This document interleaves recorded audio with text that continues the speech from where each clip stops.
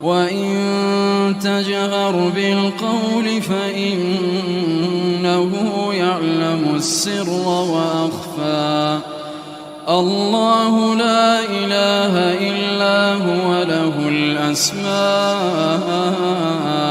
الحسنى. Assalamu alaikum wa rahmatullahi wa barakatuh. Thank you guys for joining another episode of Looking for Trouble, episode 91. We're almost up there in the triple digits. I think I already pinned the link in the chat. So any non-Muslims want to come up and challenge Islam or have your beliefs challenged, by all means, inshallah, join the link. See who we got with us already. We got the brother, Islam Pill. Assalamu alaikum. We got El Hakim. We got Jasim. Yep, the stream has started. We got Buck with us.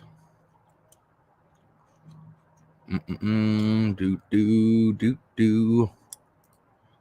Yes, come on down. The price is right. We got Tyler with us tonight. And Sana. Wa alaikum salam wa rahmatullahi wa barakatuh, everybody. Thank you for joining. Of course, we're going to be going strong for as long as we can, inshallah. All right. Once again, you guys have to tune down on your slangs and curses. What's that about? What are you talking about?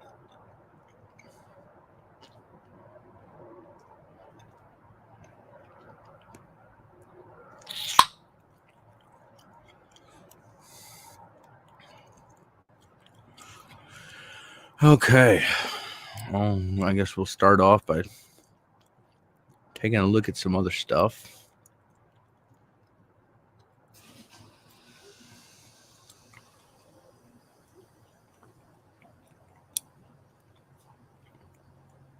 You know what?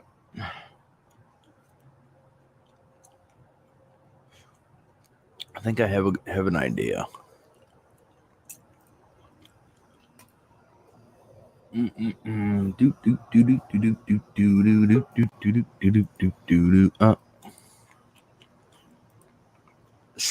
alaikum.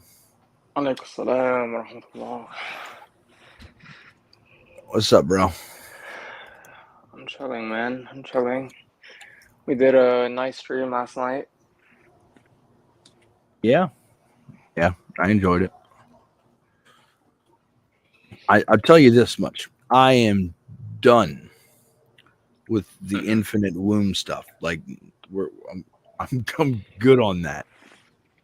Yeah, it's really pointless. This guy, like, there's not a, when you're talking to any person, any person who you disagree with, you might get him to concede one or two things from either what they're getting wrong or what they're getting wrong about what you believe, right? But this guy is fully convinced of his perception of everything. There's not a thing you can, like, get him on. There's nothing. It's just, man. SubhanAllah. Like, he's that's why when he came in here one time, I changed his name to King Crisco. Well, no, that wasn't him. That was that biblically guy that Isa did the whole nipples tickle thing on. Yeah, the perfect spouse. Yeah. No infinite wombs today, right? No infinite wombs. We're not dealing with that. Trying to get some more people in here. For everybody that's in here, if you could, on the YouTube channel, please hit the thumbs up button on both. Let's see. On Isa's channel and my channel. If you get the likes up on those, if everybody in here likes the video, it'll get the analytics going. It'll get more people in here. More people will just be seeing the live that are just looking for random lives, and they'll be able to come in. We can have some new faces, and we can steer away from talking about infinite wombs. A lot of times we're stuck because like he's the only one in here, and we don't have anybody else to talk to. Obviously, we don't want an echo chamber, so we got to deal with them sometimes. All right.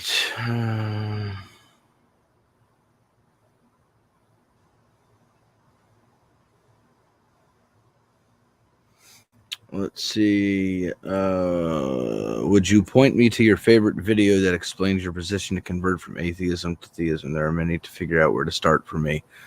Yeah, so if you go on to YouTube, let me do this real quick.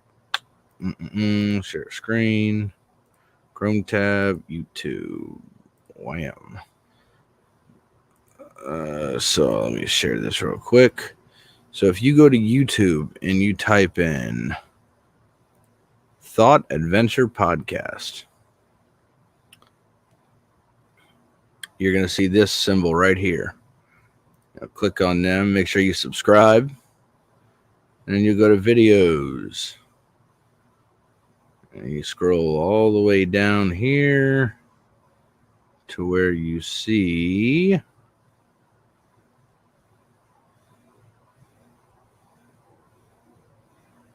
where's it at? There it is. Right here. From Atheism to Islam. That's the video that I would start with right here. Make sure you like it. Check it out. It's an hour and 30 minutes long. But yeah. There's me as a baby brand new Muslim. But yeah, that's basically the episode where it gives you like the whole story. And yeah. Gives you the whole story. If you watch some of the other videos before that, you'll see me as an atheist, like right here. Where was it? Muslim gets grilled by 4 atheists. That's when Brother Sharif came on my channel as when I was an atheist. So basically, Sharif was on here, and there was a whole bunch of atheists dogpiling him. But yeah, it was a fun discussion. Yep. So there's Sharif right there. There's me as an atheist. That's not a real bookshelf. Those are all Hebrew books. I don't speak Hebrew. And there's Mike the Deist down here. You got Bo 44, Scott Williamson. There's old James is tired. And Paul, he's an agnostic. But yeah, good stuff. Take a look at all that stuff, and you'll see kind of how I was back before I was an atheist. All right, what are some of the other questions? No masters of loom for the love of God. Okay. After you establish the existence of a creator with an atheist, how do you introduce the Quran as a miracle or even the concept of miracles? Well, once we've already established that we're dealing with logical possibilities, not physical possibilities, then it's a lot easier for them to open up towards miracles happening, because if this all-powerful God, the laws of physics are dependent upon this God, he can violate it and, stop it as he pleases. So that would give them the ability to manipulate matter and space. So that's kind of how you go about it. You just show them the logical possibility of it, that this necessary being could do these things, and then they shouldn't really have a problem with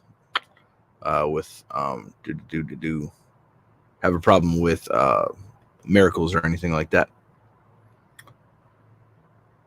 Barakallahu feek, thank you.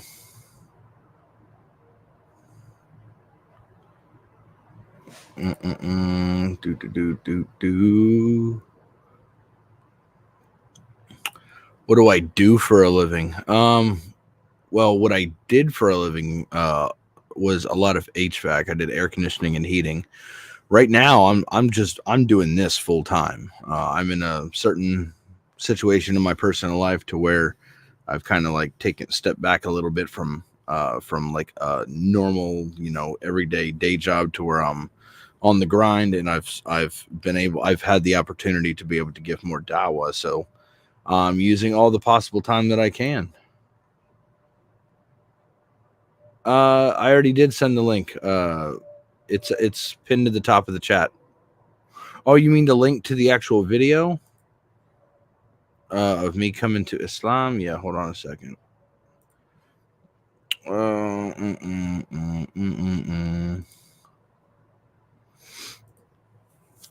Copy.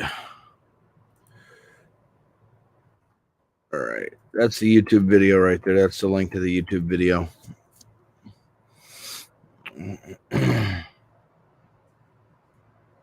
Pray 5 times a day. Alhamdulillah.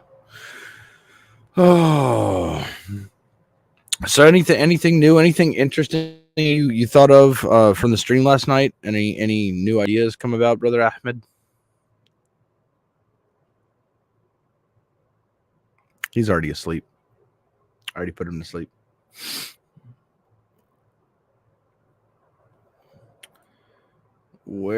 Okay, so there's this one. I don't know if you guys ever heard of Darth Dawkins.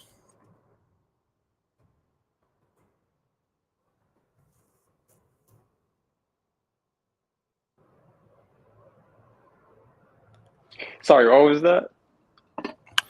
No, I was asking you if you ever heard of Darth Dawkins. Oh yeah. I heard you mention him a lot. I haven't like watched any of his videos or anything, but I know he's an atheist, I guess. Right? No, he's not an atheist. He's a Christian. He is a presuppositional apologist. Yeah. Christian, right? Yep. Yeah, like when he tries to argue with atheists, he like pretty much concludes with, and this is God, right? You know what I'm talking about? Yeah. He starts with God and then basically says you can't speak any intelligible facts unless you believe in God. Specifically the triune God. But I had many encounters with him when I was an atheist, but this one right here is when I spoke to him after I had become a Muslim, and I wanted to challenge him to the Trinity, and you can kind of see what happens here. The guy does not defend his beliefs whatsoever. Start your free 7 Can you hear that? now. Yeah.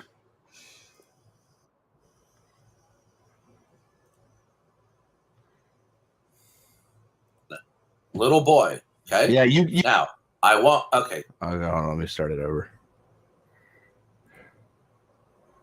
Hey, Tom Rabbit! I hope you got this for your recording. Hey, YouTube out there, Tom Rabbit likes to record these.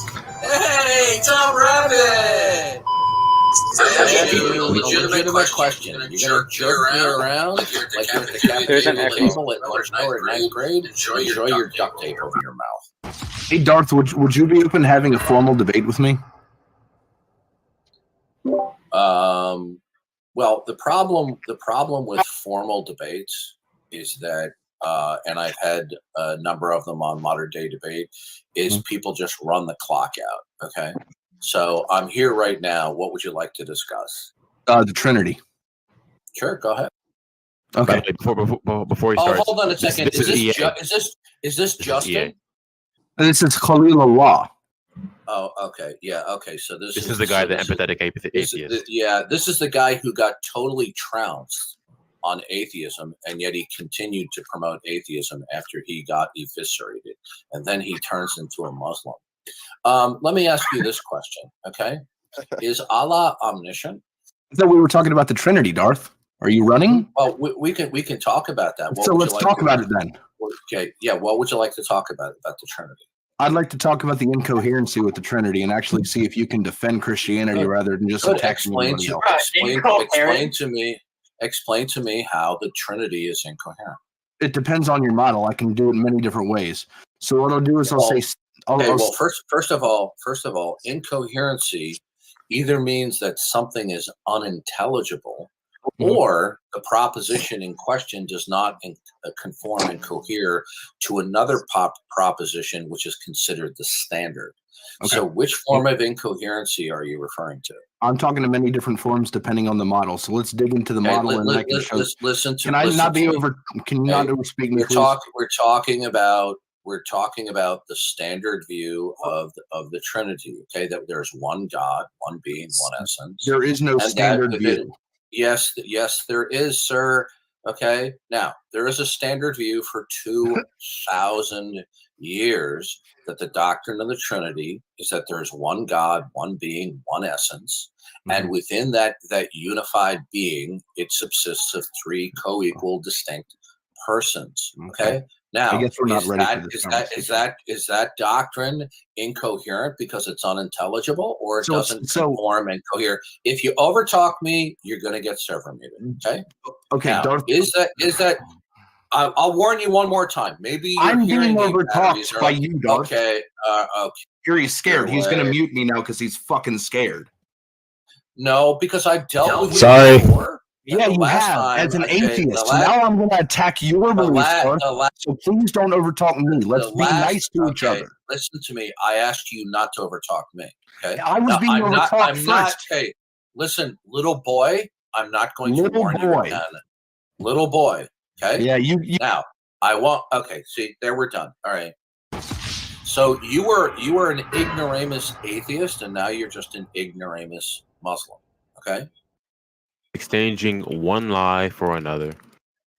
Yeah. Can you tell me how? On two successive days for at least an hour each time, he got totally eviscerated on atheism. He had no coherent.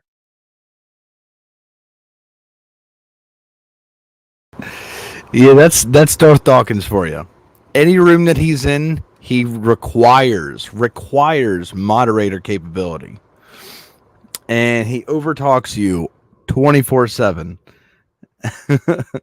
and then tells you not to overspeak him or else you're going to get muted and booted, which is what happened to me. But he does not want to talk about the Trinity. He said there's a standard view, which is not true whatsoever. The guy, he focuses only on atheism. So he uses presuppositional apologetics. It's the saddest form of argumentation and evangelizing that I've ever seen in my life. But you guys, you can get some entertainment if you go check out his channel.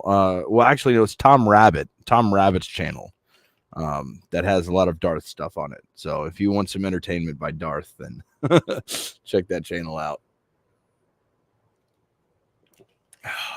I just don't understand presuppositional apologetics. I don't get it.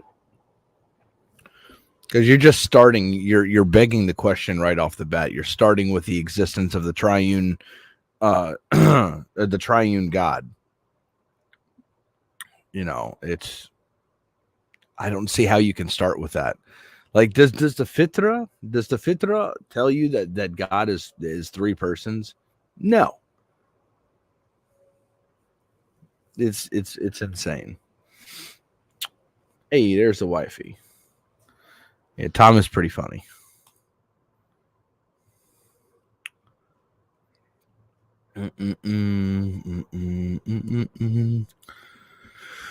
Oh, where's my tablet? It's right here. Okay. Waiting for somebody to come on here. Oh yeah, make Chloe a mod. That's a good idea. Let's see. Bam! Look at that. Actually, I'm gonna make some. Is Islam Pill a mod? No, he's not. Now he is. Josh is a mod. Show Islam Pill. Best in show. Ozone. Trying to look for my regulars. You guys that are always in here. You guys are gonna get mod.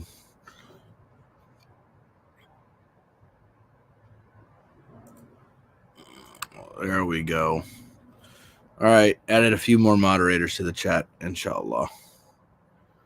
Just so you guys can keep it up, because you know when it gets late. whenever it gets late. So Matt, I don't ask to go on there. I just wait to be invited. I've been invited on there one time, so I've been on Hamza's Den before, but I'm not gonna go out like, please put me on your very popular show. I'm just gonna have them reach out to me if they want me to come on. If you guys want to make comments to Hamza's Den saying, hey, we'd like to see Khalil Allah on Hamza's Den, I'd appreciate that. I would love to go on there with those brothers and have conversations with people. That would be amazing. But yeah, I'm not sure that they might not have me on because you guys have to realize, although I do this like for a living now, I'm still a baby Muslim. So I'm not sure if they want to bring me on.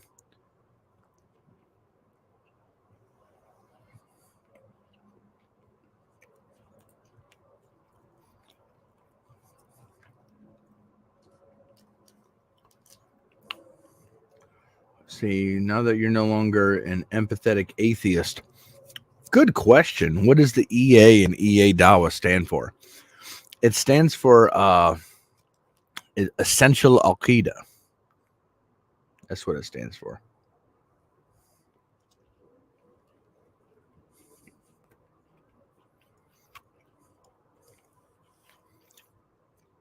You never knew what happened, House of Comments.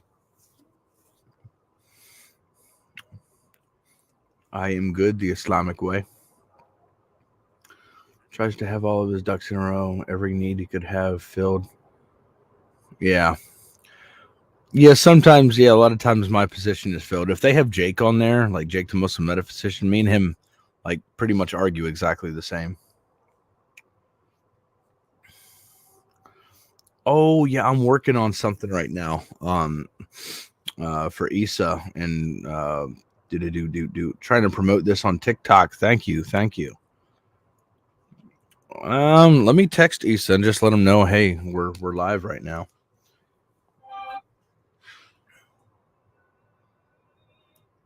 Let's see.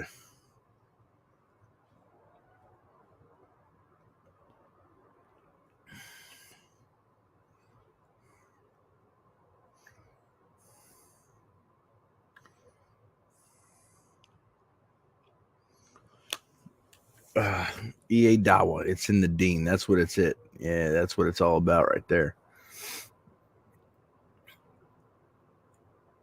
Yes, that is absolutely correct. The Christians hate that. They're like, how did this white boy become a Muslim and not a Christian? He lives in America. He should have went right to Christianity.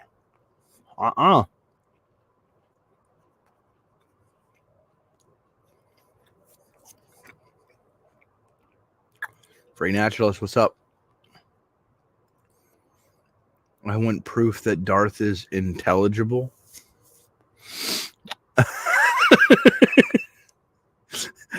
What do you mean you want proof that he is intelligible?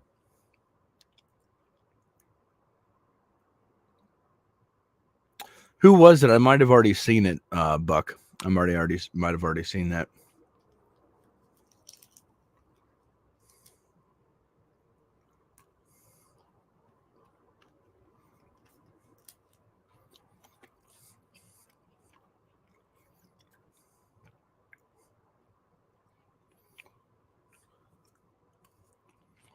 Yeah, I gotta remove those. I have to figure out how to edit that.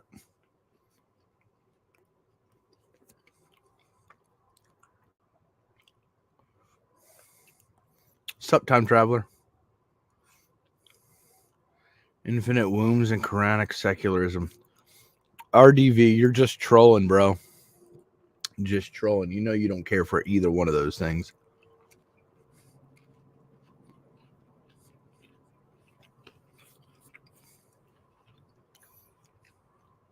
It's called a kufi. It's neither a Jew or a Muslim hat. It's just a cultural thing. They wear these like I can take it off. I don't have to wear it. I just like wearing them because I like wearing hats.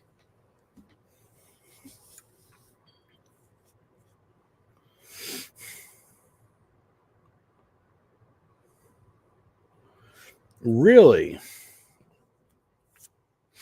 Islamic University of Medina. It's a full ride scholarship, and you will get, and I'm sure you'll get accepted. MashaAllah.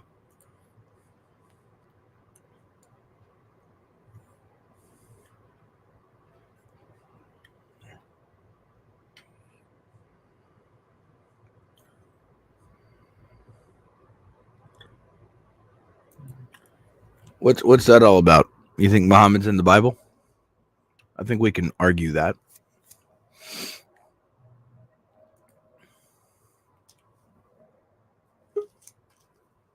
Hey. Assalamu alaikum wa rahmatullah. What's up? Just chilling, bro. I was thinking about starting up a TikTok live. Yeah, do it.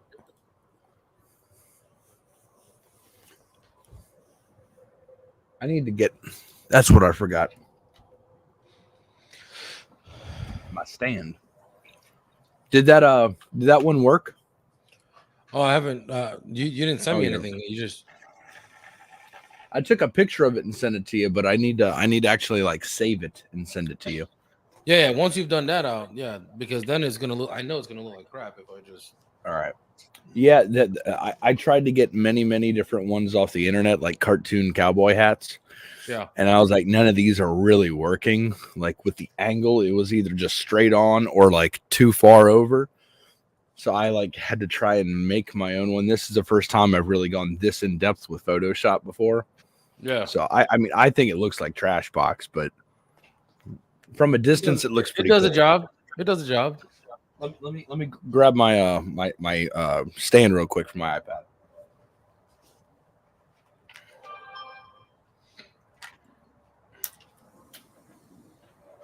What's going on, Isa?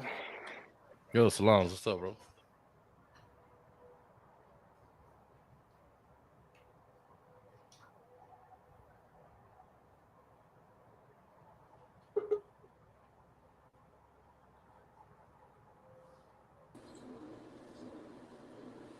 Assalamu alaikum. Wa alaikum salam wa rahmatullah. Salam. There was a question in the chat, and I just figured it was easier to answer verbally because it's. So, did I meet Khalil before or after I converted? I met him before, but I didn't like him like that till like a little bit after. So, it didn't have anything to do with like the only thing he had to do with me coming to Islam was his dawah and understanding that there was a logical foundation for the faith rather than just an emotional response. So I wanted to clarify that because some people think that I converted. They have to think that people convert for other people, and that does happen. But my eternity is not in the hands of Khalil; it's in the hands of Allah. And so, while he did influence my decision in a positive way through Dawah, we weren't even like that before. I just wanted to answer that question. Salam. Walaikum salam. Did you miss that whole thing? Yeah, I was looking for I thought you had your headphones in. I was looking for the stand. No. Hell no. Not when I'm doing a TikTok live. Gotcha. Okay. Because somebody asked if I converted before or after I met you, and I'm like, well, let me just make this clear. That's why I came up, because I did not convert for Khalil. I converted because my eternity stood in the balance. Had nothing. I mean, he had something to do with it in terms of his dawah, but as far as influencing me romantically, that came after. Yeah. Yeah. All right. Effects. Green screen.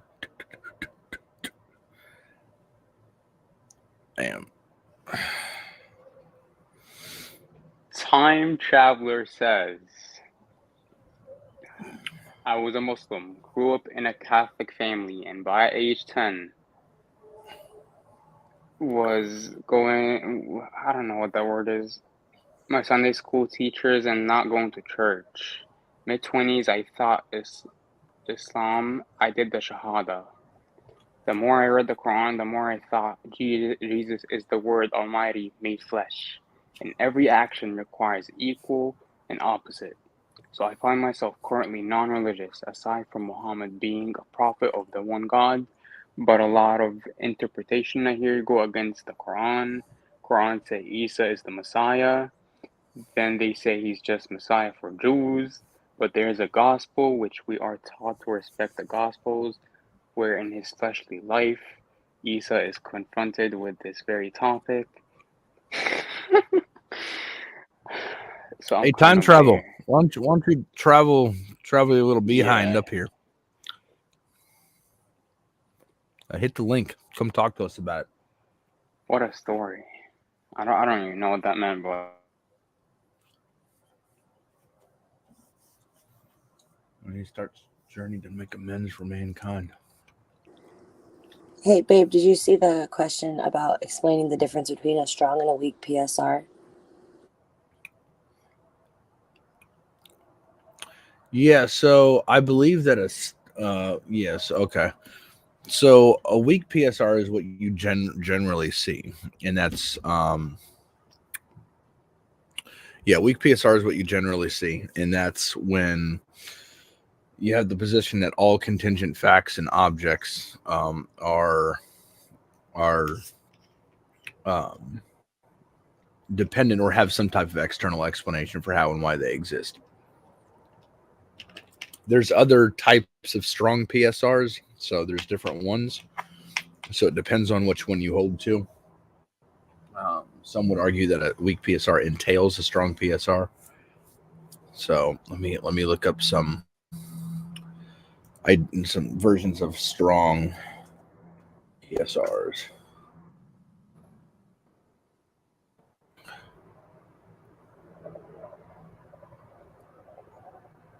Yeah, so a modally strong version of the PSR, and this is just going to talk about all the strong models. We'll take the principle as necessary in obtaining in all possible worlds, while a weak modal version will present the principle as merely contingently true. Yeah, so the strong PSR almost argues for like necessitarianism. All right, I'm gonna start up the TikTok live.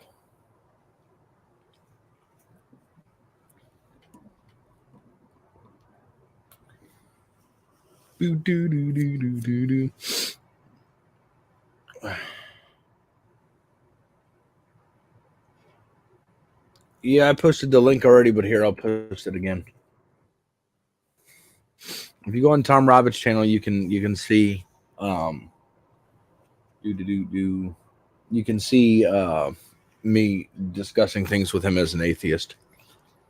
Please be gentle. I was an idiot when I was an atheist.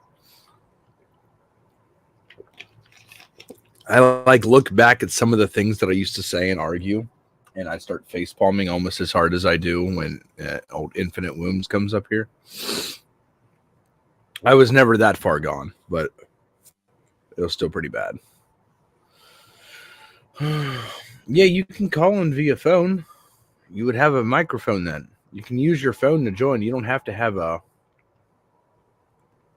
you don't have to have time travel. You don't have to have whatchamacallit. Yeah, bro, I'm on my phone. Yeah. You just have to have a browser. Wa alaikum salam wa rahmatullahi wa barakatuh, everybody in here. How long was I a Christian? Pretty much, I was Catholic until second grade, and up until I was about probably 17, 18, I was Christian. Then left Christianity, was an atheist for about 12 years, and then became a Muslim. Alhamdulillah. God cannot enter his creation because he is his creation. What? That sounds like pantheism to me. Yeah. That sounds like we still need to find out who the necessary being is. If you're a non-Muslim, you'd like to come up and discuss any of these topics that I have up here, by all means, please hit the multi-guest button. I'm also streaming on YouTube. on EA Dawah and Isa Dawah. So if you want to, you can go ahead and hit one of those links and come over to YouTube if you don't have enough followers to come up here on TikTok. Time travel also says God can do whatever he wants. Can God become Satan? Can God die? Answer me that, bud. Yeah. But did he die?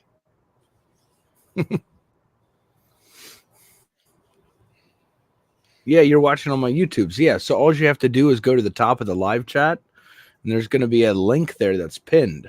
You just click that link and allow microphone and camera, and then you can turn it off like everybody else. They have their cameras turned off. You can do that and then come up. Super easy. God can conquer death. Sure, yeah. Can God become Satan? Can God become die? not God? Can God become not God? Yeah. Yeah. If God can do anything that makes him different from what he is, then he's contingent, bud. Need to make a t-shirt. What's the explanation?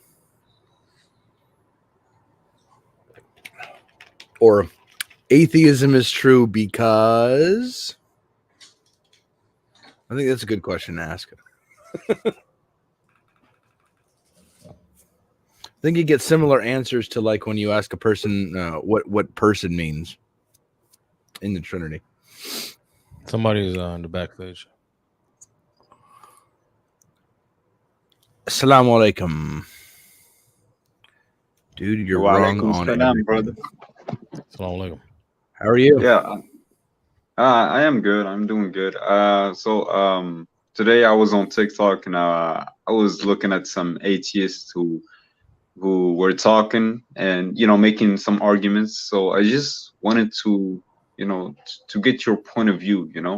And a lot of arguments that I hear from atheists is that God, if God, like why there is so much evil, The problem of evil. Yes. What were they bringing up about it? Was it the logical problem or was it a moral problem? I mean, it's a problem about morality, I think. Yeah, so there's two different types. There's the logical problem of evil, and then there's the problem of evil, like the Euthyphro dilemma. Like, are things good because God says so, or does God do things because they are good? It basically, do you hold to like divine command theory?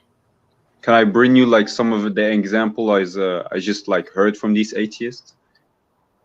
Yeah. So one of them was claiming that why did slavery happen, and the other one was claiming why did the Holocaust happen? Why did slavery happen? Why did the Holocaust happen? Because people have free will.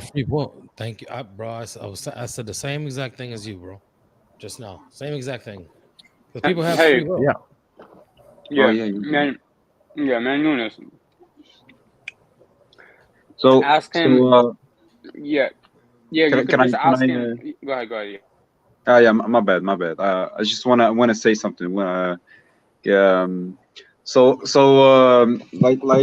just remembered, so because God gave us free will, okay, we can do anything we want, and the slavery and the Holocaust, and let's say people who kill other people is the cause of is abusing their free will, right?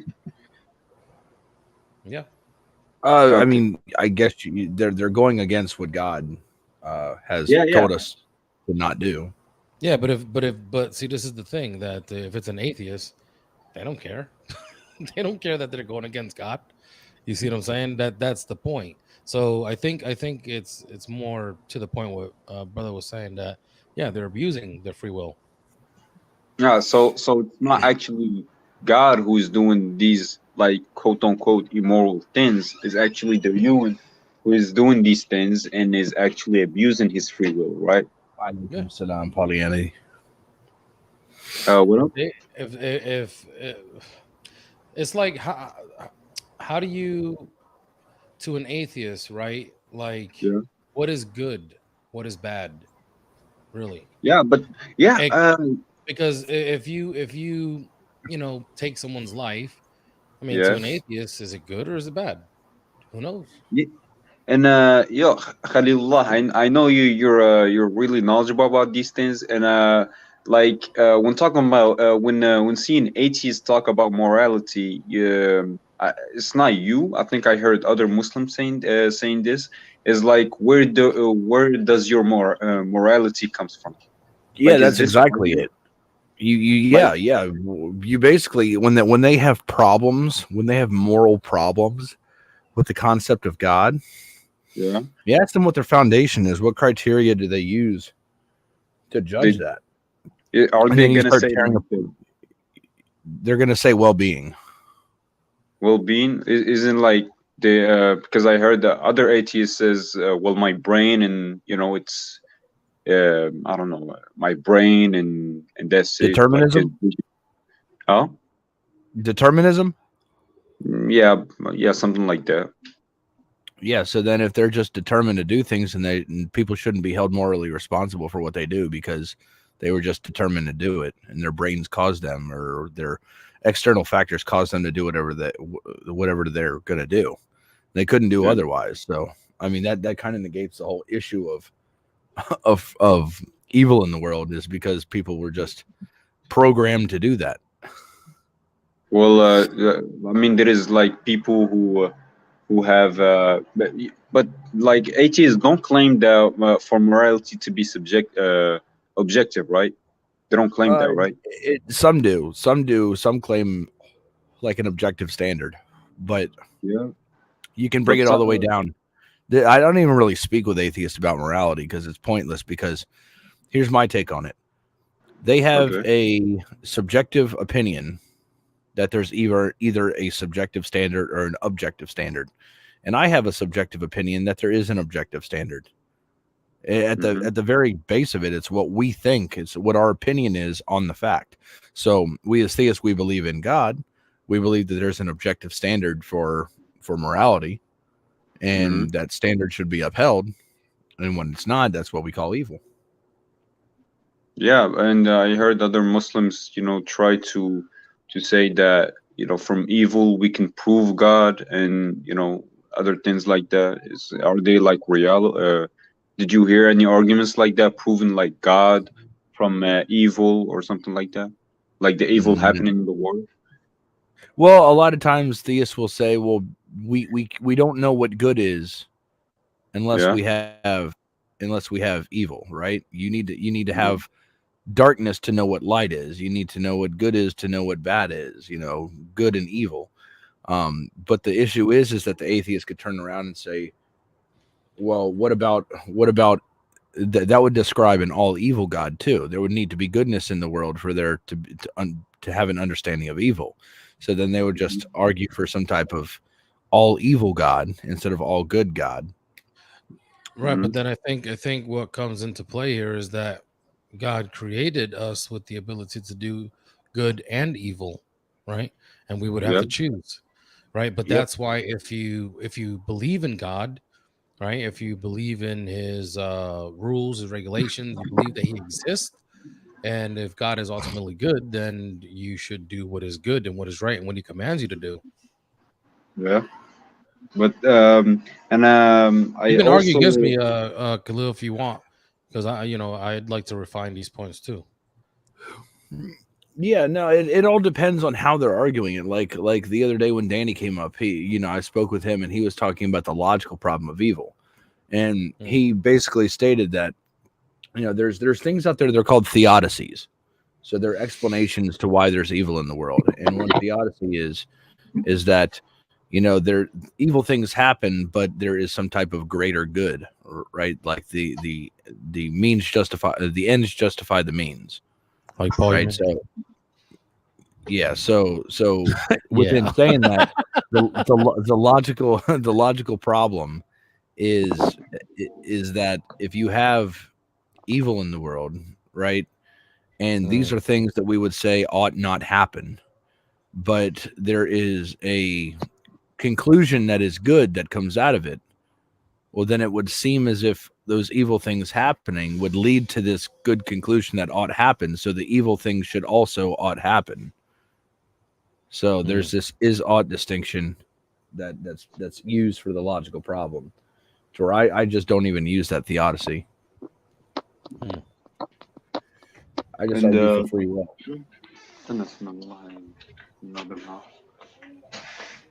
Hello? Yep.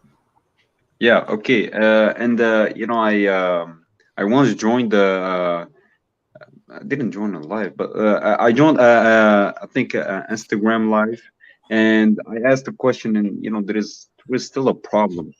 So the question is, if I'm still like not convinced, you know, if God is all knowing, how do we have like free will, you know? So God's knowledge is not causal. Like is there a movie that you've seen like 100 times and you can almost like quote the movie verbatim? Lion King. Yeah. Lion King. Yeah. I knew that. Not everyone's like you, babe. Yeah. I bring up examples. One of those examples is like, for example, like Caddyshack. When if you know, when I watch what's his name? Man, I'm gonna beat myself up for this. Who's the guy? John Candy? I forget his name. Not John Candy, no. The guy with the big old eyeballs. I can't remember. He's dead now. Man, I forget his name. He's like, his name is like Al Chervik in the movie. Okay. Bismillah. It'll come to me. But no, he walks into a store and he's like, and he goes, hey, I'm trying to hook my club up with the whole schmear. I need clubs, bags, shoes, balls, shirt. Give me a bag of them balls. Give me a box of them naked lady tees. Give me 2 of those. Give me 6 of those. And he goes, oh, this is the worst looking hat I ever seen in my life. It looks like you get a hat like this, you get a free bowl of soup. And then he looks over to the other guy. He's actually wearing the hat. And he's like, oh, but it looks good on you though. Like I can quote that part of the movie because I've seen the movie like 1,000,000 times. But just because I knew that was going to happen doesn't mean that I caused it to happen. God has 3 different types of knowledge. He has necessary knowledge that he could not have of his necessary attributes. Then he has contingent knowledge. That's knowledge of, like, for example, he could have actualized a universe that had purple grass instead of green grass. So that's knowledge that he has. And then with that, he has what's called middle knowledge. So he would know what the world would look like or what my life would be like if I chose something else other than what I chose. So he has different So what about is this something like foreknowledge?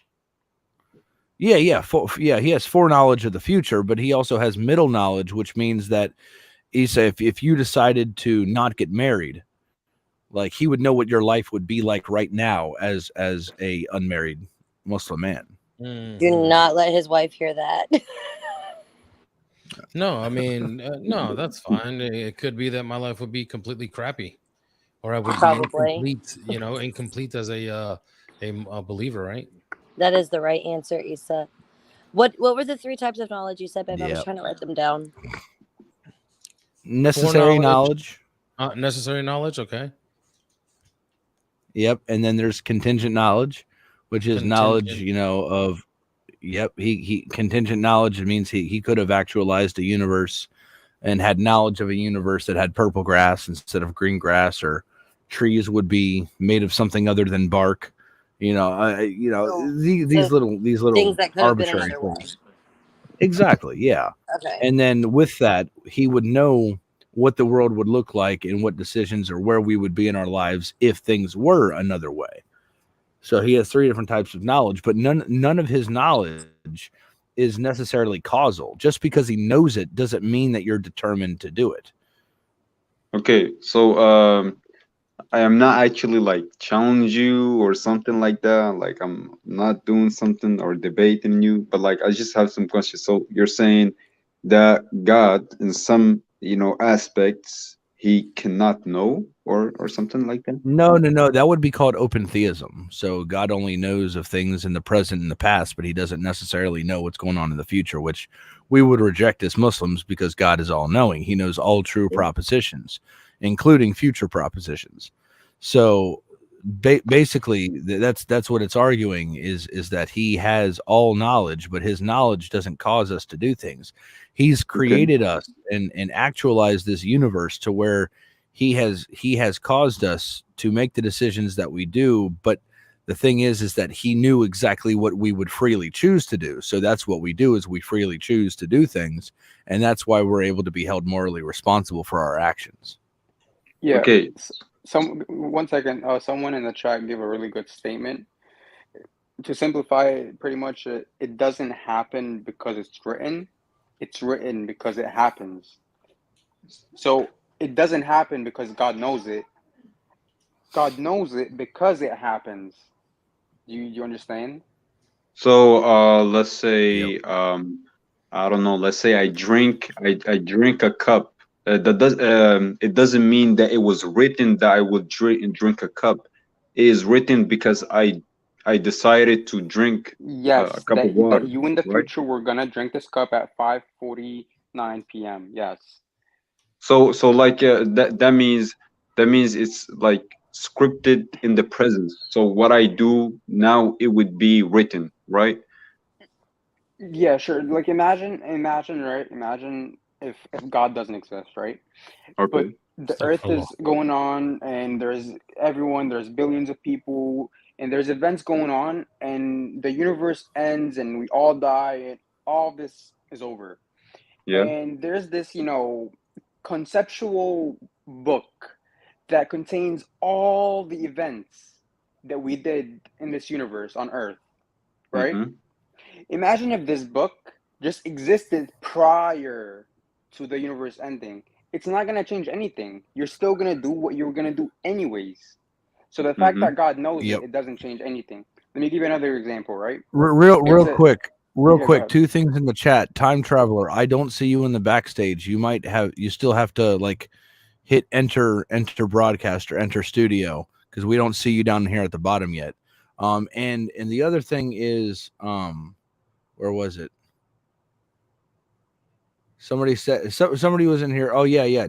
Timothy, if you could please don't come into this chat and try and tell everybody to leave this chat and go to another YouTube channel. I understand you might enjoy that. Yeah, like that's not gonna that's not gonna work.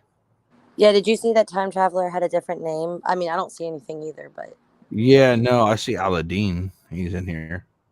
Assalamu alaikum. Oh, my bad. I don't know. I try to add him. So the last example, which is used a lot, but it's pretty simple. Let's say, right? Ahmed, can you give me a second? Can I present you like an example just for me to understand like better? Can I present you an example, and can you tell me what would happen? Assalamu alaikum wa rahmatullahi ta'ala wa barakatuh. Brother, will you allow me to interrupt you, please? I would like to answer the questions about knowing Allah subhanahu wa ta'ala alimun hakim. The question is asking about Allah subhanahu wa ta'ala knowing and about the free will in Islam. If you don't mind me, can I go on, please? Yeah, well, he's asking, how do we have free will if God knows what we're going to do? That's right. I think Brother Ahmed had something that he wanted to say, and then Aladdin, you can go ahead right after him. Sure, inshallah. Okay. No, I'm just going to present him an example. Go ahead, Yunus. Go ahead. Yeah. Okay. Well, so we should get the perspective of the person who would have the most knowledge in here, and I think it's Aladdin. That's normally how it's done in Islam, and then we can kind of. But I want to hear the argument too. So you can say what you're going to say, but let Aladdin give the correct answer based on the Quran and Sunnah, inshallah, and then. I'm not going to give an answer or an argument. I'm not going to do that. I'm going to give you an example, and you're going to take over so I can understand better. So I'm not going. Yeah, that's fine. Brother. That's what I was saying. Bring your example or whatever it is that you're going to say, and then Aladdin can answer, inshallah. Okay. So let's say I'm in front of two doors. Okay, door A and door B. by somehow I pick door A, what would happen? You know, like what is the process? Process of what? You know, the process of, you know, God knowing, and you know, like Khalil explained, God having 4 types of you know, knowledge. So what is the process if I pick door A and not door B? Right. You know, So this would fall under the category of contingent knowledge, meaning that there is a world, a possible world, where you could have chose otherwise. You could have chose door B, right? So this is contingent knowledge. It's not necessary. We don't have to necessarily do what we're doing. That would make us robots, correct? So let me give you this example I was gonna bring in.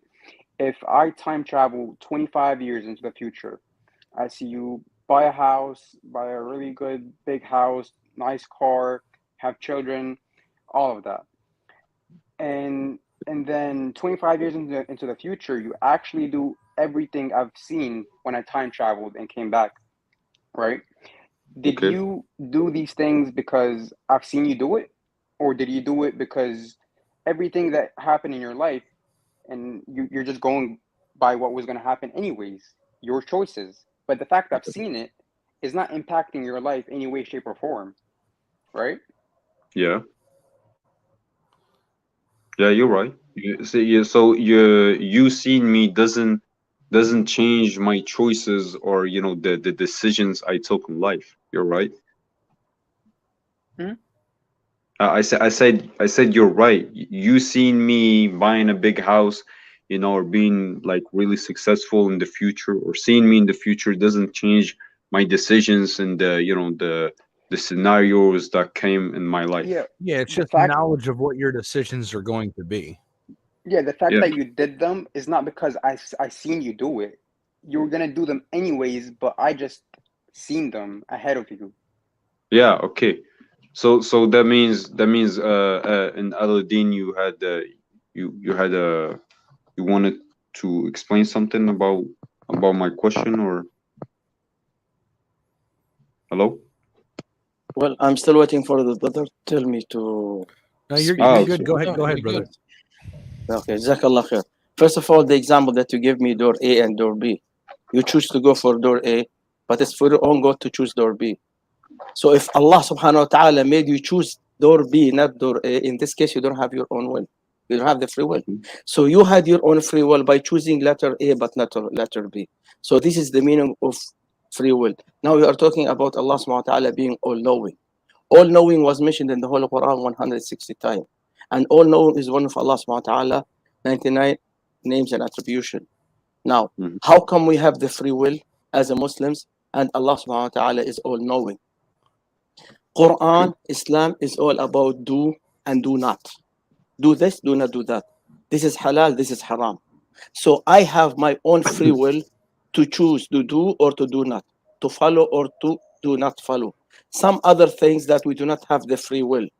We were born like this. For example, I didn't have the free will to, if I am male or female, or I didn't have the free will of having my own parents. I didn't have the free will of where I was born, or how will I live, or about my attribution, or my powers, or my experience. See?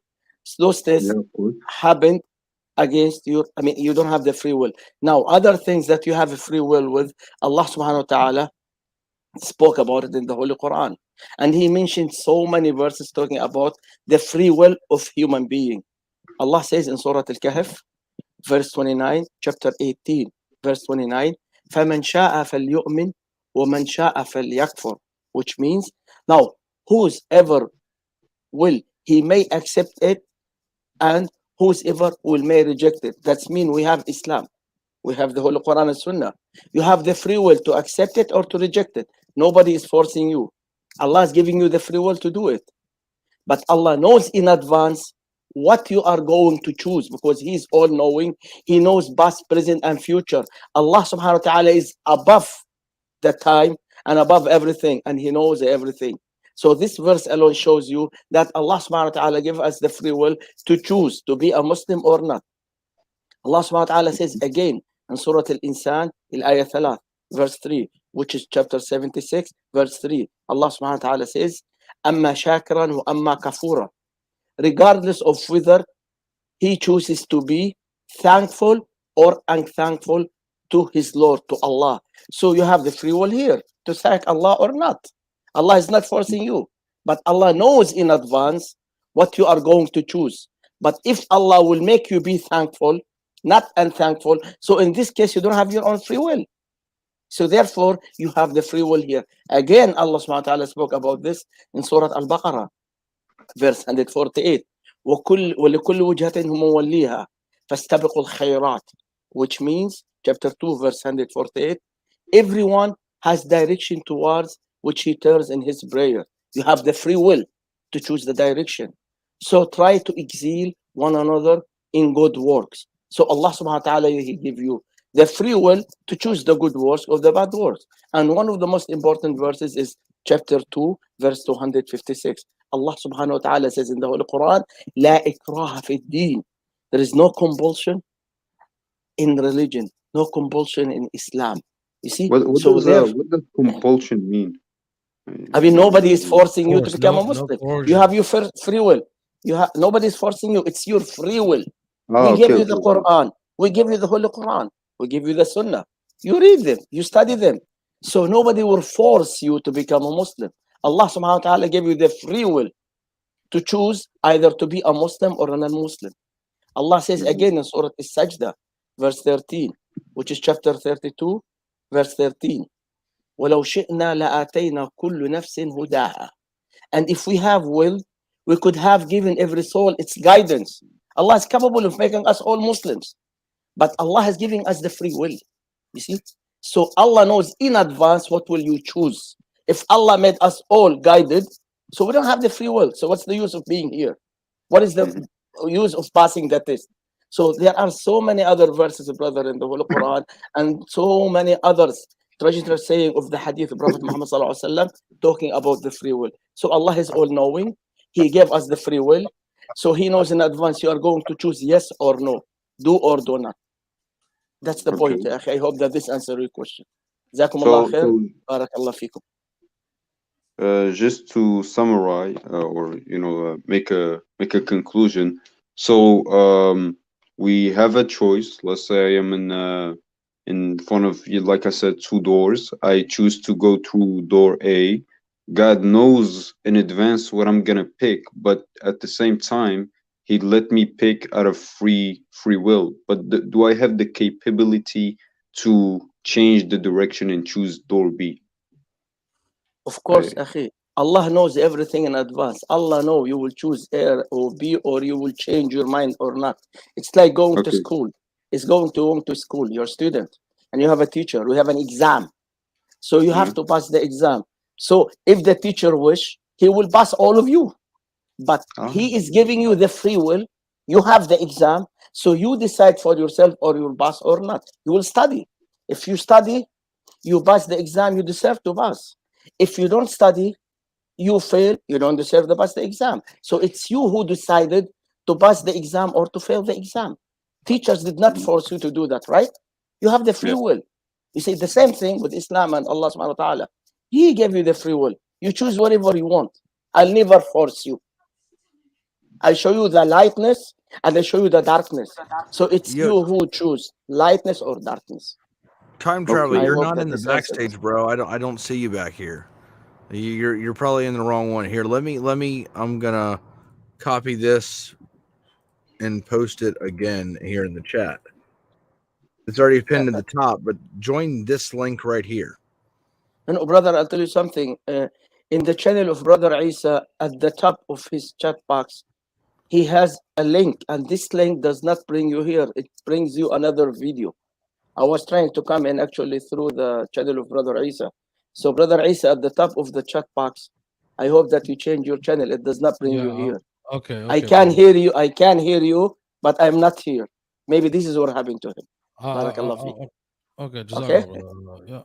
Okay, just to again understand. So let's say in the example of Adam, in the creation of Adam, Iblis had the choice to was commanded by God to I think prostrate or bow down to Adam, to the creation of Adam. and he had two choices, and he chose to not, prostrate. If I understand better, right? But at the same time, God knew in advance what will Iblis choose, but he did not force Iblis to choose what he chose, right?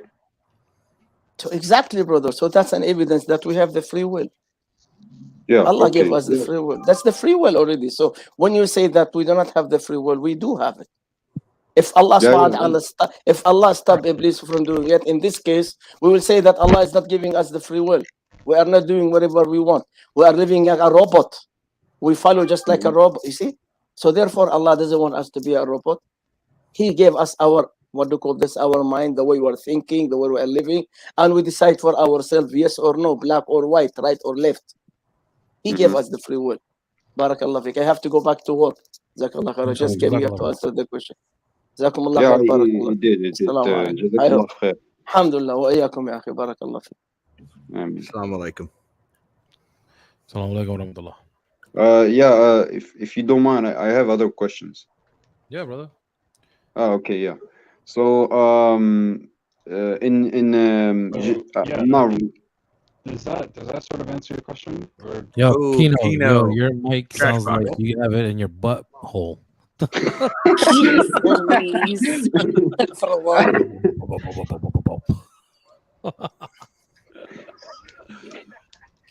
was funny. Everybody, donate to the channel. Send some super chats in so we can save up and get brother Kino a mic. Mike. Hello. We gotta get Kino a wife. So can I continue my question? Yeah, go ahead. I'm not very knowledgeable on Hinduism and Buddhism and all that. Do they just a question? Do they believe like in a all powerful God, all knowing, every day? Do they believe in that? For God to be all knowing? No, like do let's say Hinduism, okay? They believe in a God, right? Yeah, they believe in well, it depends on what kind of Hinduism we're talking about, but they believe in many gods. Let's say the one who where they believe in a God, all right? Okay. Yeah. Okay, so they believe in multiple gods, right? Yeah, it depends. Yes. Depends on what kind. But yeah, typically, they believe in multiple gods. Test, is this okay? Yeah, that sounds good. Yeah, it sounds better, brother. Thank you. Okay, go ahead. Okay. So if they believe in multiple gods, are these gods like all powerful? Like the monotheistic gods. They have a creator god, and then they have little demigods that do their dirty work for them. Okay, so can the contingency argument like disprove them? Because I overheard you, I think last night, saying the contingency argument like stage 2, if this god is like how can I say necessary. Yeah, but like you said something that like in the contingency argument that like disprove Hinduism or Buddhism, right? Yeah, if the belief is that there's multiple necessary beings.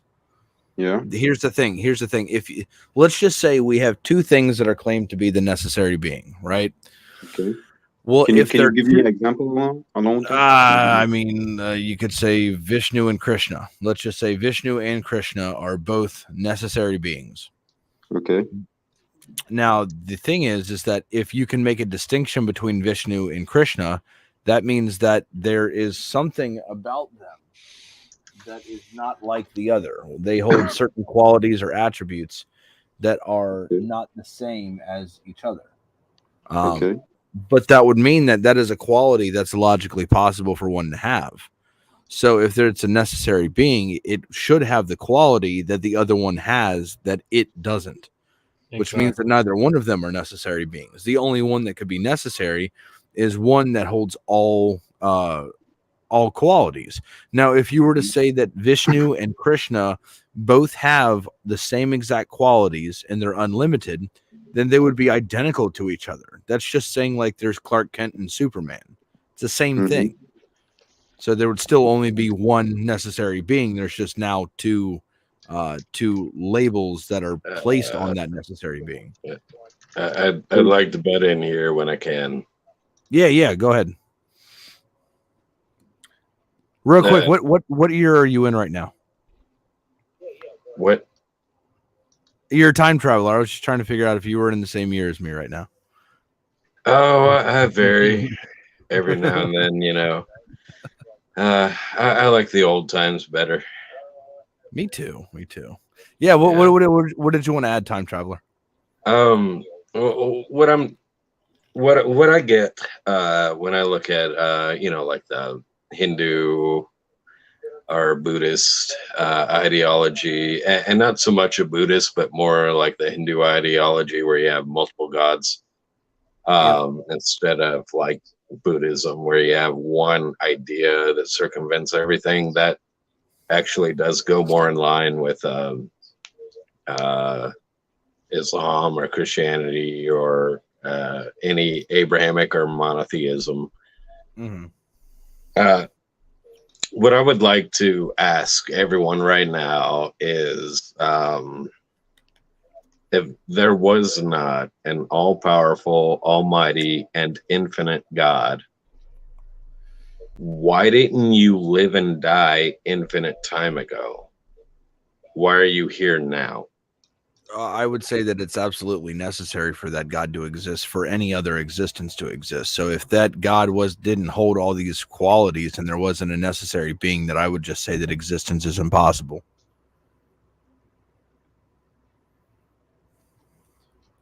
Yeah, and I think if you really want to look at it, it's not a joke. I'm sorry if there's background. I'm trying to use my phone and my headset at the same time. No, you're good. You sound great. All right, but sound better than me. Huh? His mic is better than his. Anyway, it all comes down to if there's a Big Bang or not, and there is. There could be infinite Big Bangs over and over, but that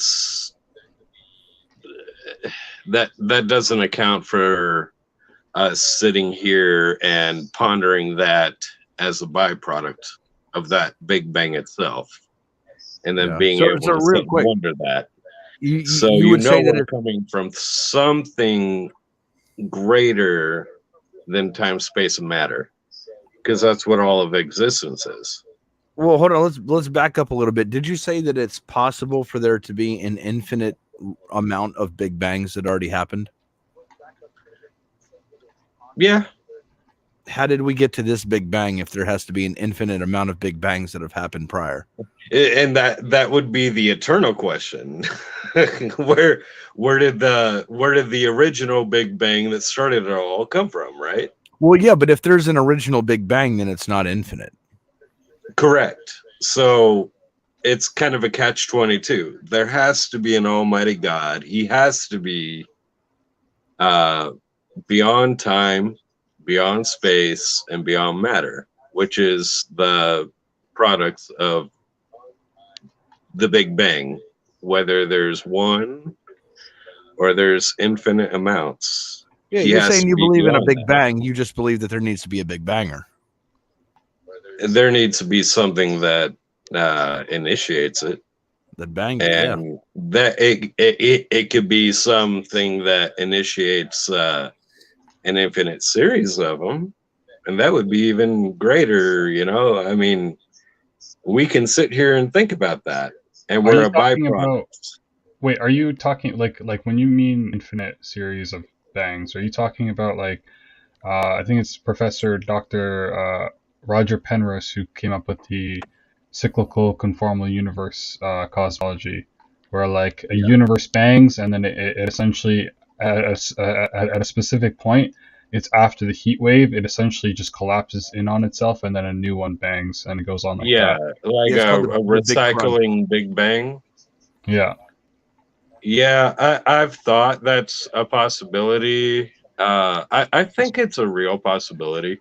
It's a mathematical possibility, like the multiverse or whatever. But then again, it's like there really is no evidence to back it up. It's just possible, like mathematically. It doesn't matter if there's evidence or not. It matters what gave existence the right to do that in the first place. And that's when you start getting into the territory of an almighty God, a timeless God, an infinite God. Yeah, I think you're talking about like for example the contingency argument, saying that there's things that exist that depend on other things. To be honest, yes. So what it basically argues is premise one would be contingent things exist, which means things that depend on something else for its existence, and that if you put all the contingent things together into a set, that there's an explanation for the set, and that explanation would have to be something necessary because all contingent things are already in the set. Oh, okay. Like I can't do it that high of a level. All I can say is either way, whether there's one Big Bang or infinite Big Bangs reverberating one after another for an infinite amount of time, something had to start it.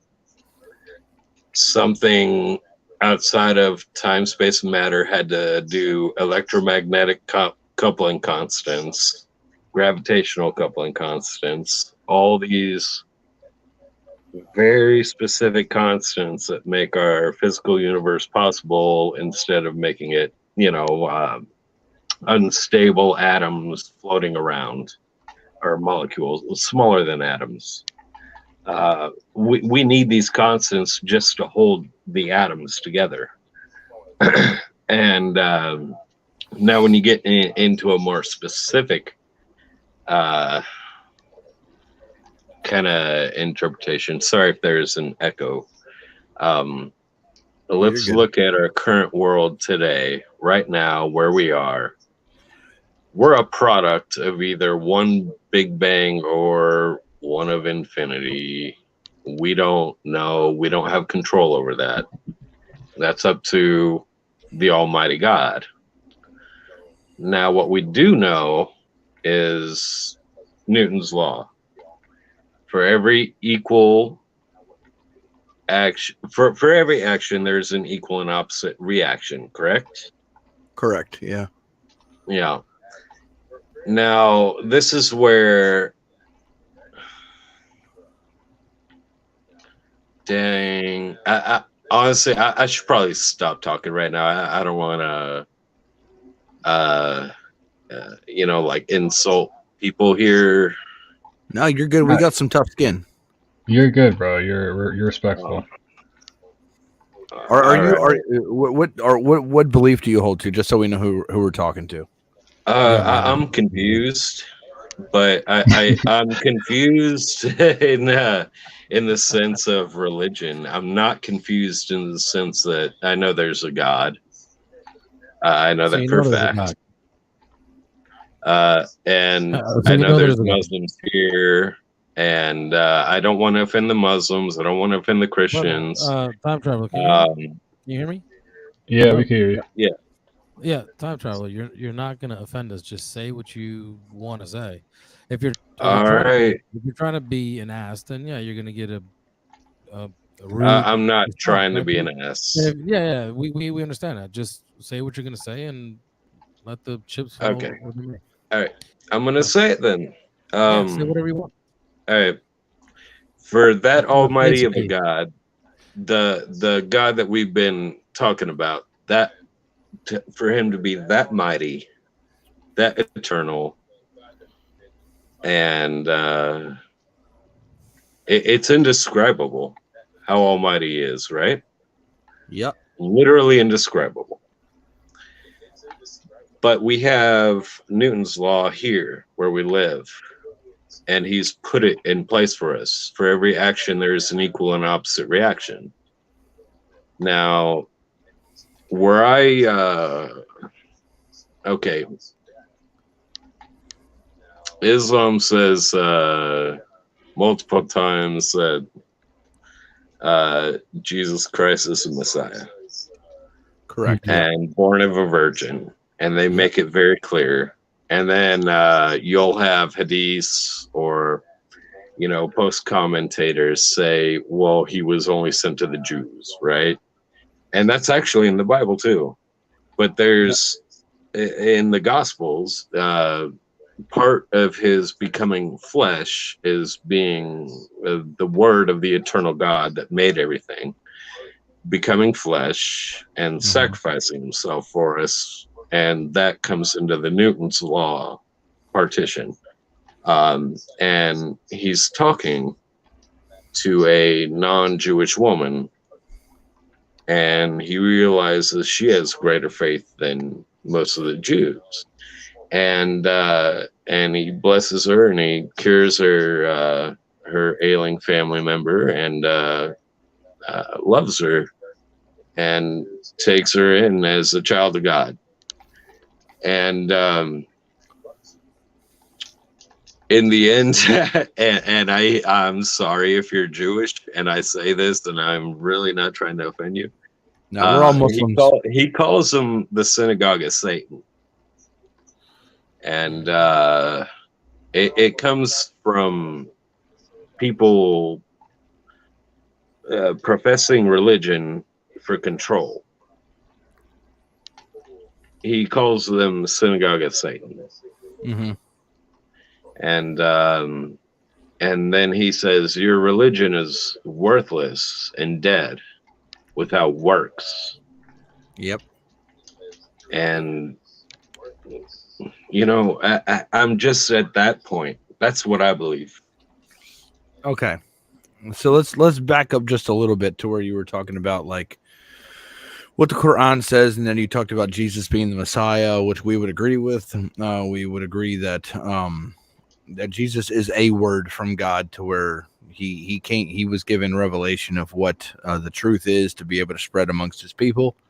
We believe the same thing about all the other prophets, that they brought the revelation that God gave them, the word, and professed it amongst the people. Now, my question is that, do you believe that Jesus is God?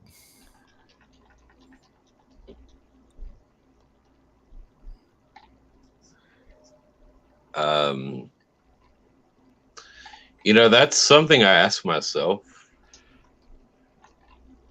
And I don't know. I do know that before everything happened, whether or not Jesus is God, it doesn't matter, because God knows everything that's going to happen before it happens. It's the end as well. I would say that Jesus was more along the lines of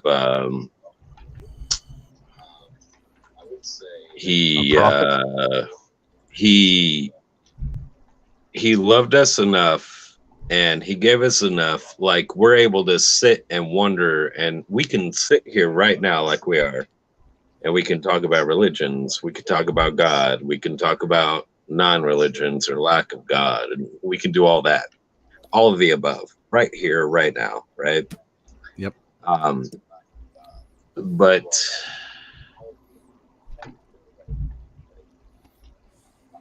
Jesus did something different.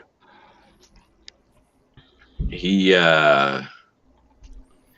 made all of this conversation that we're having, instead of getting beheaded or stoned or crucified or anything like that, we can sit here and talk. And in the end, and it's not this way for everyone, but for us, yeah. It's him. It's God that's gonna judge us, and Jesus said that it's God that's gonna judge us. I just think that what Jesus is an example of God having known what he's creating, what will be the outcome of it, and what his product will be, which is us, and what our outcomes will be.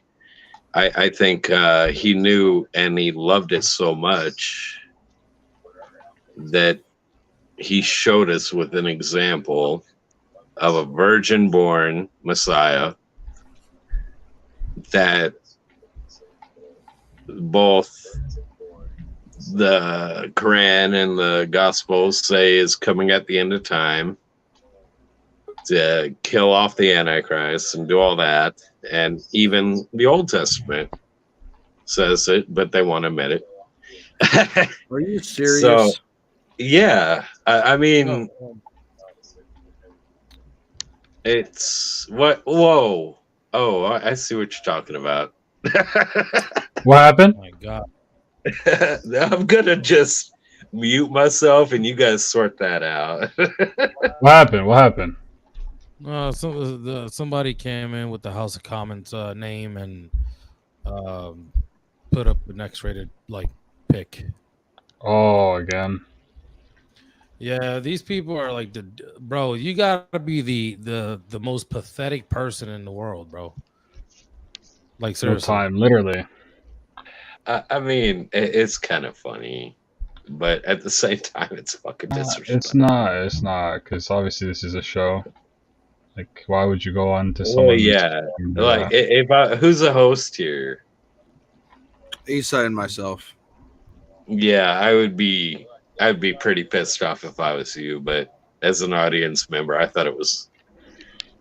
I thought you guys got it deleted pretty quick, and it was just kind of funny. Josh. We try and be careful, but you can't. We don't really have like a way to screen these people. Like House of Comments is somebody who's normally in the chat, and that's what the name was. So we thought that it was him. There's no way for us to really screen that without bringing him up. That's okay. Yeah, and that was different. That was actually while I work. So, that was actually different than before. Before, like you can tell when someone tries to turn on their camera, you know, that's kind of questionable, right? So we would normally just remove that person because it gives you maybe a half a second to remove. But I think what he did was he put a profile pickup, which is different. It just shows up. I mean, any one of us can do it right now if we wanted to. I can switch my profile. I thought he was saying I did something fucked up. Like he was like, "What the fuck?" Hey, time traveler, stop dropping the F-bomb, bro. Like, what are you doing?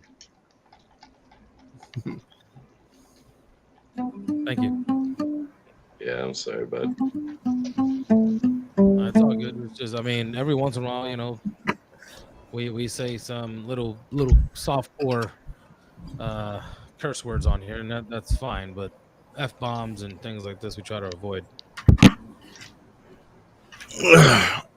Yeah, but anyways, screw the dude who was who just put that up. Yeah, they're gonna burn it now anyways. So yeah, whatever. If they continue along that path. Yeah. So time traveler, I'm trying to understand where you're coming from and what you're trying to say. I'm not getting exactly like the point that you're trying to make. Like there's certain things that I agreed with you with, and there's certain things that you know, like if we want to, we can tackle the whole, you know, Jesus being God thing. If that's something that you might believe, we could try and tackle that, and show you why we as Muslims don't believe that Jesus is God. Well, Jesus himself said God is greater than he is. Yep. And he would have to pray to him to perform these miracles.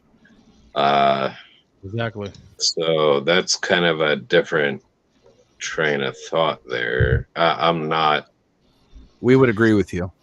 I'm not saying he's God. I'm saying, okay, what's that prayer? Our Father who art in heaven, hallowed be thy name. Mm-hmm. Thy kingdom come. Thy will be done. Thy will be done on earth as it is in heaven.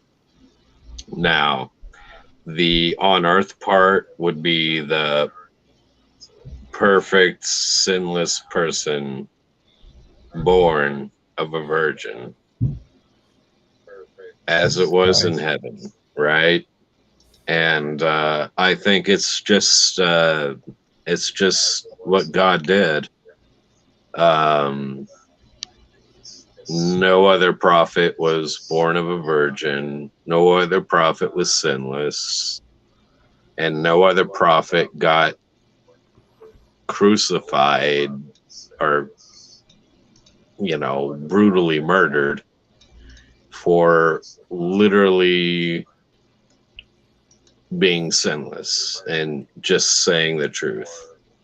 Okay, so was Jesus created from nothing? No. Yeah, he was emanated forth from the breath of God. Hang on. Time travel. Wait. So, as you know, Adam was created from or God created him himself, right? You know about this? Yes, correct. I've heard many. I've been to a lot I get of it. No, mosques. brother. I get it. You've been speaking a lot. Please allow us some time to respond, please. So Jesus, or excuse me, Adam was created from God. God himself created Adam. How he did it, we don't know. We know that he fashioned him and he blew breath into him. And then he created Eve from his rib, from Adam's rib. So who is more special, Jesus or Adam and Eve? Well, I'd say the one that was made out of the dust of the earth. Mankind, Adam, out of the dust of the earth. Dirt, that would be the original translation. And then Eve with the rib, that chromosome being an X or a Y. That's a different kind of category we're looking at rather than the Word of God made flesh. But that's kind of my current beliefs on it. And so you said it yourself, Jesus or Adam would have been, I guess, a more special creation, right? I mean, Jesus was created. You needed a woman in order for Jesus to be created, right? No. There was Christ. Sorry for saying that. Actually, no, I'm not sorry for saying that. But before Abraham was, I am. That's what Jesus said. Ego Amy is, the word there that's used is ego Amy. Ego Amy. Say again. Ego Amy is Greek. What is I am? Well, what is it? What word is this? Where do you get this from?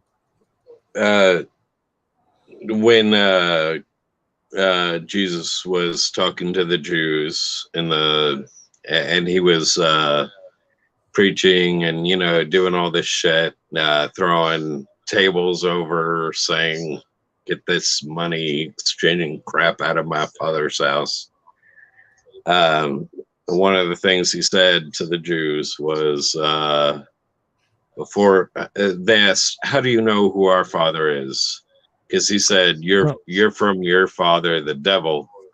And they said, "How do you know who our father is?" And he said, "Because before Abraham was, I am." Yeah. So Paul himself used the word ego Amy, which is the same word Jesus used, ego Amy, and even the blind man used the word ego Amy, which means I am. So how is this referring to God? It's just from my perspective, I think he was just I don't know. I mean, I'm confused about it all. That's the reason I'm on this chat. That's the reason I found this one, and I picked this one out of all the live feed ones. So basically, the point is that Jesus is not God. Jesus himself made many claims that the Christians generally do not like to talk about because it goes against what they believe. For example, Jesus says, now this is eternal life, that they may know you, the only true God, and Jesus Christ, whom you have sent. So does this mean that he's God if he's saying that there's only one true God? No, that's not what he's saying. That's not what he's saying is that he is the way, the truth, and the light, or life, rather, if you want to be more accurate about it. And you're not going to know God unless you go through the truth, the way, the truth, and the life. That's how you get to God. You don't do it through sin. You do it through accepting the truth, going through repentance, and, you know, making up for your sins. That's what you do. And that's all he said. And we understand what Jesus said. But listen, there are three religions here that have very different takes on this man. Granted, Islam does have a much more favorable take than Judaism does, but what started out as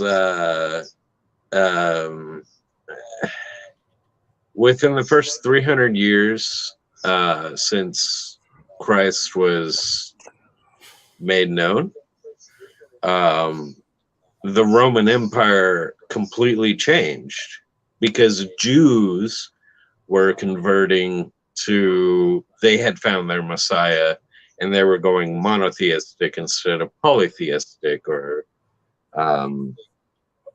pagans, you know? So they had to keep and hold order. And that's why we have Nero and all that nonsense, and Christmas trees and Easter bunnies. This all comes after. Jesus never mentioned these things. He didn't teach these things that he's God or the Son of God or anything like this. Jesus simply came to correct the Jews on certain teachings, right? Because they were adding to the law, taking away from the law, acting contrary to the law, right? These sorts of things. This is why he called them a den of vipers, hypocrites. I mean, you name it, Jesus called them. Hey, you're a Muslim, right? Yep. Yeah, we're all Muslims here. I think that's a good thing. Who's coming? There's only one God. There's only one God, Allah. I agree with you. I fully agree with you. So does Jesus. Jesus came to teach about this one God. He's teaching them to turn back to God. All right.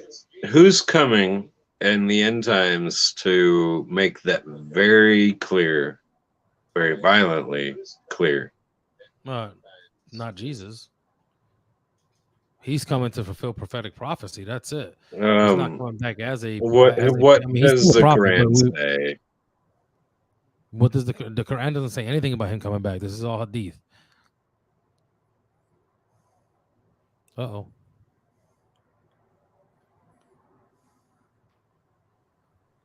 Is that really only hadith? Yeah, this is our tradition. This is what we believe in Islam. Okay. So you guys don't believe it's Jesus, Isa, that's going to come back and set everything right in a violent rage? No, not in a violent rage. I don't know what you're talking about. He's coming to we can hardly call it peaceful. I've read the Quran. It's not. I've also read the Hadiths. This is not Quranic, time traveler. This is our tradition from the Sunnah of the Prophet Muhammad, peace be upon him, and the authentic Hadiths, right? Do you know about this stuff or no? Or you just? Yeah, I do. You're confused about religion, but you're trying to tell me about what we believe in Islam. This is quite confusing to me. Well, I mean, I guess that's why I'm here. I am confused about religion. Right. So I'm telling you that this is our hadith literature. This is where we get this information about Jesus returning and the things that he will do. Right. This is not Quranic. This is what I'm explaining to you, and you're telling me that it's not. You're telling me it's in the Quran, that the Quran is violent and that he'll come back in a violent rage. No, he will not. This is not true at all. That sounds like the Book of Revelation, honestly. Yeah. Oh, well, it's not just Revelations. It's actually in the Quran. He's gonna come down. Can you bring a verse? He's gonna break the crosses, and he's going to. You know what? Time to bring me a verse, please. Please. Yeah. That's the best thing to do. Because if you know better than us, then please bring a verse. And now you got Aladdin. He's probably a little upset. He's coming in here. No, I'm not trying to make you guys upset. I'd rather just have a good time with you guys, honestly. Yeah, we're trying to have a decent conversation, my brother. But you're the thing is that we're trying to tell you, what it is in Islam, what we believe, and you're still saying no, this isn't it. This isn't the Quran, and I'm telling you, it's not Quran.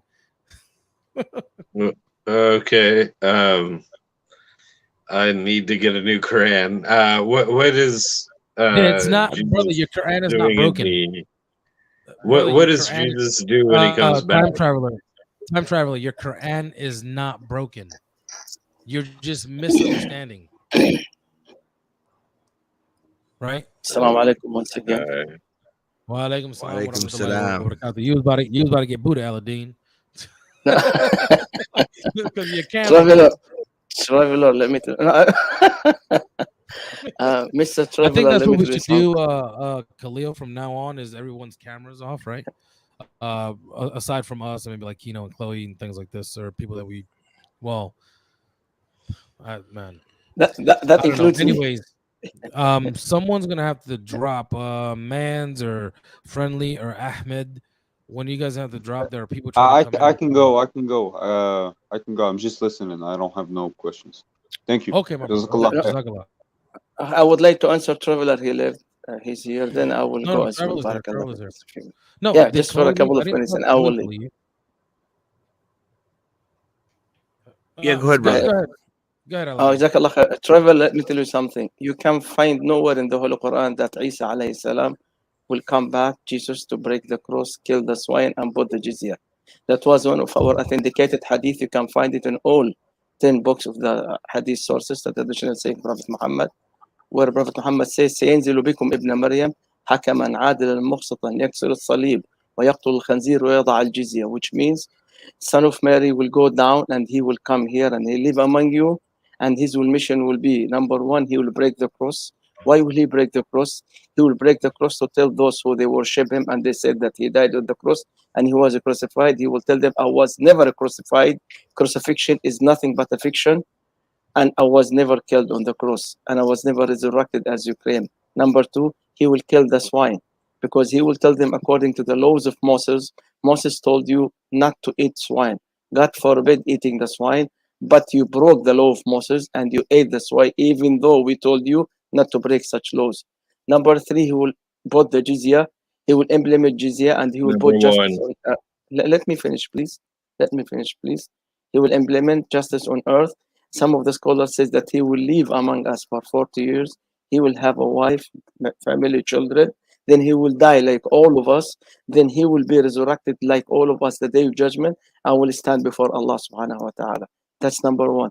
Number two, when we spoke about Jesus being a sinless, not other prophets. We as Muslims, we believe that all prophets of Allah are sinless, not only Jesus alayhi salam. So that's another mistake that you made. Number three, you spoke about before Abraham, I am, which you quote from the Bible. I don't know, you're Christian or what. You said, and what you quote from John chapter 8, verse 58. What it says, Jesus says unto them, verily, verily, I say unto you, before Abraham was, I am.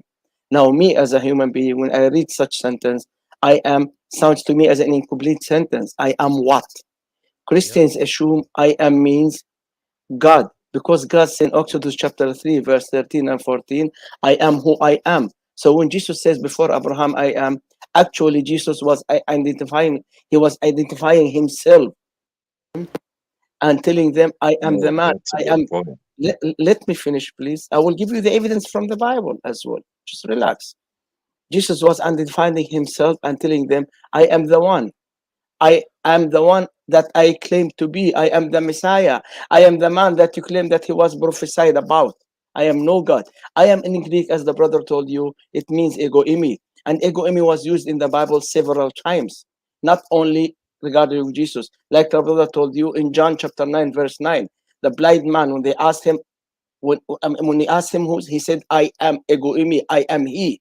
If you go to different version of the Bible regarding John 9:9, the word I am ego eimi was translated in so many different, they have a variant. Some of them translated for as I am a man. Some of them translated I am he. Some of them translated I am the one. So you as a Christian, as yourself, you have a differences in the meaning of the word ego eimi. If you go to John 9:9 and look it up, then you can find even other, like disciples of Jesus, they said also ego eimi. When they said ego eimi, I am he, does that make them gods? And you can read this in Matthew chapter 26, verse 22. The Last Supper, one of the disciples of Jesus says ego eimi. Does that make him God? Also in Mark chapter 13, verse 6, said, many will come in my name saying ego eimi. Does that also make them as God? So therefore the word I am or ego eimi doesn't refer to him being as God. And I'm giving you the answer of the Unitarian and the Oneness Christian. That's the way they explain the verse, not me. And that's their evidence. I hope that this answers your question. Jazakallah khair, brother Khalid and brother Isa. Go back to work. Assalamu alaikum. Thank you, sir. Taking a break. Yeah, that cleared up a lot.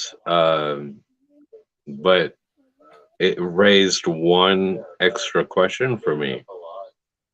Okay. So he's going to come and break the cross, but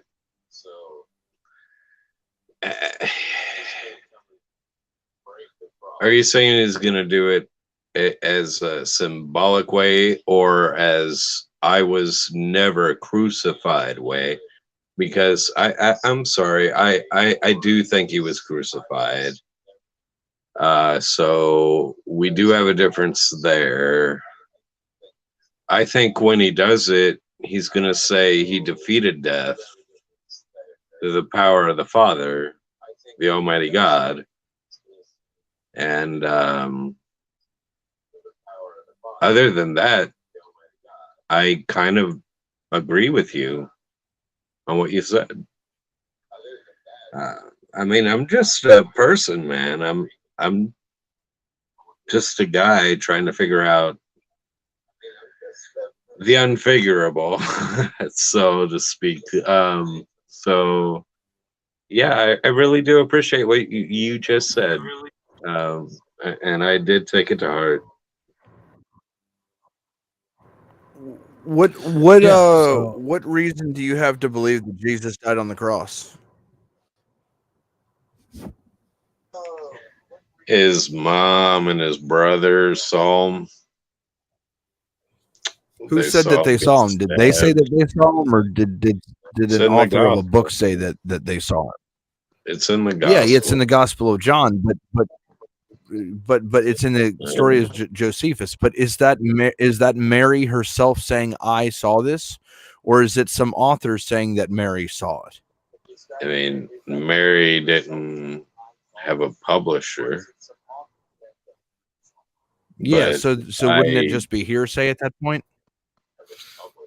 Well, if you want to go that route, everything would be hearsay. No. So like, there's eyewitness testimonies. Yeah, but there's authors of eyewitness certain testimonies, books of the Bible. Pontius Hang on, Pilate, time traveler. Joseph. Hang on, time traveler. You're traveling through time right now. Are you like under the influence by any chance? Have you been like drinking or anything like this? Yeah. No, I'm just tired. Oh, okay. Yeah. I don't know if you hear people like speaking. Okay. I think Yeah. I think he's got a Sorry, bro. lag. Man, Yeah. So what I'm saying is that there's plenty of claims. I'm running this on my phone while running the main audio off of my computer. So trying to figure out how to make it work. I don't have a headset, like a microphone piece on my computer, so kind of lagged out. Like you can hear the lag right there. Yeah, but you wouldn't need a headphone or headphones in order to listen in on your phone.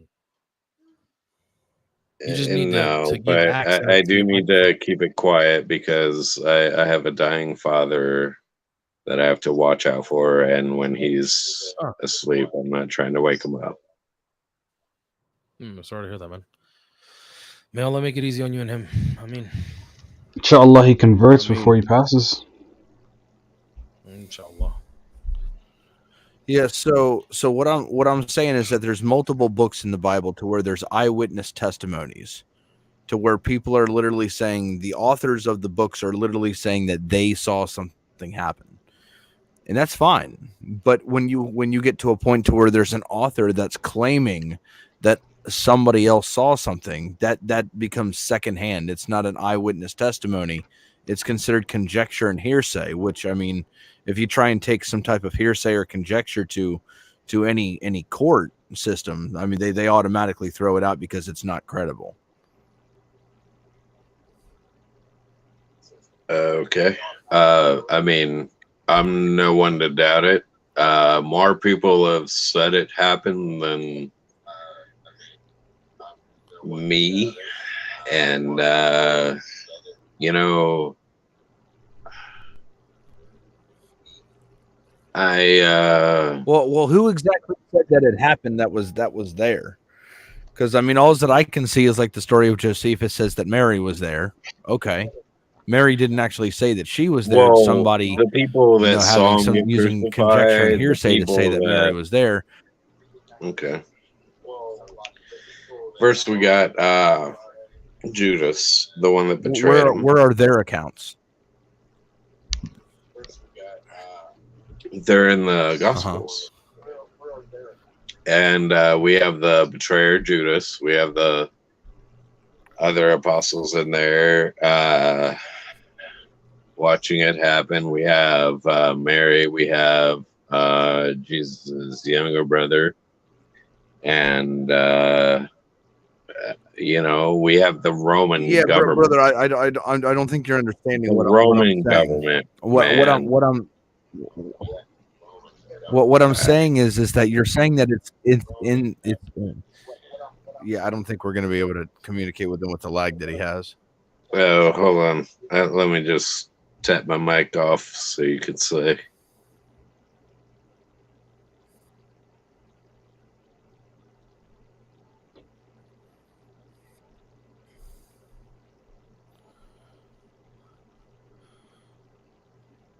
Server's Hex, you there? I am here.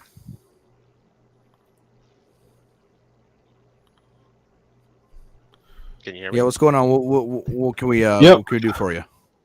I don't know. I just saw the title, "Looking for Trouble." Yeah, we can hear you. What are you? I'm mean like religious wise? Just ideology or whatever you subscribe to. He's a human being, you idiot. Yeah, I'm a postist. A what? Sorry. A postist.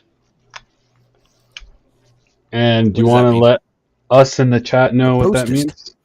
Post mail? Okay. Did you say you're a post-it note? Yeah, basically, sure.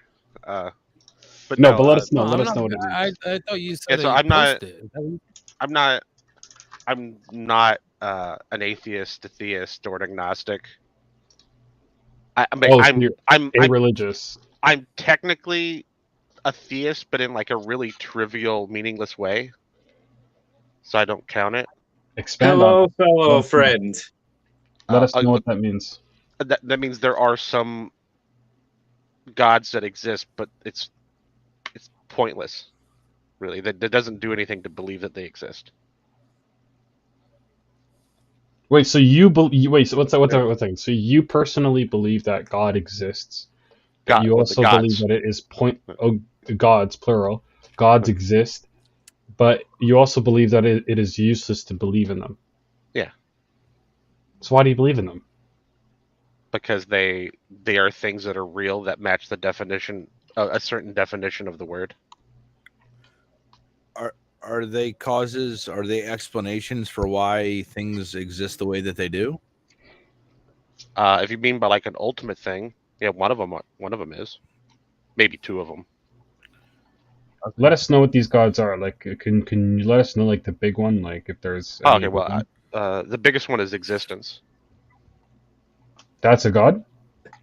Yeah, it matches one of the definitions of a god. That's not the biggest one, by the way. Well, what is outside of existence? That's the biggest one. It'd just be. Yeah, you're literally talking about nothing. Yeah, like it's actually logically impossible. No. What makes nothing into everything? That's the biggest one. So, okay. Existence would just be. It would always be. Okay, yeah. So I just want to ask you a question. Okay, so we're on a route to understanding what you believe. So right now, you said you believe in multiple gods. Now, how would you define these gods? Because I mean, existence, usually people wouldn't classify that as like what they would mean to be God. So I would say, for instance, as a Muslim, I would say like one definition of a God would be a necessary mind or a necessary being, or a mind or a mind that essentially explains the universe. Like that would be like a definition I would give for God. Like what? Like what's your I'm definition? gonna interrupt like an asshole right now, real quickly, and then I will shut up. But being a Muslim is a cheat code because you have the ultimate God. Same with any monotheistic Abrahamic religion. You have the ultimate God, creates existence and everything under it. Well, it can't create existence because that would mean it didn't exist. What? What if did it you was, just say? It wouldn't make sense to say it created existence. Yeah, I think what he means to say is that things that come into existence is what it creates. That's what he wants to say. But so I think you're going to answer the question that I asked, right? It can't create existence itself because the God has to exist for it to create existence. So existence has to exist prior to existence's creation. Yeah, so like this type of God could make things inside of existence or reshape existence depending on if was it ex nihilo or what's the other one, whichever one you believe in. Yeah, that's the one. Bro, from that's nothing weak. or from something, whatever.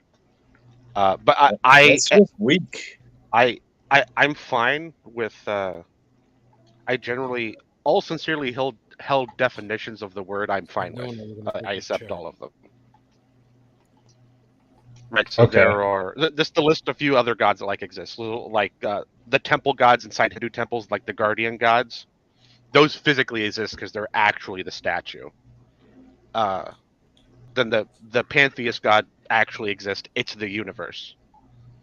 Personified deities like Columbia is just the personification of America. America exists, so Columbia exists. But it doesn't see how it doesn't really do anything. Well, I mean that I could see because, I mean, I think we're sort of conflating definitions here. Okay, so let's start off at the bare bone minimum. What would you say is like the number one God that you would say would exist? Would you say that's the one God that you said? What was it? The temple God, or is that like a different one? Oh, I mean the largest, I guess, most powerful God would be existence. Existence. The temple, okay. Yeah. Now, existence, could it be any other way? I mean, there would always have to be existence. Right, but could existence be different? Like, could existence operate in a way in which, let's say, for example, like gravity was like two degrees higher? What, Bro, you're going against Muslim Chads. You're gonna lose. Okay, well, I mean, there might be multiple universes that are in existence, so there might be a universe where gravity works. Well, existence would. It could work. Well, it could work both ways at the same time in existence, just in different locations. Well, existence would encapsulate all of the universes. Would you not agree? You're right. So let's say, okay, so let's make this simpler. Is it possible, or can you think of let's say a universe or a existence that has, let's say, one less universe or one more universe? So let's say I think our existence right now, we have one universe. Could you think of one that has like maybe 2 or 3? Well, this one might have 2 or 3. Right. Now, just you being able to, I mean, would you say, do we know how many there is right now? Or would you say that we don't know? Okay, I mean, we definitely don't know everything about existence. That's right. Now, right now, I would say that in and of itself would be a proof for a contingency. Polio?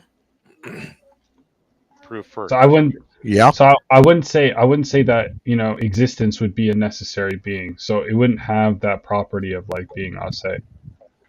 Okay, but if you didn't have existence, then there wouldn't be anything. So how would it not be necessary?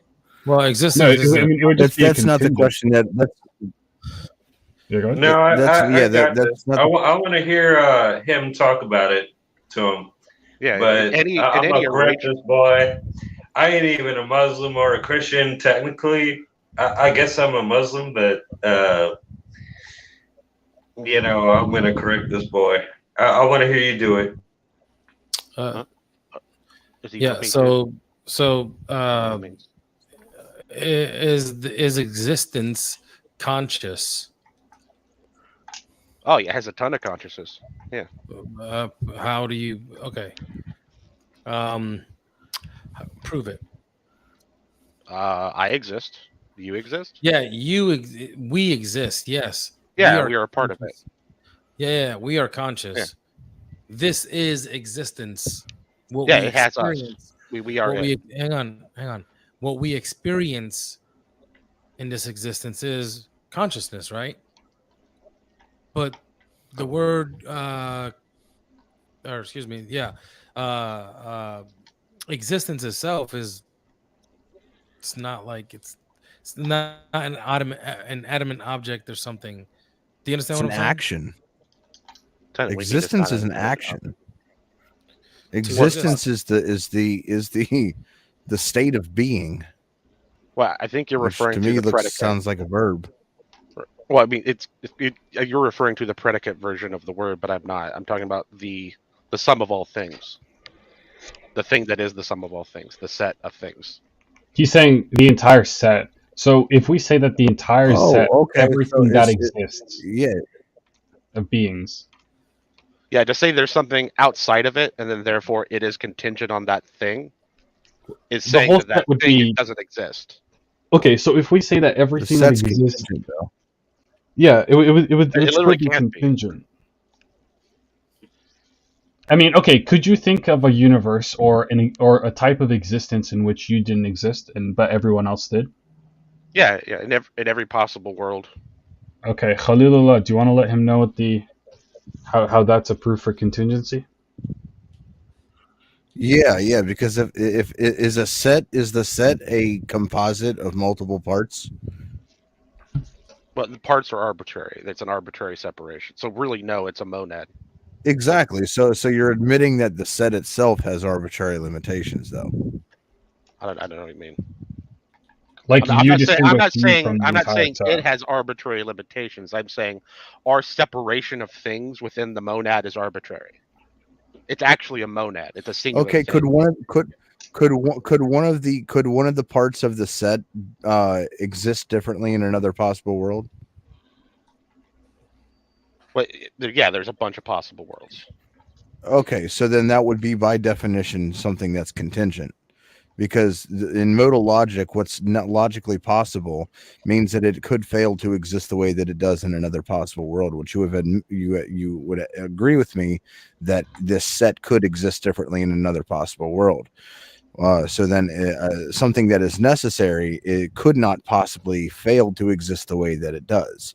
So if you're agreeing that it could exist differently, then the set itself is just contingent. And then I'm going to ask what the explanation for the set is. I would have it if it's contingent, then what is it contingent on? It's just contingent. It doesn't on itself. Well, it's some type of something that's fundamental to it. There has to be something that's even more fundamental to be the explanation for why the set is contingent. Well, actually, you could say the matter. There's a possible world in which the set is empty. So it's not contingent to Exactly, which means that the set is by definition contingent. Why would that be? If it's an empty set, there wouldn't be anything for it to be contingent on. No, it would just be something outside of that set in which it would be contingent upon.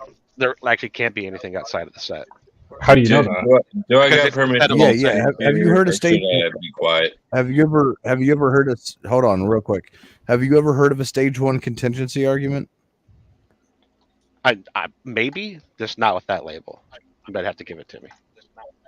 Sure. Okay. So I'll just give you the few premises and conclusion. Premise 1: contingent things exist. Contingent things meaning things that have external explanations for how and why they exist. Premise 2: if you take the sum of all things, of sum of all contingent things, that would be the set of all contingent things. The set would be contingent itself, which by definition, if we go with the PSR, the principle of sufficient reason, we would say that all contingent facts and objects have external explanations for how and why they exist. So if the set itself is contingent, there would need to be an explanation for the set. And because all contingent things already exist within the set, the explanation would have to be something external from the set that is not contingent. But didn't you not say in your first premise that a contingent thing is something that has an external explanation? Correct. Yeah. So the necessary thing that is the. And what is that? Well, the set has no external explanation. Everything but is the the set part is of it. Everything is part of the set. I can end this in two questions. But in modal, hold on, time traveler, hold on, real quick. So in modal logic, if something could exist otherwise, it is by definition contingent. And you've agreed that the set could exist otherwise. So it is by definition contingent. So now I'm going to ask what is the explanation on why the set is contingent? I don't agree with your definition. Could you show me that somewhere in philosophy? That it's very specifically that it you could look this up in Stanford Encyclopedia. You could go to many different atheist sources. Yeah, well, what I remember from the Stanford Encyclopedia is that a contingent thing, or a necessary thing, in opposition to a contingent thing, is something that must be in all possible worlds. Not that thing can't be different. Correct. Yeah, and a contingent thing is something that doesn't have to be. Okay, but the set is in all possible worlds. It has to be in all possible worlds. No. In that case, I can end you one question. Wait. Hold on. So he did. Wait. I don't know. Time traveler's jumping in. He's got a lag, so he's jumping in the middle of sentences. Yeah. Yeah. Just hold off, time traveler. Just hold off. Just hold off, man. Please. Was there something else? Yeah, so when we look at contingent things, there's two different ways we can look at it. We can look at it in a modal sense, and we can look at it in a dependency sense. So a contingent thing is something that has an external explanation for how and why it exists per the weak principle of sufficient reason.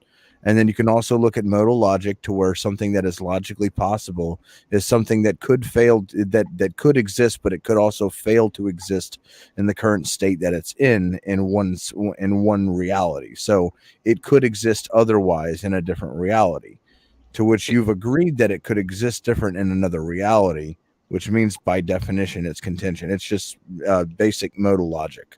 I don't think you'll find the second part of your definition in any of those sources. I think you will. I mean, I could grant.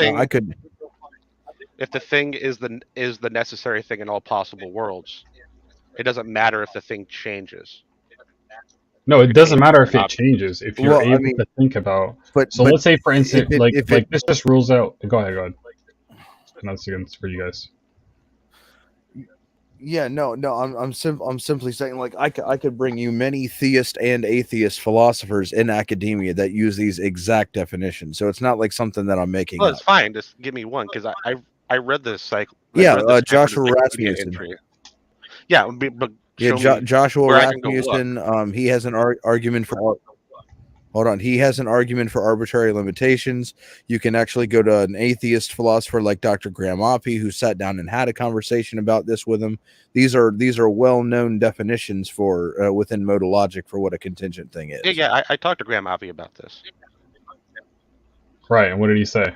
Okay, so then you would agree that he if you could fail, a necessary thing could not fail to exist in another possible reality the way that it does. That's why a composite set of. I think I know where we're getting confused, because the necessary thing is the set, right? The set exists as it does in all possible. It can't be. The things that are contained inside the set can change. What? Yeah, but the set itself is a composite, which means that you can isolate parts and annihilate those parts. So you could isolate the parts and annihilate the parts, and then the set would exist differently. So it doesn't meet the requirements. I don't know. Yeah, no, I still did.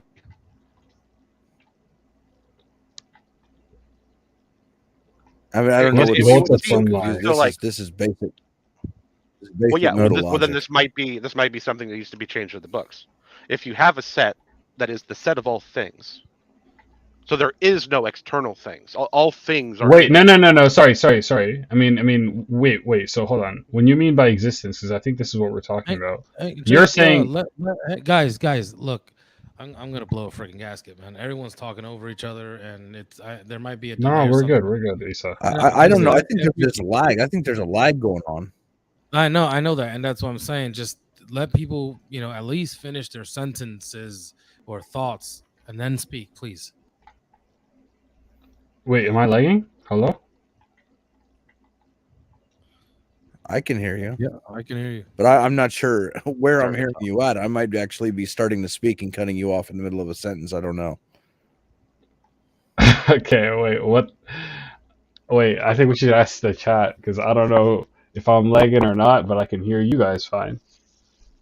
Yeah, can you hear me? Respond as quickly as possible. Kino, can you hear me?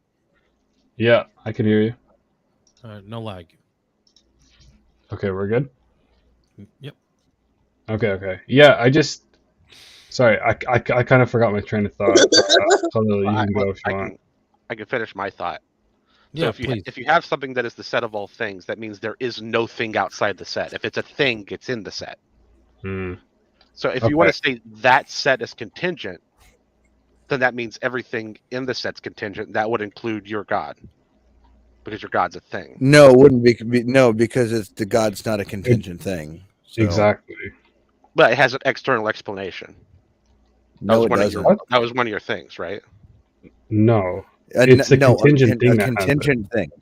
A contingent thing has an external explanation, not a necessary thing.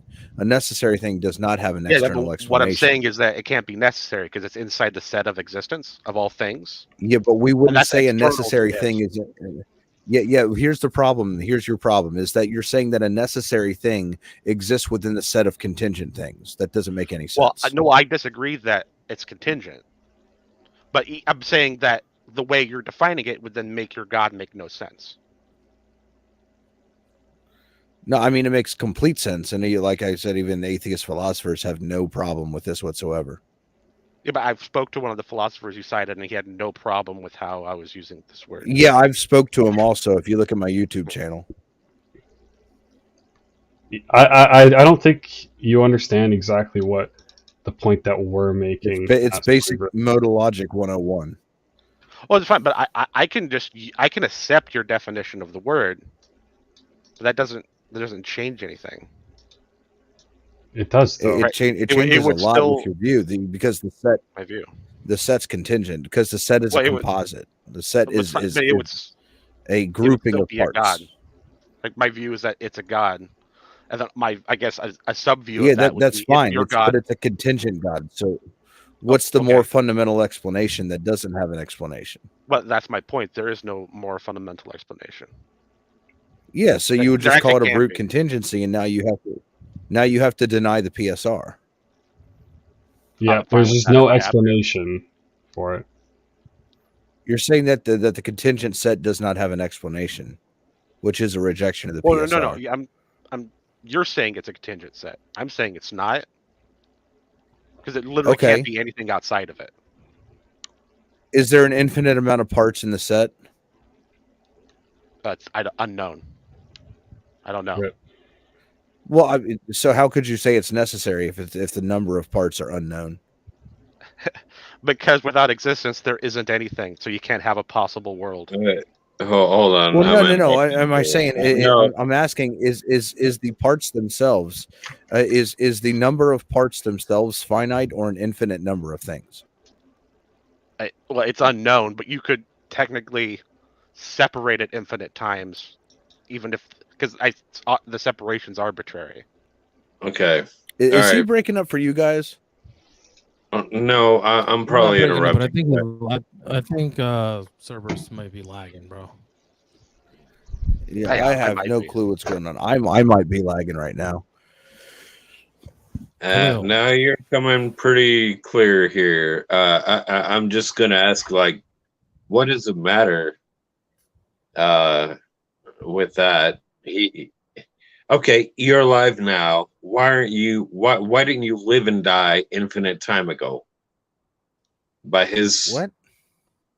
By his fucking standard, he should have lived and died infinite. Yo. Okay.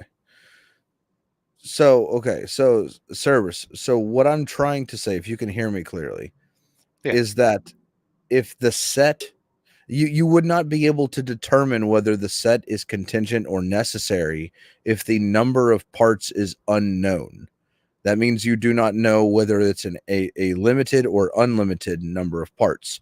The necessary being could not be arbitrarily limited in any way, shape, or form, because if it was limited and there was a finite number of parts within the set, then the set itself would have an external explanation on why it was limited. Now, if it's unlimited, well, then that's fine. You have an unlimited amount of parts, but you still have the issue of being able to isolate one of those parts and destroy it, and you would still have the sum of all things.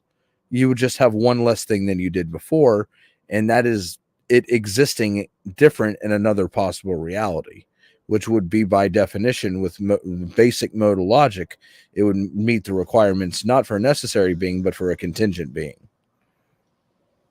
Oh yeah, said if I adopted your definition, I'm fine with that. But it seems to render the words basically useless. Because you can't have anything outside the set of all things. But no, it's not the set of all things. It's the set of all contingent things. No, it would be the set of all things. It's not the set of all contingent things. The set of all contingent things is inside the set of all things.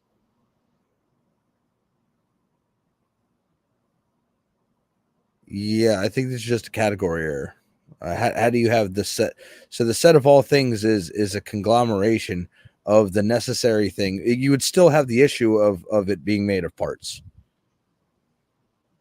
Because I could just take the necessary thing out, or I could take one contingent thing out and destroy it.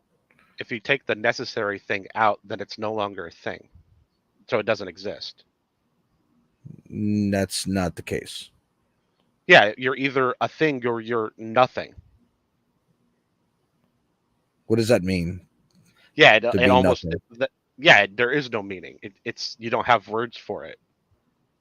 But you can't take a necessary thing and say that it doesn't exist because it's a necessary thing. It has to exist. If existence is the set of all things, removing something from the set is to make it not exist. Yeah. I think you're breezing past the part to where the set is a composite, regardless if you want to put the I'm set fine of with all the set things. being a composite, I guess. Yeah, but I that consider means, I consider it a monad that's the separation's arbitrary, but okay, so if the set is composite, that means that the set is contingent. So we would need something outside of the set to be the explanation for the set. well, then that's probably why it's not contingent, because there can't be anything outside the set. Well, then I'm going to ask, if it's not contingent, and it's necessary, is the number of parts finite or infinite? It's unknown. Exactly. I So don't you know. couldn't say that it's necessary or contingent. Well, I could say I say it's necessary because there is no possible world where there isn't existence. Yeah, we're not getting anywhere. You're not Name understanding what one. my argument is. Can you name one where there isn't existence? That doesn't make sense. No, because the necessary being could not fail to exist. That's what you're not understanding. Well, there you go. Then There there's existence. there has to be at least one thing, and that's the necessary thing. Oh, okay. I maybe I know how to explain this to you now. So let's say I'm not going to deny that your God exists, but let's say your God exists for sake of argument. It's a necessary thing. It's a part, right? It's an actual part of the sum of all things. The sum of all things has all properties. All the things inside of the set is a property of it. That's fine. I'm still going to get to the point to where, okay, so there's an argument that Joshua Rasmussen that brings up. It's called the argument from arbitrary limitations. Now, if this necessary thing that you call the set of all things is arbitrarily limited in any way, shape, or form, then it would no longer be necessary. Well, the argument I just gave you, I'm explaining to you how, given what you think exists, it has both properties. It is both necessary and not necessary. That's impossible by the law. Yeah. Yeah, that violates the law of non-contradiction. No, because it doesn't have it in the same clause or the same sense, so it doesn't violate that. The set is necessary and also not necessary. Yeah. Parts of it are necessary. Parts of it are not necessary. What? So, but wait, then that's a composition fallacy then. How's it a composition fallacy? What's fallacious in the Well, reasoning? because you're describing the whole based off the parts. All the parts are its just be properties. contingent. That's how we describe everything. No, you don't describe the whole by the parts. That's a composition fallacy. Okay, describe to me anything without describing to me the parts of it. The necessary being. What about the necessary being? It being necessary seems like it's a part, but yeah, the necessary being. What is what? What? Does that make any sense? I think this guy's just waffling. Is necessary not serious. a property? No, the necessary being the necessary being is not a property of the necessary being. So necessity is not a property to you.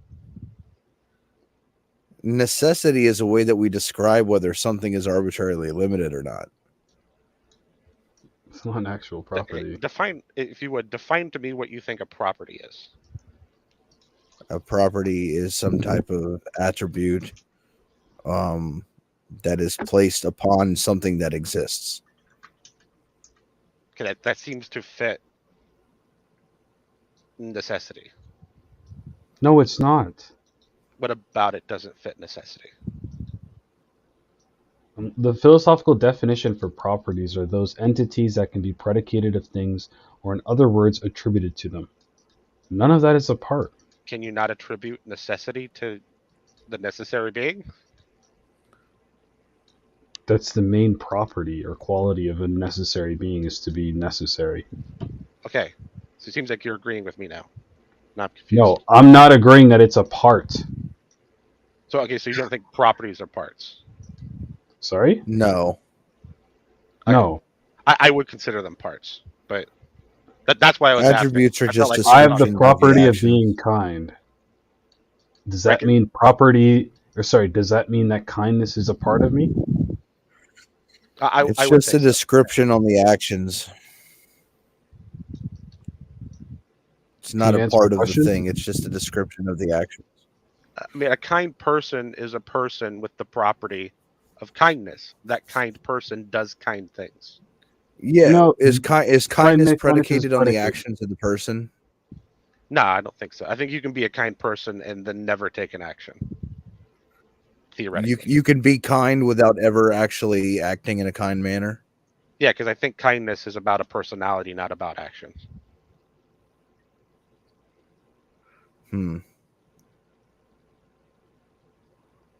I've never seen that before. Well, I mean, don't you think someone Normally who is... properties like kindness and mercy and jealousy and anger, all of these things are predicated upon being a description of one's actions. I mean, if I say you're a kind person, it means that you've acted in a kind way toward. Well, that would be evidence of my kindness.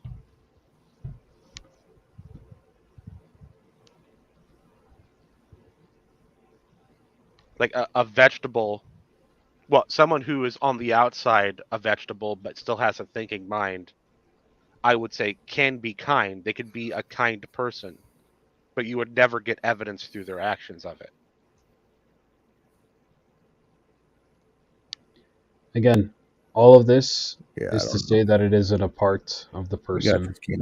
Well, it's fine. I can accept that. I was about to leave Wallahi, but let's continue for like 5 more minutes. I do have to pray and then head out, get some sleep, and then I'll come back in like an hour or two. But let's finish this up, Cerebus. So, look, properties aren't parts. Where do you want to go from here?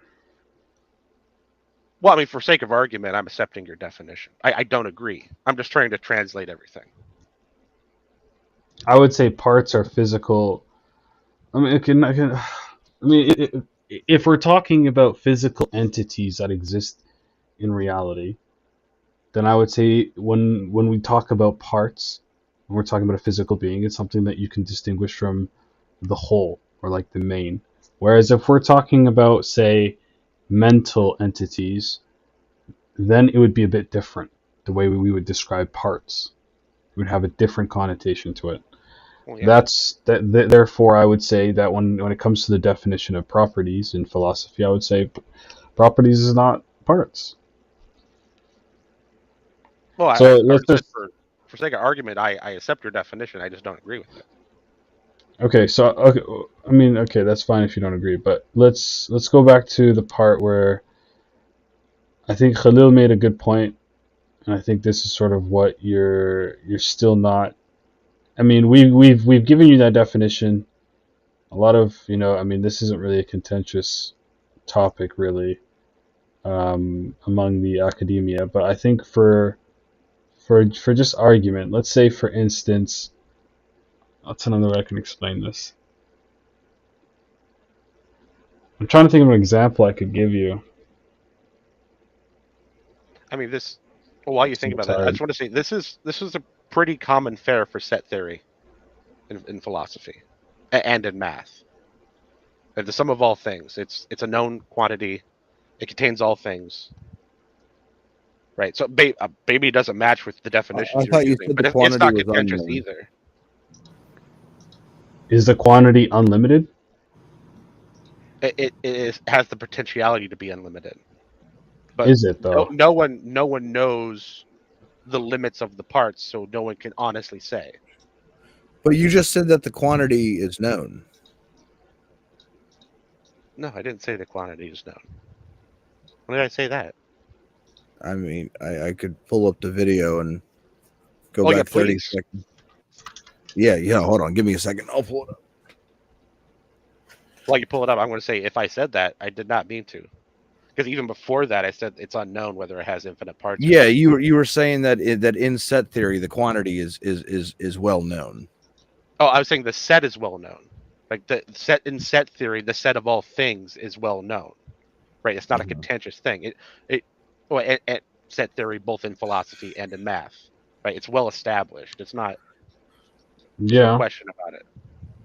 Well, I mean, but I don't think set theory in mathematics talks about the necessity or contingency of it. I mean, contingency is a philosophical discussion. Yeah. And that's where I think we're butting heads is the contingency of it. Well, yeah, it seems like it renders the definition of contingency useless.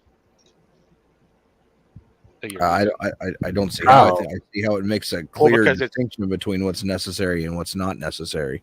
Because you're going to define it as contingent, but it's going to contain necessary things. And that doesn't make sense because necessary things can have external things, but it's external. But we're not talking about the necessary things. We're talking about the set. Yeah, the set is a thing within itself. Yeah, but the set, when you're talking about the set, you're talking about all of it. No. I'm not talking about all of it. I'm talking about the set. Not in philosophy. I'm sorry. Okay, well, if you're only talking about the set, then it's unchanging.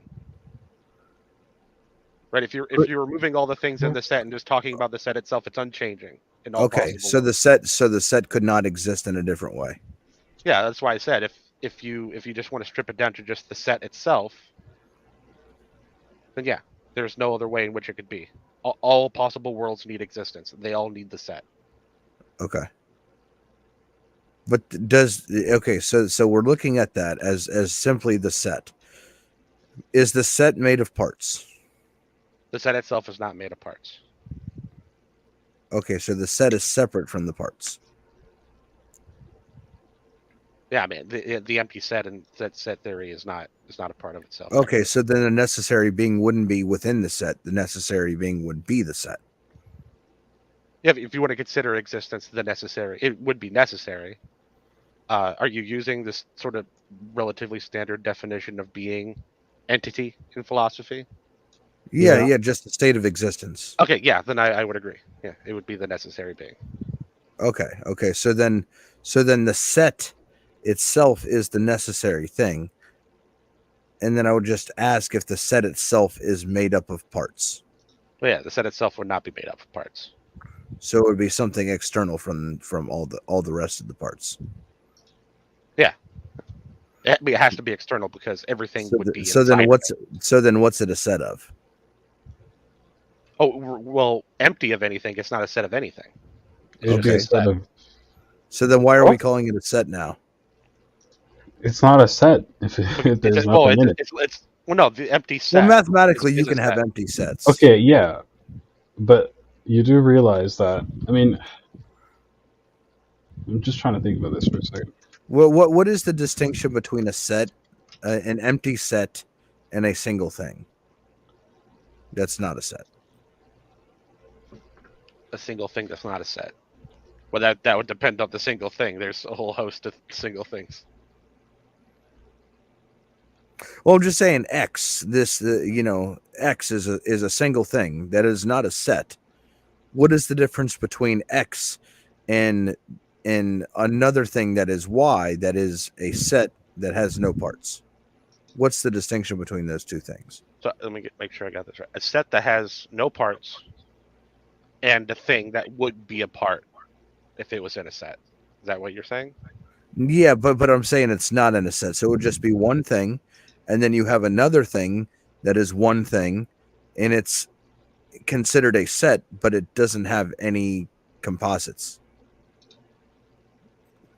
Okay, so an empty set would have the I don't want to put it, the perceived possibility of containing things, where the singular thing is not a set. It can't contain things like that. Okay. So you're saying that the set itself, an empty set, is just called a set because it has the potential to have parts. Yeah, that's what a set is fundamentally. It's okay, something guys. that can't have parts. I do have to go, but I just want to say salam and goodbye, and hopefully we can talk later on tonight or tomorrow, inshallah. Salam. Wa alaikum salam.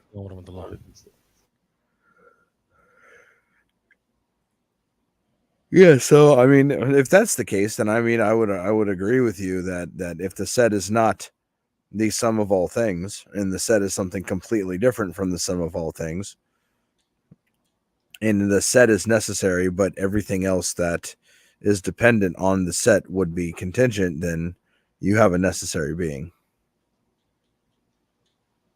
Okay. Yeah. Yeah, I just don't know why we're calling this necessary being a set. Because it's existence. Well, a single thing is existence. That's not a set also. Well, a single thing would be in existence. Yes, so the set within is the set in existence? I mean, it has its own existence. Like it doesn't require anything else. It just is, because it's the fundamental thing. Does the thing require existence? Just its own. It's its own nature. So the set would have a separate nature than everything else. But it depends on how you want to divide it. Like I said, the division was arbitrary. Yeah, I think we're agreeing. I think we're going down through semantics right now. I think we fundamentally agree with each other. Yeah, I think so. Brother Ahmed, Assalamu alaikum. Would you like to add anything? For some reason, I am like sick to my stomach right now. I don't know what's going on. I had like a chicken salad. Sometimes that happens, bro. You'll eat something and it just won't settle right. Yeah, I'm like woozy, bro. I'm like woozy. Like, damn, son, sounds like you need a wham burger and some French fries. It's Akon and Young Woozy.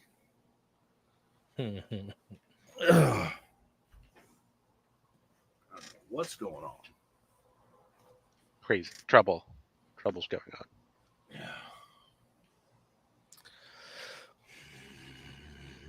Okay, so I mean, I'm trying to figure out how else to understand what you believe. Like, is this set, does it have, well, you would say it has properties, which is all the rest of all contingent things, right? Yeah. If we're referring to the set, like, we want to be very specific. If we're referring like the set we're in right now, right? Then yeah, it has a bunch of things. Mm-hmm. It's the container that. What in the hell was that? Oh, my bad.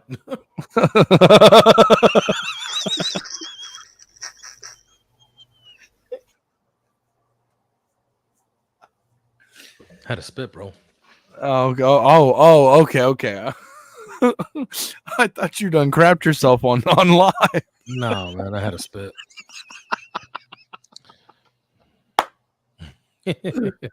Oh, man. Like, who stepped on a duck? I thought it was a barking spider, bro. Oh, man. Oh, that's good. That was good. I needed that. You know, actually, now that I'm thinking about it, it might be. I'd have to work it out. It might be possible to say the set contains all possible worlds. Yeah, because all possible worlds would be something, but those things would be contingent, so they would be part of the set of all things. Yeah.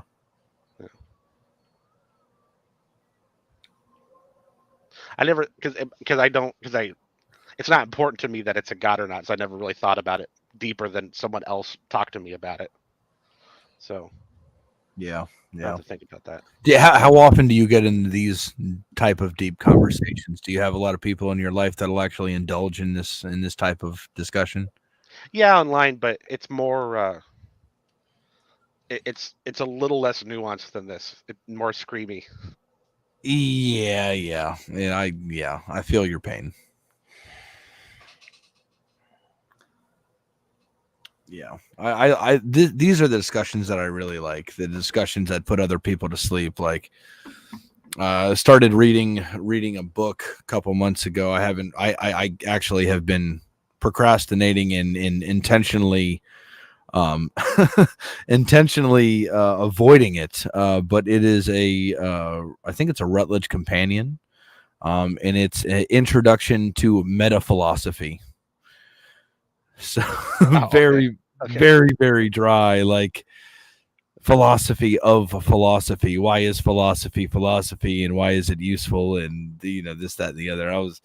It's definitely something that you can start reading if you want to take a nap, because it will put you to sleep. Yeah, I never really bothered trying to read anything like that. The limits of my formal philosophy, I think, is like a 200 class. Yeah.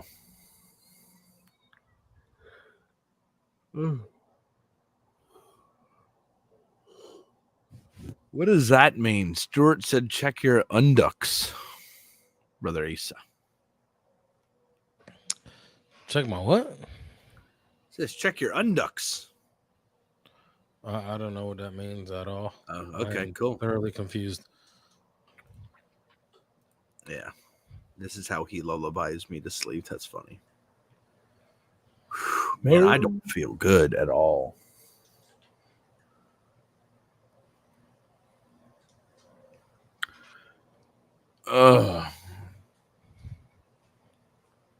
So what are your views on like Abrahamic religions, Cerberus?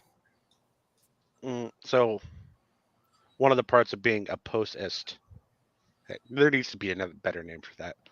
I can't really give you an answer for that until you give me a specific version of the Abrahamic God.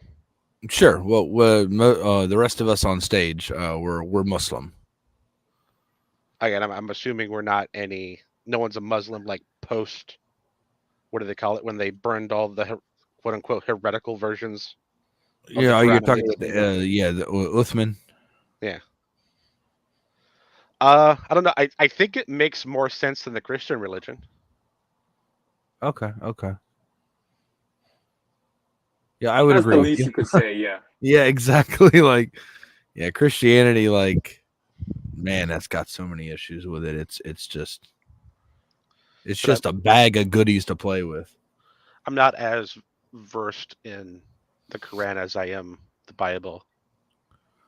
Well, I was an atheist for 12 years, and towards the end of my bout of atheism, I was diving into these philosophical questions about contingency and limitations, and going through the Kalam cosmological argument, and those are the things that got me to like a general belief in theism. And then I started studying specific religions and looking at their holy books and the very natures of the gods that exist in their belief. And as they start to logically contradict, I just throw them out the window. And I attempted for about a year and a half to try and do that with Islam, and unfortunately I failed. I couldn't find contradictions or anything like that in it. And they always say, well, when you're looking for contradictions, you're going to find them.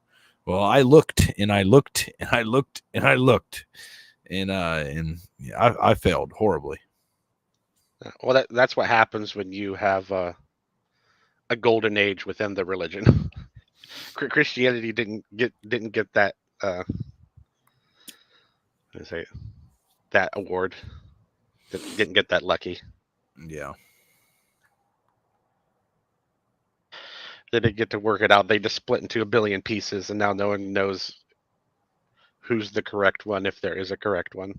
Exactly. Yeah. And I mean, you got, and all that was given the ability to do that through like translation, and through church father history. Like you had the councils come together to tell everybody what they should believe. Like you get all these things rather than just going to the text and objectively looking at the text to see what it says. And now there's contradictory things within the text. Now, which view are we going to hold? Sometimes we're going to hold both views. Yeah. Like the Council of Chalcedon. It's like, yeah, the hypostatic union is separate, but yet it's distinct, but it's a distinction without a difference,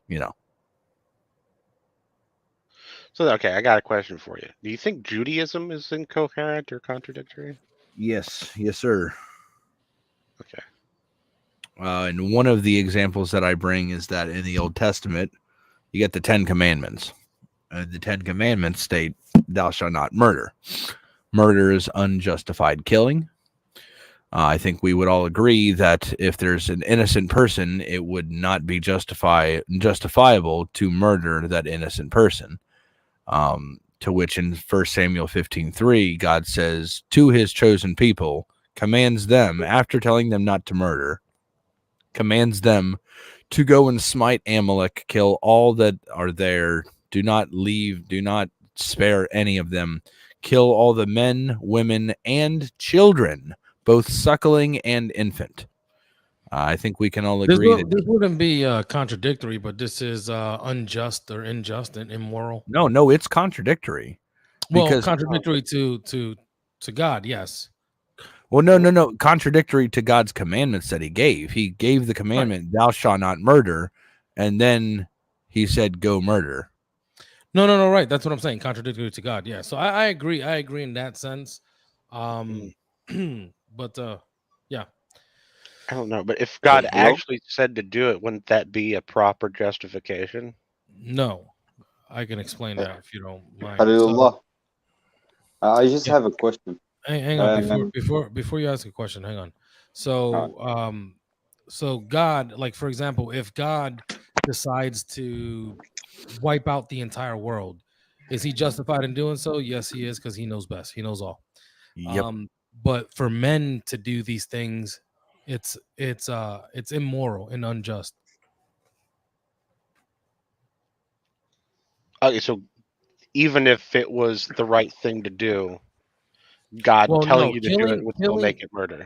Okay. To make it very, very clear, in Islam, we have no problem with killing if it's for the right reasons, right? So if there's a murderer on the loose, he breaks into your house and you kill him, is that justified? Absolutely. If he's obviously trying to harm you or something like this in self-defense, but to just kill without any just cause, that's where we run into a problem of injustice and immorality. But you would say God has a just cause, right? Would command something that wasn't just. Yeah, God would not command something that was unjust. He would command something that is just. So if someone commits a high crime punishable by death, then it is just if this person was to be killed for his crimes. I'm okay. I don't know. Maybe I'm doing something weird with a transitive property or something, but it seems like that makes the killing of those people justified to me. No, because a baby or infant has no free will. I mean, it has free will, obviously, or once it reaches. Excuse me, the hell am I talking about free will? It lacks understanding, right? It does not know what good is, what evil is. It doesn't know these things, right? So once a person has reached the age of understanding and has committed crimes and things like this, then this person can be punished. But a child is not innocent. accountable. Yeah, they're innocent. So you can't kill people. So now, like I said, if God, like for example, people say, oh, well, when God flooded, the land of Noah, or, the Christians believe it was a global flood. We believe it's a localized flood. Regardless, they're thinking that these people or that God is doing the same thing there. I'm like, yeah, but if God does it, it's his prerogative. We belong to him. He can do whatever he wants with us. We're his property, right? There's a difference there. You do not belong to me. You belong to God. So if I kill you unjustly, right? If I kill you, it could be unjust. It depends on why I'm killing you, right? So if we soldiers in combat, they're not called murderers when they come back, right? No, well, that's questionable, but you know what I mean. Generally speaking, yeah. But generally speaking, this person is not, or a soldier would not be considered a murderer, even though he went to combat and probably killed 100 people, right? Like that sniper from that movie, Chris something. But Chris yeah, Kyle. Chris Kyle. He didn't come back and, well, there probably were some people calling him a murderer or whatever, but he wasn't prosecuted in any way because he was not a murderer. He went and he did what he was commanded by the government. Now, is that just? No, it's not just, because they shouldn't be there anyways. right? But still, that's besides the point. The point is humans are not allowed to kill because we do not own you. You don't belong to me. Not even my children belong to me, right? We all belong to God. So if God, so like if I take my Xbox and I slam it against the ground, it's my prerogative. It belongs to me. But if you were to do it, I'll probably we're gonna have a problem with that, right? I hope that kind of clears it up a little bit. I mean, I understand what you're saying, but is it okay? Let me explain to you where my thought process is. Is it possible No, that God is not a murderer. God is not a murderer. God knows. So Brady D is saying, so is God a murderer? No, he's not a murderer. He created you. He can take you out. If God is your authority, if you believe in God, that is, we believe in God. So yeah, if you believe in God, look, don't kill unjustly. That's it. And if God decides to take you out, right? When you die of natural causes, can God sustain you if you believe in God? Yeah, God can sustain you here forever. So why does he send the angel of death to come and take your soul? Is he a murderer when someone's family member dies of natural causes? Because he could have averted this death and decided not to? Like, no, like this is ridiculous, right? Khalil, do you understand what I'm saying? Yeah, I get you. Yeah. I'm sorry, go ahead, Cerberus. I was going to say, is it possible that God has justifications and justified means that are unknown to you? Yes, absolutely. Then how could you possibly say that this is absolutely unjustified? Because there is the idea of the age of accountability. So at no point in time, if there is at no point in time is a soul prior to reaching the age that it has understanding of good and bad, at no point in time is it justified to kill a baby, because the reason for killing would be because somebody transgressed or did something wrong. But that's just God's standard. That's what God has already told us. He said that there's an age of accountability. So children are innocent. They shouldn't be killed by other people for any reason. Even adults. Like if I didn't do anything and you kill me that's unjustified and it's immoral. So if you were to be caught by the police and you were arrested and sentenced to life and possibly the death penalty, well, you deserve that, right? But if it's in self-defense and you kill me, then more than likely, if it can be proven in court, obviously, then yeah, you're not going to be punished, will you? There's plenty of people who go free, because it's the just and right thing to do. Look, he's defending himself. This person got killed in the process of trying to kill this person for whatever reason. But didn't you guys agree that we're God's property and he can do as he wishes? Yeah, God can do whatever he wants. So my question was, right, we all have we all have a finite life, right?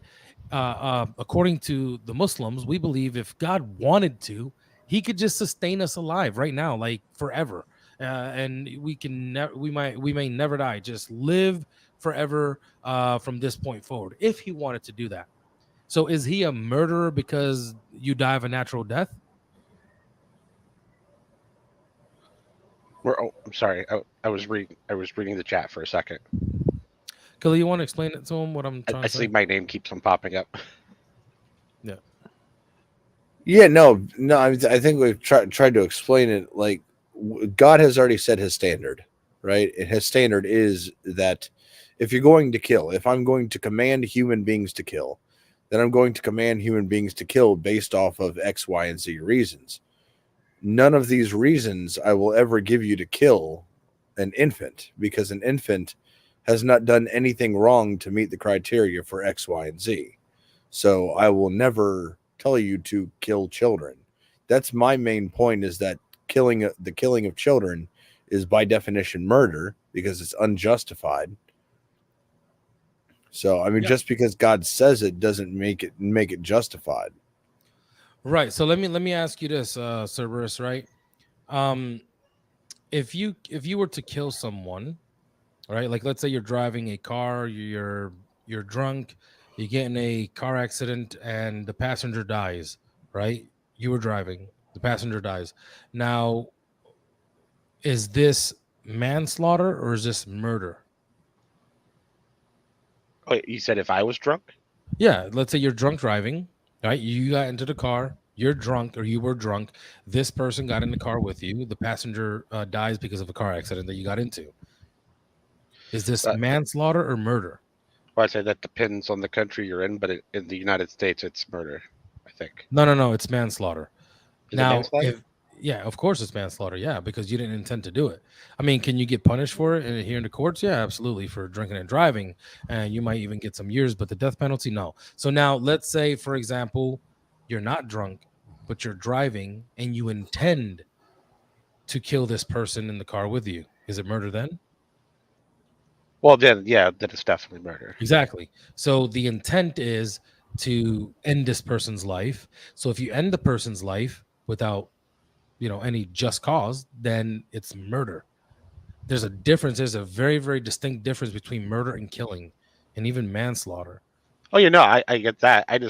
I'm not following. So if God could have justified ways and justified reasons for commanding it, and God can do That's as the thing. He wishes wouldn't with us. command us. So we're telling you, he wouldn't command us. This is not. Well, I don't know how you can know that when you say you don't know all of his possible justifications. I get his point, guys. I get his point. It's pretty much you're putting your own subjective standards to God from your own subjective position on what God is, but they could say, oh, that's just God in their position. So it's like not that good of a point, but we do have a point, but it's just not gonna affect their view at all. It's just not a really good point. Well, yeah, well, because the conversation started with there being a contradiction, which means it's internal, right? And it seems like there isn't a contradiction, right? It might contradict external beliefs, like if you're a Muslim, it might contradict a belief that you have. Yeah, but it would be consistent internally. No, but this is the same God that we believe in. The Jews, the Christians, and the Muslims. Well, the Christians don't believe in the same God. They believe that Jesus is God, and so the Christians believe that Jesus is equal to the Abrahamic God. That's what they believe, and then they say, but that he is God. So not only is he equal, he is that same Abrahamic God. So technically, I'm gonna refrain from saying that yes, the Christians believe in the same God. So it's supposed to be the same God. Anyways, so the Jews, the Christians, as it's supposed to be, and the Muslims believe in the same God, and we don't believe that God would have commanded this. We don't believe this at all. In fact, the Quran tells us that these books have been altered and changed. They have added to and taken away from the law and the Torah. So yeah, it is what it is, bro. This is what we believe in Islam. Killing of an innocent baby who has done nothing wrong is unjust and immoral. So to say anything otherwise, then you really have to check your own heart. Okay, no, I understand that, but I understand people say it's the same God, but by description, it literally can't be the same God. Like he shares the same name, he has a lot of the same attributes, has some of the same history, but there's different things about them, so they're not identical. Well, okay, so the biblical God and the God of Islam, I would say they have some differences here and there. Like commanding, children to be killed, including an entire village of people. Yeah, so we don't believe that this God will do this. Do you understand what I'm saying? So the God of the Jews and the God of Jesus's people, I guess what would or should be the Christians, this is all the same God, and the Muslim God, right? They're all the same. It's the same one God, but what you find in their books is not what has been revealed in its entirety. So if we had the preservation of the text, the preservation of the books that have been given to these prophets, like Moses and Jesus and David, peace be upon them, then we'd be able to compare. I would say that, you know, there would be no difference. We'd be able to see, okay, yep, this God didn't command any such things like killing babies or anything like this. We wouldn't see it. But the fact that we see it, we know that there's something wrong with this. It's like we were going over that one law. Good. Well, I was saying, yeah, no, I'm fine with that. I was just talking about that. It seems to be internally consistent, therefore it wouldn't be a contradiction in the belief itself. It is a contradiction because it goes against God's law, so it contradicts. It goes against the belief about what God's law is in the Quran. No. God does not kill innocent people. Or excuse me, does not command us to kill innocent people. He doesn't do it. He's never done it. Well, I think the Jews would disagree. I mean, they might disagree even that those people were innocent. Yeah, but we don't have the. I mean, I get what you're saying. Let me ask you this: is killing a baby or a child, is it just? Oh, I mean, I go off a completely different standard. I think there is. No, I know. I'm asking you because this is more to kind of prod your heart, right? So, is it just to kill a child? Yeah, I don't think there's. I don't know. I don't know if it fits for just. I would say. This is quite shocking. If you would ask me that question, I would say absolutely, it's never okay. Immediately. Well, yeah, I can't agree to it's never okay. Wow. All right. Like if I was stuck into an option of have all babies die or kill a baby, I'd kill a baby. And like immediately. Are you freaking kidding me? Would you not? Would you rather have all babies die? Wait. So if this okay, so there's an option. Either you die or the baby dies. You saying or kill the baby rather. You said you would kill the baby to preserve your own life? No. The options were all babies die or I kill a baby. I'm not understanding. What do you mean? I'm not understanding what you're saying. I'm giving you a particular instance in which I think. Oh, you're saying okay. Wait. So you're saying if there's an option, all these babies, like let's say there's 10 babies, right? So you say either kill one or they all die. Well, you could do it that way too, but it's very specifically saying one option is all babies die, including the baby that you would have killed, or you can kill one baby and the rest live. Yeah, I then they will all have to die because I'm not going to kill the one. Yeah, see, I think that would make me responsible for the death of all babies. Yeah, but this is the problem of the lesser evil, because the thing is that you have to maintain yourself clean before God. This is our belief. I know that you're not. That's fine. I know that you're not a theist, or I don't know, theist, or maybe I don't know. I know you don't believe in Abrahamic gods or whatever, or maybe you do. I don't know. That's besides the point. The point is that for me, right? For me, as a Muslim, if someone said you kill this one or the 10 will die, well, the 10 would have to die. Because I'm going to keep my hands free of this. Do you understand what I'm saying? Oh, I see what you're saying, but I mean, if that's the case, I would happily, I guess, walk into hell because I'll save all the other babies. I can't let them die. I'm sorry. Yeah, but you would have the blood of one on your hands. Yeah, okay, yeah. I'll live and or die with that. If it saves all other babies. Stuck for the law, bro. I mean, you're essentially saying that genocide's okay if the other option is I have to kill a baby. No, absolutely not. I'm not agreeing with that whatsoever. What I am saying is that you must remain clean, right? You can't take the like in the Quran, Allah says that someone who saves a life is as if he saved the whole mankind, and the person who takes a life, it's as if he killed all of mankind, right? So even if you take the life of just the one, remember the one baby or the one person, the one life, it's as if you took in all of them. Yeah, I'm fine with metaphorically killing all of them if it means literally not all of them die. The metaphor is basically pointless to me. Like, okay, it's like as if I killed all of them, but I didn't, so I'm okay with it. Well, basically, what it's saying is that life is precious. Yeah, I would agree. That's why I'm saving all the other babies.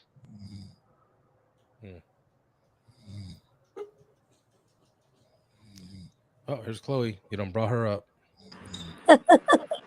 Okay, so I guess Issa, I'm confused by your answer, and the reason I just need some clarification because like I hear what you're saying, but for me it's like if either 1 or 10 will die by my choice, because it would be by my choice and none other.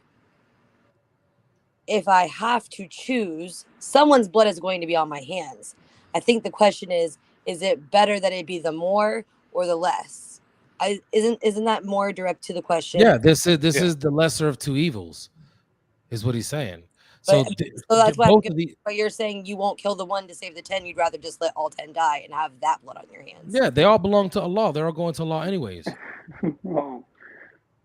Think about it for a second, because you're being made to kill one of them, regardless of which you still have to kill one of them. So 1 leaves you blameless and 1 doesn't, because all the babies go to Allah anyway. Is that what you're saying? Well, what I'm saying is we're talking about babies here, right? And even if it wasn't babies, even if it was full-grown human beings, there will still be a problem with that, because you can't kill. You're not allowed to kill unless it's for a just cause. But wouldn't saving the rest be considered a just cause? Yeah, but now you're exchanging one life for the others. But Allah would understand that you're put in a situation where you have to pick one or the other, and depending like, on... take me out, bro. Take me out. You want somebody to take me out, like bro. if I was in this strange situation where a mad scientist or supervillain's putting me in here, I would beg him to take me instead, but that's not an option. He would just ignore my begging. I think the value here is whether we place the value of people on their eternity or their temporality. That's the difference. That's the difference in the answering of this question. I was trying to figure out what the distinction was, and that's what it is. And I mean, I might be wrong, but I have to be. Someone would have to explain to me how I'm wrong. But the other point here is that probably I didn't consider is that you're being forced to do this, right? So if you're being forced to do it, then of course it would be the 1 over the 9, right? The other 9 that are remaining. Of course, if you're forced because you didn't have it in your heart to do it anyways. But this is the thing, right? This is kind of weird, like questioning. You know what I mean? If I'm forced to do it, then this is what it is, because you can't take yourself out. Taking yourself out is a sin, right? So you can't do that. That's off the table. So yeah, the lesser, and I was in the military, so I understand, the whole lesser of two evil things, right? I get it, but we're talking about, taking an innocent life. Yeah. In the same scenario, you've got 2 buttons, but you're only allowed to press 1, right? 1 saves 1, or 1 saves 9 or 10. So if you had to save, but you can only press 1 of the buttons, which one would you do? It would have to be the one with the most amount. So you save the most lives. But remember here, so this is different than you being actually forced to take someone out rather than the others, right? This is completely different. So I have 2 buttons here. I can save the 1 with the 1, or I can save the 1 with the 9. I'm gonna save the bus with the 9 people on it, because you're saving more lives, right? What Like I get that. What if we place valuation or temporal valuation on these lives? So for example, if the 1 was a world leader versus 9 impoverished nobodies. It'd be the 9 impoverished nobodies, because those are probably going to accept Islam. They're probably going to come to Islam. I'm going to say there's really no right answer to this, because this is just the trolley problem. Yeah. I mean, I get it. And it saves that 1 world leader was Hitler. Well, that's what I'm saying. Yeah. As we know it today, a lot of world leaders are not so nice people, so the world leader can go.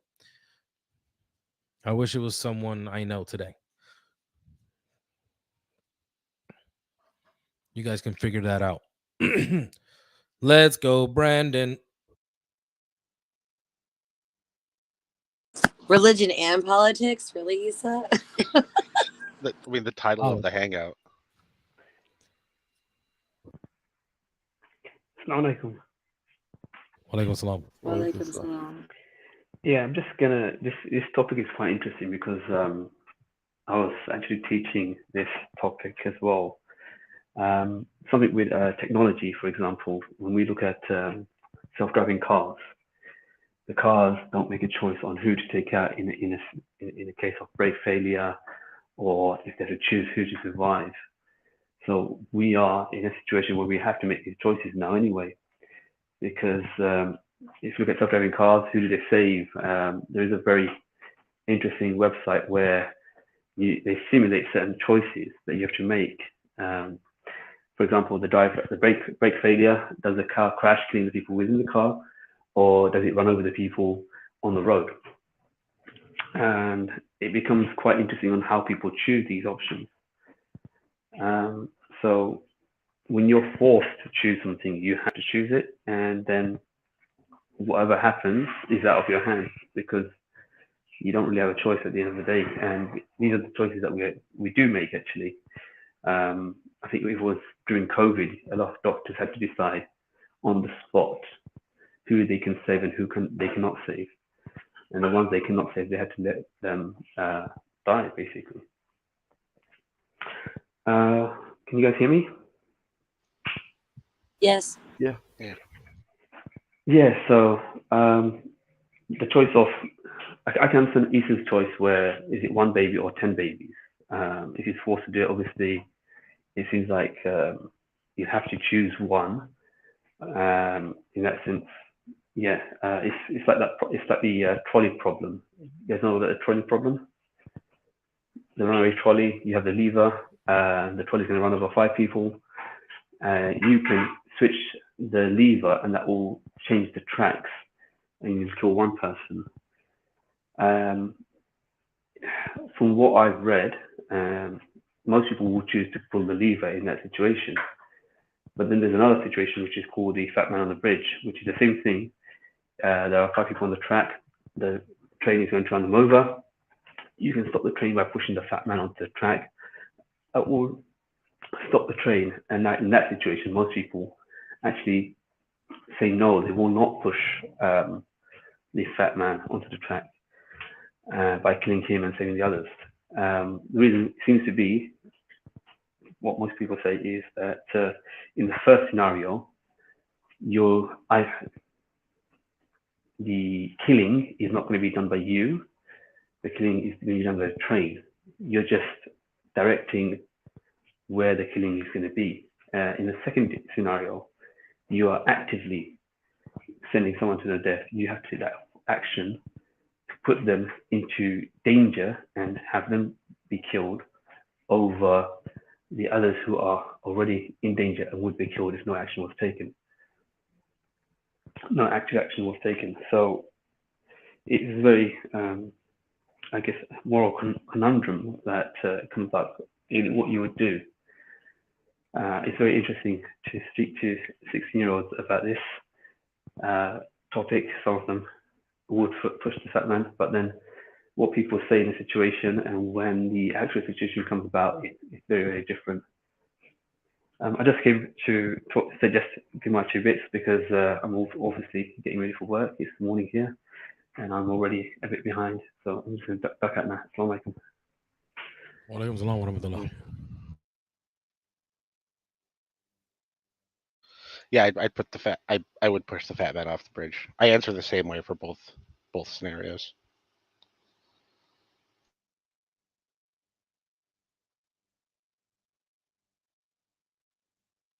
Oh, and sorry to the psionic overlord out there. I am not a deist, although I think the deist God is possible. There could be one, I guess. Mm-hmm. So what leads you not to believe? What's I guess your your contention, or I guess your contention with I guess whatever. Like, what do you believe? Because you're saying that I guess a God could exist, right? Well, some gods do exist, and then the deist God could exist, and some versions of Yahweh could exist, while other versions couldn't exist. Yeah, that's quite out of my realm. I don't even know what you're saying. Do you have a list of things as to why they would exist? Like 10 points that would say, right, this is why I believe this God exists. Oh, I mean, so the ones I should actually say no to exist. The ones I know to exist are ones that, in order to deny, I would be denying my own existence. Right, so like existence itself being a god. It seems absurd to deny existence because I exist. And then like the guardian gods in the Hindu temples, they're physical statues. I've touched them before. They exist.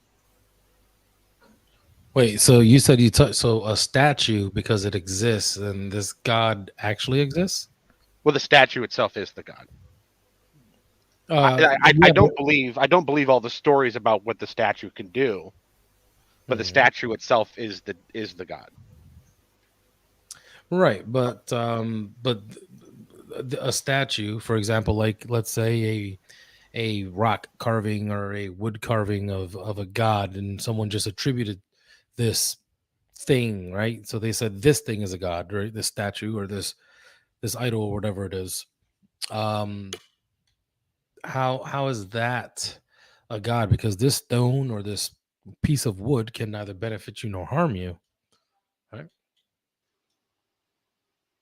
Well, I mean, they believe that it benefits the temple and because it protects the temple from mischievous and evil spirits. Wait, but let's say I had like a piece of turd and somebody attributed like worship to it and said, this is a god. Would you, just because it exists, how does that make it divine in any way? I'm muted. So the position of the post-ist is that all sincerely held definitions for the word are equally valid. So if someone's just like, yeah, but my turd's God, I'm just gonna be like no. But what's the difference though? Right. Sincerity. Some people sincerely Look, find me someone that sincerely worships their poop, and then I'll agree with you. I can probably find it. I won't even be surprised. Gross, dude. Poop baths and urine baths. There's a whole industry in India. I've been to India. I'm actually, my dad is Indian, right? There's a whole business in India of just selling cow dung. And it's a $1 million. It's a huge business. It's a huge industry in India. Dude, people have to eat. No, like cow dung. Yeah. People have to eat cow dung? No, it's fertilizer. No, it's not used as fertilizer. That's not the purpose in India. It's used as it's viewed as divine. Like they were drinking cow urine in response to COVID-19. This is a real thing in India. I can show you many articles. Oh yeah. And if you boil cow urine, it's sterile and it's used to treat wounds. Yeah, I mean, but they don't use it for that, bro. They don't. No, they use it for that too. It's not the dung. Yeah, they don't. I'm saying they bathe in this, right? Yeah. No, but they don't sterilize it to bathe in it. They just bathe in it. Well, I mean, as long as the cow isn't sick, bathing in it fresh, it is sterile. Urine coming out of a healthy creature is a sterile liquid. Khalil, are you still nauseous? I think Khalil's sleeping. He might be. No, I'm not going to suggest you bathe in urine because why? I just found I can send you a lot of articles of people worshiping their poop in history. Well, yeah, but do they call it a god though? Yes. Yes, it's holy. Why does sincerity? If I sincerely believe something, how does that make it true? What do you mean? Beliefs can be false, right? Words are true, like inherently, right? There's no singular usage for a sound. What? Again, let's go back to the example. I have a turd, right? And I say I worship this turd, and I'm sincere about it. A bunch of people around me are sincere about it. Okay, wait, no, You this is worship for it as a god. Yeah, sure. Right? Let's say Yeah. I worship Bilal, astaghfirullah. Let's say hypothetically, right? Okay, a bunch of Hypothetically. people around me and me sincerely believe that my turd was a god. We sincerely believe that. We could be mentally ill, it doesn't matter. We sincerely believe that it's a god. What does that make it a god in your definition? No, I don't have a definition. I would say it's a god in your definition, and I would treat your definition is as valid as any other definition. So if somebody proves to you through the argument of contingency or through many logical arguments of the existence of a necessary being and calls that God, you would equivocate that with someone who's worshiping their own turd? Well, no, because they're different definitions. It's the same sound, but it's a different usage of the sound.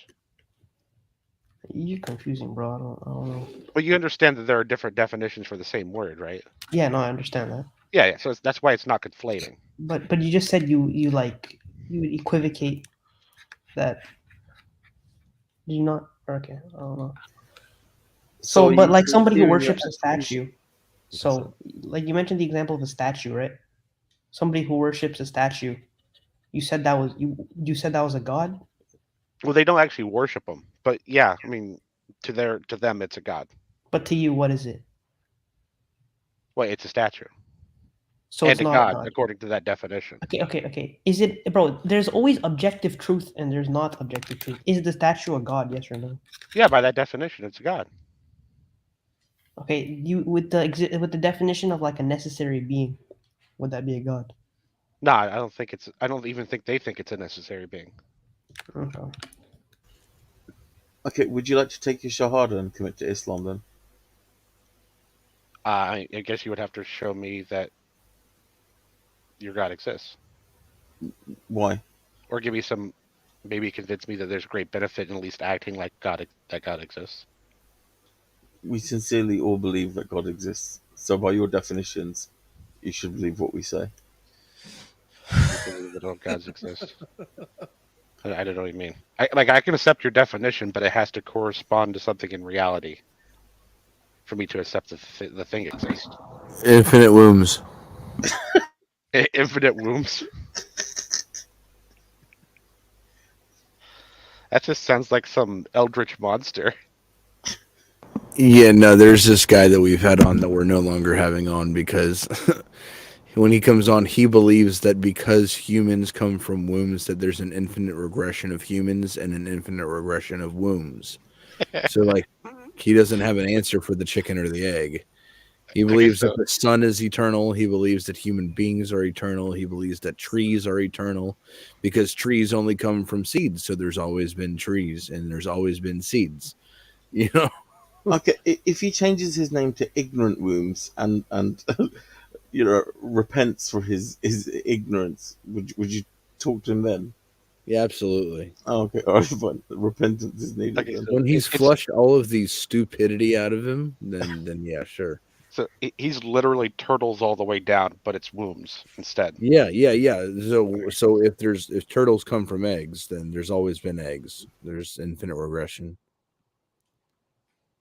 Okay. And you ask him to justify it, and he goes, "Well, have you ever seen humans come from non-wombs? No? Okay, cool. I just proved my point. Therefore, it's always been a womb." My answer to him would be give it time. Yeah, exactly. I tried to explain to him what speciation was. I tried to explain what macroevolution was. You know, abiogenesis, the whole works. Like, he agrees with microevolution, but he denies macroevolution. And then I tried to describe to him that the only distinction is time. Like, macroevolution is just a whole bunch of microevolutions put into one huge period of time. Yeah, there's no new mechanisms. It's just all the same thing. Yeah, exactly. But I wasn't even thinking about that. I was just thinking about, it's probably not that far away before we can grow a human being inside a machine. Yeah, exactly. My friend over here, he wants to take the Shahada, but he just has a condition that he needs to prove that God exists or can be of benefit, sincerely. So, Khalil, if you could give me 5 points, because you are an atheist that was a non-believer and now you are a believer, Could you give me 5 points as to a benefit or experience of now being a believer? Well, for one, I believe that I'm much more secure within my arguments of defending what I believe. 5 points. Well, what really like brought you, like, what kind of tipped you over the edge? Like, what were your biggest points of contention that was like cleared up? So I used to hold to this omniscience paradox. Basically, what I believed was a logical problem that if God is infinite and all-knowing, that he knows exactly what we're going to do, including his own actions. Therefore, you say that God has free will, but also God does not have free will because he even has knowledge of his necessary actions that he could not do otherwise. So God doesn't have free will, and neither do human beings. And I was a huge determinist, and that's what really kept me in the belief was when you try and dig yourself out of determinism, you end up digging yourself a deeper hole. It's essentially like almost impossible to escape. Point number 2. Yeah, determinism is false. Yeah, so next point, I mean, I would just simply say is that I found my wife through the fold of Islam, alhamdulillah. I mean, that's just personal and subjective. I'm not going to say that's an argument on why someone should be Muslim. I'm just saying this is a benefit that came out of me being Muslim, was for me to actually find my wife after having 2 failed marriages. I mean, the rest is just personal, like, experience, to which I just don't think is very interesting or important. I need 2 more, just 2 more facts. 2 more facts. Contingency, necessary being. Well, yeah, but we've already kind of been through the whole necessary being thing. So, other than the philosophy, what about the Quran? It opened me up. It opened me up. Here's one thing. It opened me up to a wider range of discussions to be had.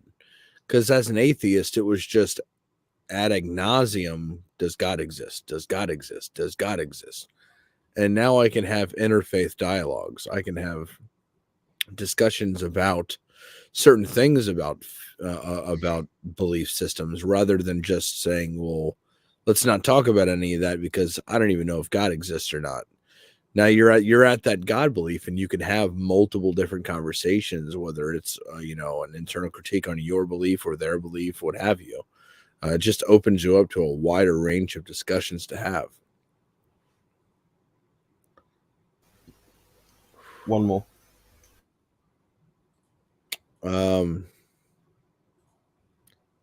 It has pushed me to learn a new language. So intellectual development, you would say? Yeah, absolutely. And intellectual my satisfaction. pursuit of knowledge has widened and become more. I'm more driven than motivated. When before I was motivated, now I'm driven. You can demotivate a motivated person. You can't undrive somebody. Fine. So those are 5 testimony or 5 facts of testimony, and you said that with sincerity. So according to my friend's logic here, he should take his shahada. Yeah, but I already have all those things. So switching, then, would that be a benefit? Oh, you just put that as another condition. Well, I said it had to be a benefit to me. Okay, what don't you have that you need to be of benefit to you? I don't know. I'm pretty happy. I'd have to really think. That's like having a genie come out and asking me for wishes. I think a benefit would be paradise. That's pretty one good one. Oh no. Be paradise? It's heaven, yeah, Jannah. I mean, is this an eternal life? Yes. That sounds like a nightmare to me. I don't want it.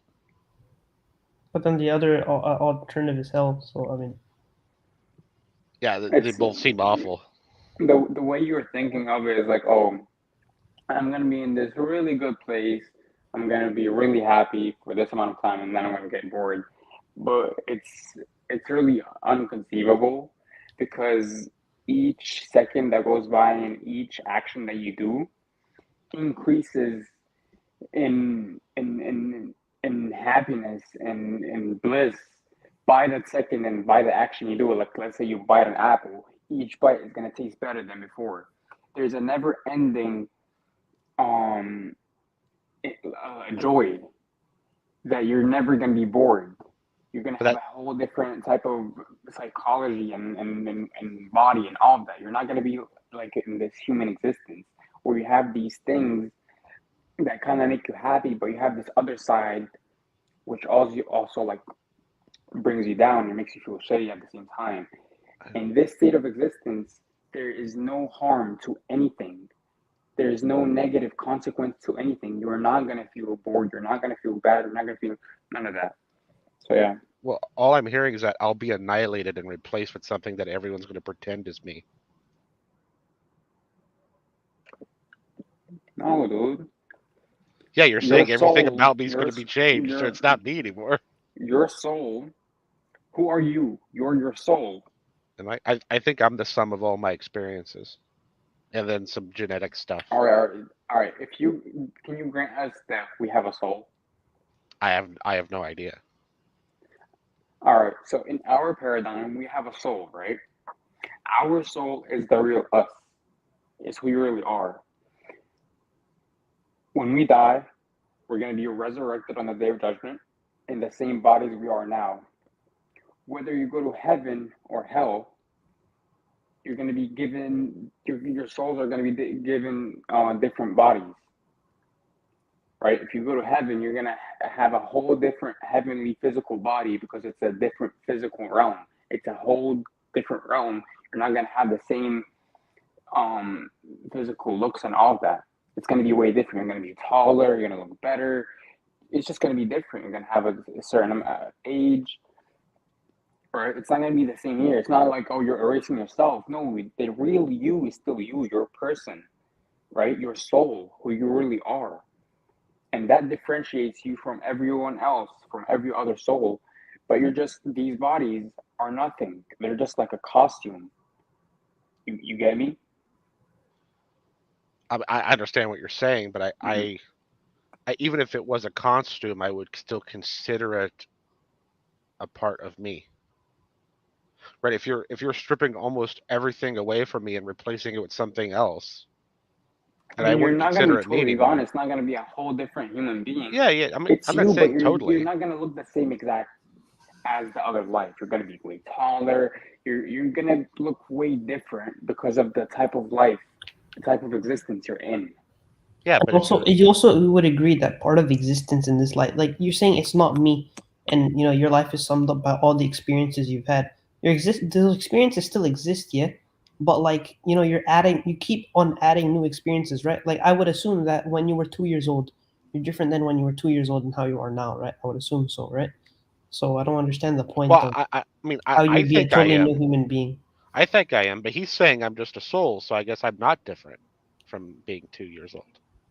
No, but you said, right, that you were like different, right? That you would be a different human being when you enter this eternal life. Well, he's saying that the human beingness forget about what he's saying. Is that, bro?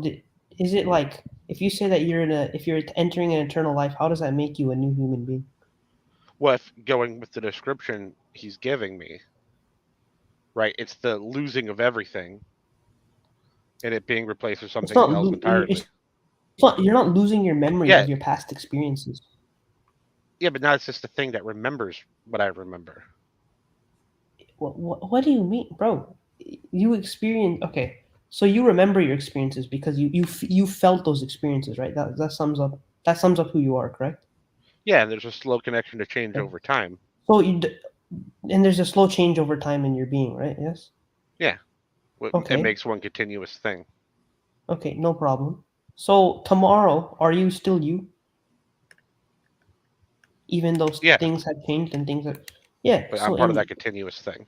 Okay, you're part of that continuous thing. It's just when you go into heaven, or if you go into it's a continuous thing. Yep. It's not like your whole memory is erased, and then you wake up and you're like, oh, where am I? It's like it's still you. You're still the same person. It's just that experiences are being added on. Upgraded body. How does that erase yourself? How does that erase your identity? Here's the thing: if you take a galleon and you what? keep a galleon, a big ship, Okay. right, and you replace every board but 2 boards, I wouldn't consider it the same ship. Replace every board but 2 boards. What am I replacing if you add eternally? Oh, you're replacing it with different boards. I mean, what am I replacing about your identity? Everything except, I guess you're saying, for memory and a soul. I'm not replacing the memory you have. That's what I said. You're replacing everything but the memory and the soul. Okay, like what specifically? List out some list out some examples. With the context of which I'm living, for one, body, all the parts of my body. Okay, your body. Okay. All So my, if all my emotions to all your the things body. around So me. if your arm gets chopped off tomorrow, are you still you? Yeah. So what do you mean? What's your argument about the body? You're not your a body different defines person, your bro. identity. Just because you exist in a different type of form, it doesn't mean you're Well, no, a different I would person. still consider my chopped off arm my arm. So he already gave you a good example. When you're a baby and you are you now, you're still the same person. Just because you exist in a different form, it doesn't make you a different person. You're right, but I agree, because there's a slow continuous chain. There's a link all the way through. Bro, yeah, and there's a link to that too. Yeah, I don't think the link survives that radical a change. How? What do you mean? It survives to heaven. How does it not? Wait, explain why it the does not soul survive. and I guess memories survive to heaven. Everything else dies. Like, bro, it doesn't die. What do you mean? You know you're going to be resurrected. You said okay. Right? You gave the example of your body, Hold on, right? because he doesn't understand that he's going to be resurrected on the day of judgment with the body that you have today on earth. You know that, right? Oh, okay. Then in that sense, that the body that would be resurrected would be me. I mean, your soul is you, but sure, you're going to be with your body that you had on earth. Either way. Maybe. I don't know. I haven't really thought. What's the time difference and the contextual difference between when I die and then when I'm resurrected? Well, there's going to be no earth. I mean, I don't know about your universe, but there's not going to be no earth. And you're going to be risen back up as a body, right? And we're all going to be... what? Is the thing that's going to be risen inside this body, is this the thing that was in heaven, or is this the me that was here? The you that was here. All right, so let me explain how it goes. You die, right? Okay. Your soul goes to the realm of the souls. Okay. A place where you're in a state of existence somewhere up there. You're not in heaven. You're not in hell. You're just waiting for the world to end in order for for the day of judgment to come, so we could be resurrected in our bodies. We're gonna go back to being in our bodies after we all die, right? And then once we're judged, if you go to hell, you're gonna go with the same body you have here, right? You understand? And if you go to heaven, right? Imagine this. Imagine you're walking and there's this door to heaven. But heaven, it just has this whole other state of existence that when you walk through it, your physical body exists in a different form. It's a continuous change. So, well, I mean, there are drastic changes in there, which is why I think it would break the continuous change. So, for example, is the body that you're saying I would be resurrected into? Is that actually the body I'm in right now, or is that like a reformed body? If I'm 18 years old right now, right? The body I'm in right now, if I die right now and I'm resurrected, I'm going to be resurrected in my 18-year-old body, right? If you die right now, it's going to be the same thing for you. But wouldn't your 18-year-old body be like decayed away and spread to the 4 corners of everywhere? Yes, but your body's not going to age. So you're saying if I die now, my body won't age? Because here's the thing, dude. You didn't live for your body to look like that. You're going to be resurrected based on the last moment you looked on when you died. Okay, so it's a new body. It looks exactly like my body. Yes, it's identical. It's the same one, but God is putting it back together. Okay, so it's not. It's a copy. It's a clone. It's not me. Dude, oh my God. Sure. I mean, this is going back to the soul being you. We don't really care about what the body is. The soul is you.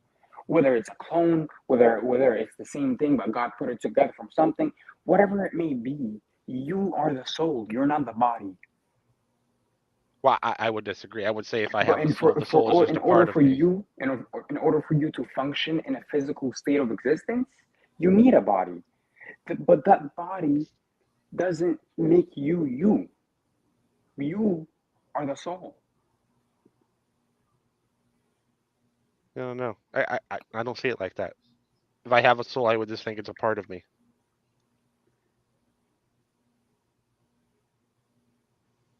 Sure. Yeah. But when you die, right? How are you going to exist? You're going to exist as a soul. You're going to be naked of a body. You have no body.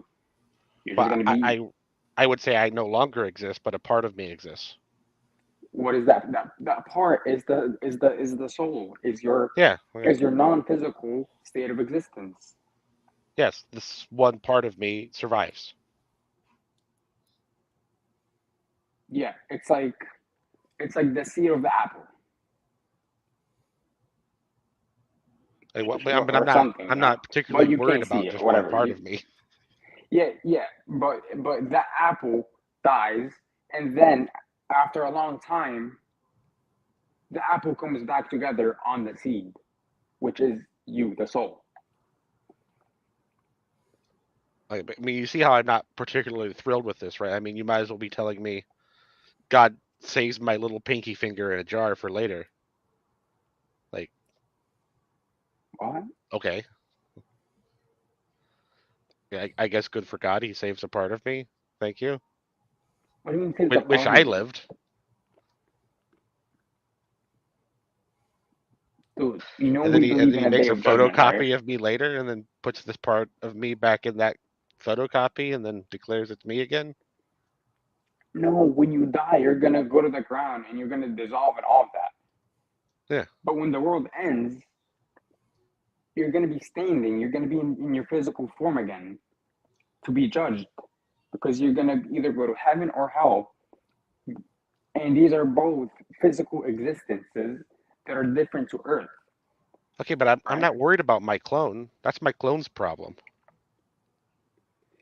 It's still going to be connected to your nervous system and everything. Well, no, it'd be connected to a clone's nervous system. No, bro, because it's still the soul is inside it. Because there's a part of me left over that's inside of it. I don't really think you understand our metaphysics, to be honest. I don't know if there's even a soul. I'm just trying to entertain it. Yeah, I don't think you understand what it means to be a soul. Okay. Well, I'm assuming it's something similar to the feeling you get from having a mind. That's you. You're saying it's a soul. That's some other thing that can be saved and then put into new bodies.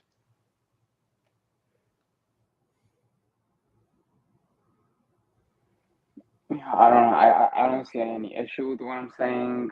I don't see why you assert what you assert, but well, I'm just trying to translate it so it makes sense to things that I know, right? Because you're saying it exists, so I'm trying to find something I know exists that matches it. What? What do you mean something that exists that matches it?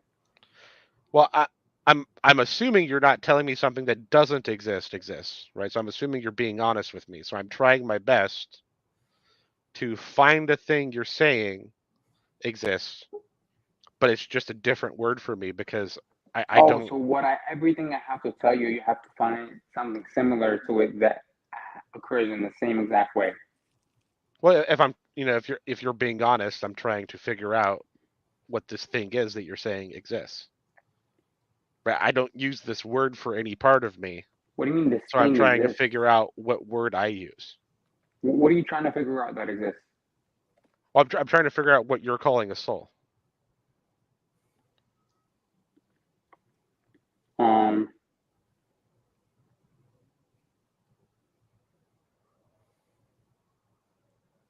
It's your non-physical form of existence that is conscious and aware, and has its own form that is non-physical, and doesn't require a physical form to move around. Well, I would say my mind does. This seems like you're talking about my mind. I mean, they're connected, but it doesn't need. I mean, a mind, yeah. It has a mind, but it doesn't have a brain. The soul doesn't have a brain. You have a brain. Your brain is connected to your mind. Okay, so it's not my mind. It's a different mind that's inside me. No, the mind you have and the soul's mind is connected. It's like kind of your conscious and subconscious type of deal, but it's both connected. But your soul doesn't have a brain. Your soul has a mind. You have a brain and the same mind that the soul has. Okay, but what I experience as being a mind I'm experiencing as a product of my brain. So I don't see where the soul's in there. Yeah, the soul How is the one. do I find the soul? The soul is the one that has the will, the experience to choose and function. Okay, but that's what my mind does. Yeah. Okay. Sure. You're saying you my are mind your is mind, not the I soul. guess. Yeah. Yeah, sure. So you are your mind. Okay. Well, I And mean, a mind is a part of me. If you wanna call the soul a mind, bro, sure. Okay. But it doesn't depend on a physical thing to exist. It exists outside of it, and it could go to different realms of existence. And God could put a body on it whenever he would like to, whether it be the same body, a clone body, a different body, but whatever it may be, you are the soul at the end of the day. And that is what makes you you. But what God is going to do is he's going to put the same body you had before you died on earth, he's going to put that on you when you are resurrected on the day of judgment. Okay, so he's going to take a part of me. 1 second. Free naturalist. Yo. Hey, what's up, guys? You're the free naturalist that normally comes up on the stream, in the chat? Yeah. Yes. Okay, cool. I was getting ready to kick you out, bro. You're good. You're good, bro. You're good, bro. Okay. Go, keep it going, guys. I was just go ahead. yeah. So the real free naturalist. Right, so yeah. So you get it. So God's going to take a part of me. That part is my mind.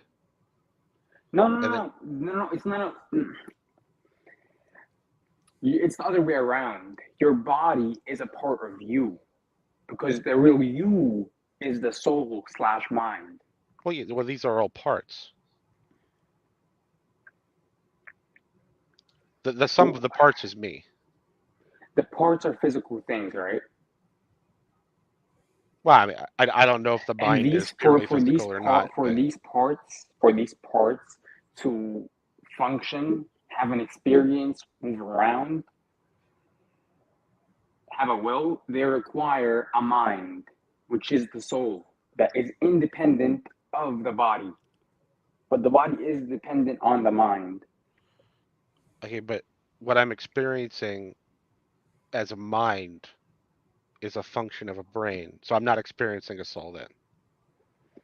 Yeah, but what I'm saying is the soul has its own mind, but that mind doesn't need a brain, a physical brain. It's just a mind with consciousness. Just consciousness. This relates to consciousness and like where it comes from and how it works and all that. But yeah. So I have a brain mind and a soul mind. No, it's the same mind. Same mind. But just the only difference is that your body needs a brain for it to use the mind while you're in a body, right? I think I'm experiencing a mind as a consequence of a brain. I'm not experiencing a brain as a consequence of a mind. Yes, with a nervous system and all of that. Yeah, for you to be a human being, yes, you would require that. But for you as a soul, you only require a mind, which is something non-physical and is brainless. Okay, so it's not the mind I have now; it's a different mind. It's the same mind, bro.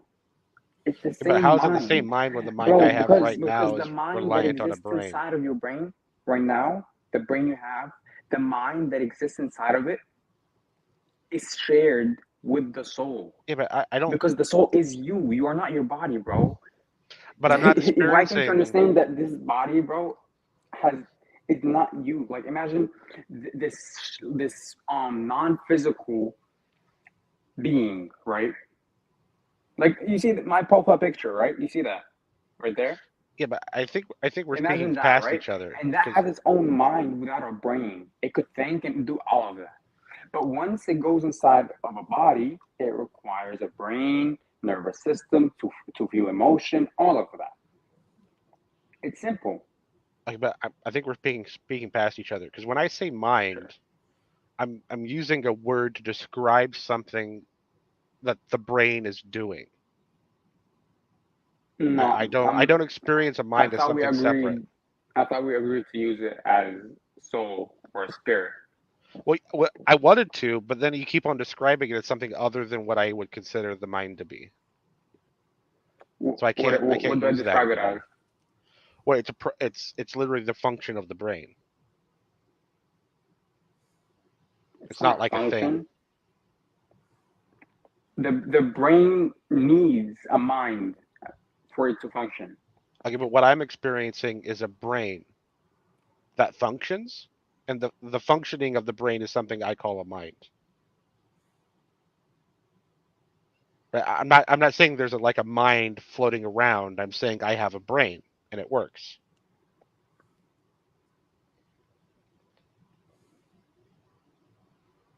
I don't understand the problem.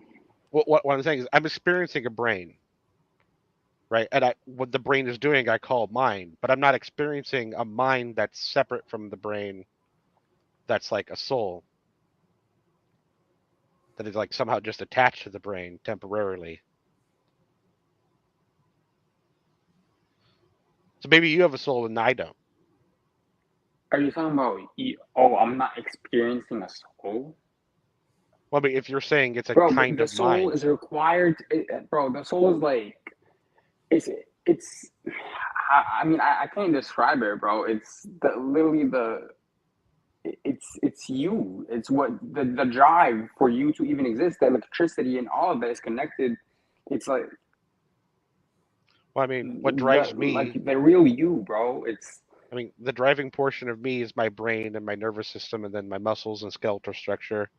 The electricity in me is caused by chemical reactions from things that I intake into me. Mm-hmm. Mm-hmm. Right, and the soul is the plug for that. Is the plug? Yeah. Without the soul, this would be your body wouldn't be running on anything. I don't experience a plug. So maybe you have a soul and I don't.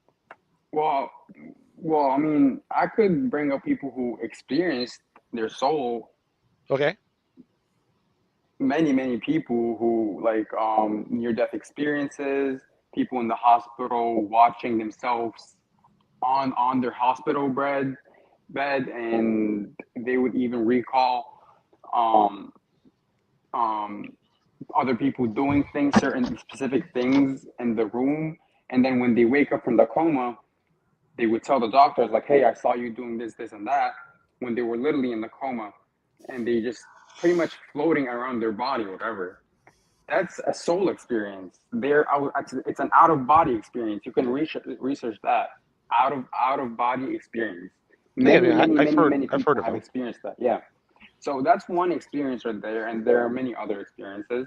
So just because you're not experiencing it in a certain way, or you're not understanding how it's required for you to even be speaking with me right now, that's one thing. But the fact that it exists is it's not a problem, right? So you can at least point me that and see how it logically follows and it has no problems, Well, right? I So don't even I know if don't I see the have one. issue. Maybe I'm just like an animated golem or something.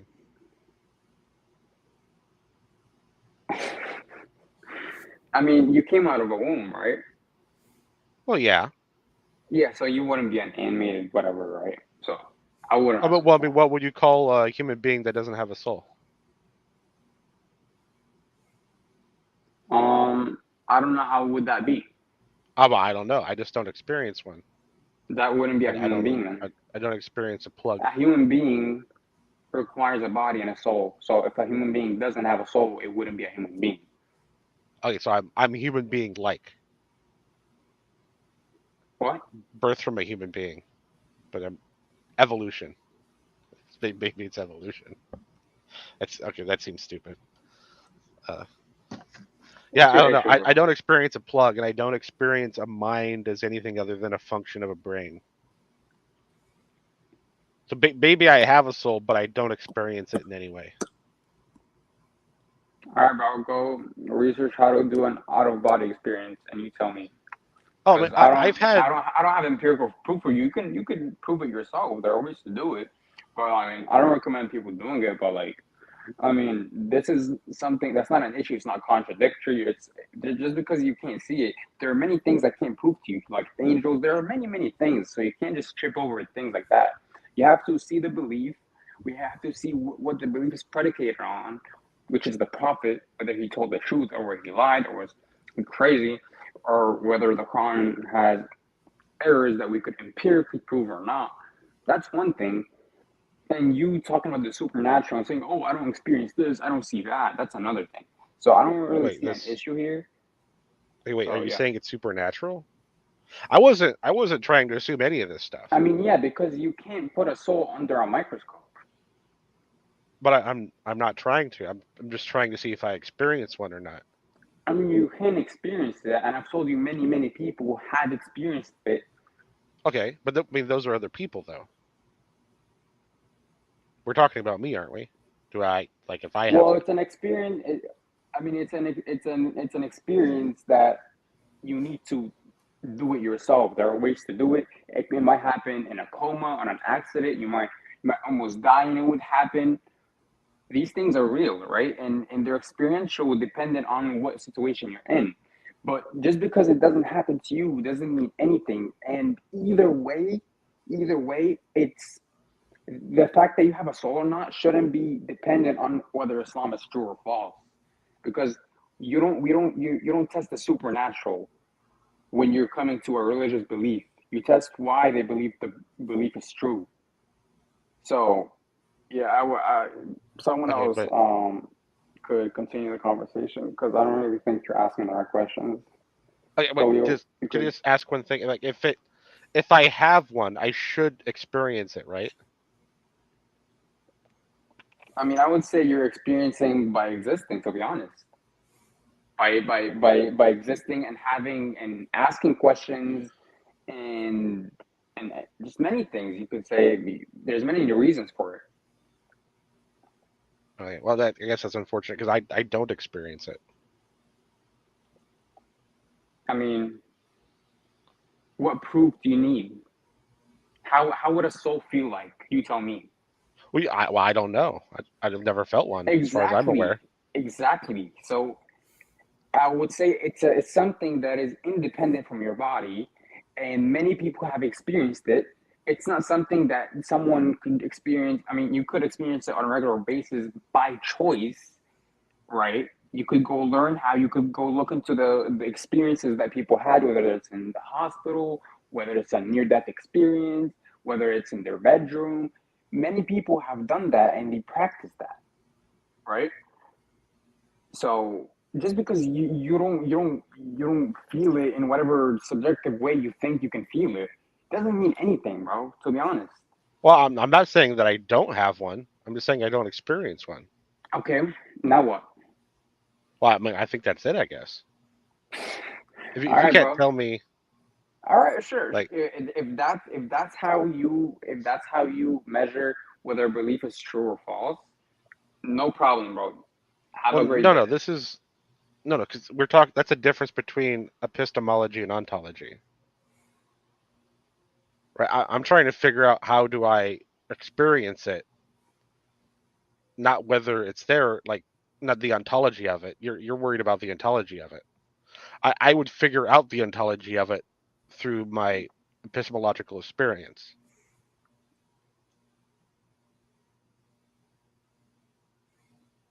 Hey, did you know that there are two angels on our shoulders? The good one and the bad one. No, they're both good, but one is writing the good things you're doing, and one is writing the bad things you're doing. They're both good, Sure. though. Yeah. It's too bad you can't see them, though. Yeah, I don't experience them either, so I don't know. Yeah. Yeah, bro. I don't know what to tell you, to be honest. Is there a way in which I could experience them? Like, I mean, if I really quickly throw some flour at my shoulders, will I see them for a second? I mean, some people claim to talk to spirit guides and things of this nature. Not that I say it's a good thing or you should like try to do it, but like, yeah, people indulge into things like that, into just. I mean, I don't want to talk about things like that right now, to be honest, but just look into what people be into, man, like how magic works. Research into that and how that actually works, and what these people indulge in to have these things work, right? These are not naturally explained tricks. There are things that have to do with non-physical issues that you can't see or experience until you do certain things. So I can't prove certain things to you, but they exist in other forms.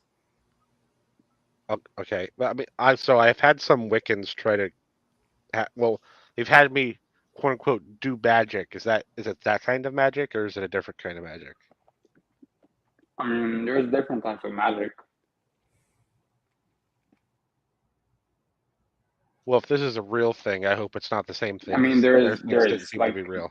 There's curses, there's spells, there's like just playful trolly magic that requires like a spirit literally moving things and taking things, like a different entity that you can't see, that is in contact with the person doing things, and all these people admit it. You think all of these people are just lying and they're hallucinating or something? Like, there's you could test this for yourself, but you're gonna end up you're gonna end up being a magician and an occultist if you really get into that. So there are ways to test it, but it's like dangerous and it's not easy to do. That's all I'm saying. If you really want to go to that route. But I mean, I don't think I'd have enough time to become like just look into it, bro. Like, search it up on YouTube. These people have jobs. You could go to your nearest psychic or whatever. Ask her what she has, what college she went to or whatever, to learn how to do that. To guess whatever's in your mind or something.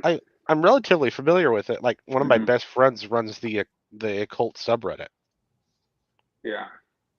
But whenever he tried to get me to do magic, it didn't seem to do anything. What do you mean get a guy to do magic? Yeah, I mean, baby, do you need a soul to do magic? Is that a possibility? No, but what do you mean they tried to get you to do it? You can't just do it. There are steps to do things. You don't just do it. It's not like, it's not a subtle hand trick. I don't know. They had like a whole incantation thing and like spell components as D&D-ish as that sounds. Let's not talk about this right now, bro. Let's move on. Let's move on. Yep. Okay. What would be the next topic? I don't know. I don't know. I just don't think you're asking the right questions to see whether a belief is true or false. That's what I would say. I don't know what you guys think. Well, what questions should I ask? If I don't know them, I'm not sure how I could ask So them. why do you believe this person that claimed to be a prophet of God 1400 years ago was a truthful person? I think this is what it all boils down to, pretty much. Because if this guy's lying, then everything is false, isn't it? Oh, wait. Do you mean Muhammad? You mean Jesus? No, Prophet Muhammad, peace be upon him. Oh, I mean, he could be truthful and still be wrong. So there's a third option. Yeah, but right? would that no? Would you mean truthful as in an angel from God did come visit him, or truthful as in he believed what he was saying, but he was just hallucinating? Which one? Well, I don't know. I don't know if hallucinating is a necessary thing, but he believed it. Delusional. Yeah, he believed it at least. Like that's an option. If you want to take that position. Well, I'm not really taking any of them. I don't know. I don't know which position is the correct position. All right, so let me give you the positions, and you tell me if there's more. Okay? Okay. Either he was truthful, he was a liar, he was deceived by the devil, he was hallucinating / delusional / crazy. He was lying, but he made it up for the good of it. What else? Do you have any other options? No, I mean maybe there is, but I can't think of any. All right. Oh, I got one. Oh, sorry. Maybe he didn't exist and someone else wrote it. That's an option. How you tell me how someone could exist that accomplished these things that did exist in history, in written history since that time, and they just ascribed it to a person with the name Muhammad that doesn't exist. When that person that's named Muhammad literally had eyewitnesses seeing him. I mean, that's just you pretty much be living in a different earth to even say that. It would be a conspiracy. It'd probably be a group of people, likely the people claiming to be eyewitnesses, doing all these things and then saying and then contributing it to this fake person. Do you understand how the epistemological way in which we know what he said and did? How? I don't know. Do you not know that we have a chain of narration that goes back to his time, from each person by person, their dad, until sure. Muhammad? Yeah, you have the chain of succession. For me, I've heard about that before, but that could still be done with a conspiracy. I'm not saying the conspiracy is true. I'm just saying you would have to prove that. It's a logical possibility. All right, sure. Let's forget the chain, right? We have the physical book in front of us, the Quran. Okay. What do the Quran claims on 3 things, right? It tells the Arabs, if this book is from anyone else but Allah, then make one like it. If you can't, then make a chapter like it. If you can, then make a couple verses like it. And you will never be able to. And they tried, and they never were able to. And today, even the non-Arab speakers, I mean the non-Muslim Arab speakers, say that the Quran is irreplicable. The Arabic form, the linguistic style, cannot be replicated. Okay. And the entire history that we have, through the chain of narrations that we have, of the enemies and him, not a single person believed that this man could even read or write or had any type of education to even read or write. Matter of fact, like 10% of the population were really, really, really into poetry. The highest poets looked at him reciting the Quran, looked at what he was reciting, and they said, this is sorcery, this is magic. They couldn't believe he's coming up with what they're hearing. They said this is literally supernatural. They couldn't explain it. Neither do any of the Arabs can explain today how this form of Arabic can come from a human being. you can't replicate it. This is just one of the very basic miracles of the Quran, right? That's in itself supernatural. So who's gonna do this miracle and then ascribe it to someone who doesn't exist?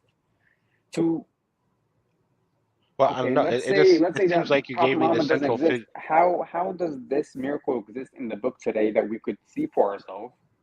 Right? There's many questions that come to it. It's just an irrational position. Well, I mean, if we're going to assume it was a miracle, I think you just gave me the central figure in a conspiracy, a divine being.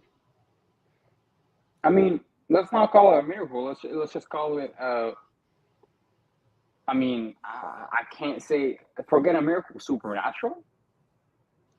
Okay, then I I mean, guess what do you the want to central call it? figure Because would it's be not a some. Superman. It's not. It's a challenge put for the entire humanity. It's a linguistic style that came from a person who can't read or write. It doesn't make sense. I mean, well, it would make sense if they didn't do it. What? Well, it would make sense if they weren't actually the one doing it. So you're saying if he didn't do it? Yeah, if he didn't do it, then it would make sense that he couldn't read or write. So you'd have to prove that, because the way it was put down. No. The way it was put down on paper is you have a bunch of eyewitnesses listening to Prophet Muhammad recite the Quran, and when it was recited, they would write it down, and he would tell them the exact way of the letters and all these things, right? As they were being revealed. We're in the hypothetical world where there wasn't really a Prophet Muhammad, and this is a conspiracy. Yeah, bro, you could go on to any hypothetical. An alien came to him. Bring your evidence. We're not just gonna. Well, I'm not saying it's true, right? You asked me to give you other options, and I gave you another option. Why do I have to answer your baseless hypothetical? I don't care. I'm not asking for an answer. You asked me to do something, and I did it. Do what? You asked me if there any other options besides the one you listed. And I said, yeah, there's this one. Okay, you would have to prove that. Prove what about it? Well, like, what do you mean a conspiracy? Just a group of people came up with this book, and they said that this magical man existed, and he was this good man that accomplished all these things, that did these prophecies, recorded prophecies that existed prior them being fulfilled. Yeah. Is that not proof? I mean, that just proves that maybe there's a supernatural being in the conspiracy. That's just proof that maybe there's a supernatural being in the conspiracy. So that there is a supernatural being that does exist, right? Well, it's in the hypothetical. Yeah, it's the option, right? Yeah, I want you to give me any other option. How these things, these whatever you want to call miracles or supernatural claims, like prophecies, like linguistic miracles, scientific claims, all of that exists prior to people knowing it. And this is not like happening 7,000 years ago, like in ancient civilizations where they have like different technologies and stuff. No, this is only 1,400 years ago. We know their history. We know how people were. We know how people acted. We know all of that stuff. It's nothing new. And we have a very, very strict method on how we preserve our own history. And this is why the Muslims are not as lost as Christians today, and they know what they're talking about. Okay, but I don't. It seems like you're talking about something else now. I'm just right. But what I'm saying is, you can't go complete skepticism and disregard the history we have, and just what if it's a conspiracy? What if it's this? What if it's that? It's just really baseless, to be honest. Well, yeah, all it is a logical possibility. Okay, it's logical possibility, but based on the evidence that we have, it doesn't take us to that possibility. Rather, it takes us to other possibility. You haven't told me anything yet that excludes it as a possibility, though. All right. So the fact that we have many people claiming that they've seen this single man saying these things, and this man saying these things, and they're all saying that this person right here, he gave us this book. So they're all, these people that came up with this Quran, came up with this conspiracy, they all attributed it to a man that doesn't exist. I want you to tell me why that would be something that's even probable. I understand it's a logical possibility, but how is that probable? Oh, wait, or now you're... why would someone ever do that? Attribute a book to someone who doesn't exist. First you said it's not possible. You said you had reasons, but you're saying it is a logical possibility. That's all I'm saying. I didn't say that's impossible. I mean, I don't even think it's probable. I'm saying it's impossible based on the evidence we have, the history we have. If you want to disregard that, it's a logical possibility, but you have zero reasons to give that. That's why I'm saying it's impossible. I understand it's a logical possibility. Don't get me wrong. I'm just saying it is 100% improbable given the facts that we have. Well, it can't be 100% improbable because then it wouldn't be a logical possibility. So maybe it's like 99% improbable. 99.9% improbable then, based on the history we have. Yeah, but how we figure out truth by removing all the other possibilities and determining the one. Okay, so right, forget Islam and anything. You know nothing about Islam. You just find the Quran, you pick it up. You're an Arab, by the way. You study Arabic. All of that. You come across this book. You have scientific knowledge. You're a very intelligent person. This book is dated to year 7th century, right? And you're reading this in 2020, 2015, 2022, whatever, right? Modern day. And claims are being made that a person in this era and time could not have known or could not have come up with, right? So you as a skeptic, you would have to say this man is either getting this from a divine source or this book is not actually written at the time it is and these things are just manipulated or something like that. Because you have no answers to where these claims are coming from, where this linguistic style is coming from. All of these things. Many things. Yeah, so right? I would have no evidence to exclude any possibilities. So then I would just go about my day with the simplest answer. What? That the book is just a storybook. It's a storybook, but the way these words came about and the information came about, it doesn't, and the claims being made that this book, there's no doubt in, it's coming from the one true God. It has zero errors, has zero contradictions. It makes many epistemological scientific claims that we recently find that we know couldn't have been found 1400 years ago based on the history, everything we know about what they had back then, right?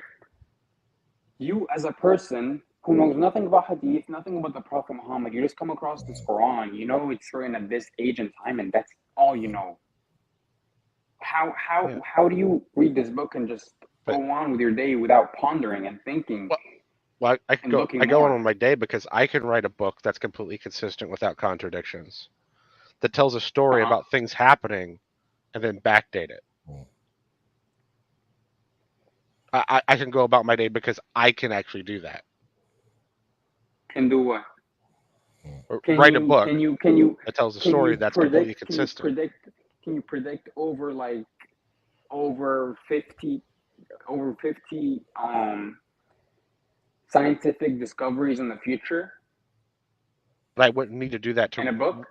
I wouldn't need to do that to recreate the book or something like the book, right? Because the possibility is that it's just backdated. Oh, right? So I can write a book in current day. There's a possibility that it's edited. You're saying? Well, I mean, it wouldn't have to be edited. It could just be written like that. So you're saying that yes, whoever wrote it 1400 years ago did predict these claims that were recently discovered. No, but what I'm saying is maybe it's dated to the 7th century in the book, but maybe it was actually from, the 17th century. But here's the thing: we have carbon dated manuscripts that date to this time and era and But in century. this scenario, I don't have those. Brother, but in this scenario, you want to look more. Okay, you can guess that, but if you want to look more into it and not just like, and you want to give it the benefit of doubt, and you want to look more into it, you're gonna see that this book actually has a copy that dates all the way back to the time it claims to. It's not just a faith claim like, oh yeah, this book was written at this time and just believe it. No, we have copies and copies and copies that were dated back to the time and era that the prophet lived. So how would you respond to that? Is my question. Well, I could say, well, I would give another possibility I would have to knock down. Like it was a conspiracy.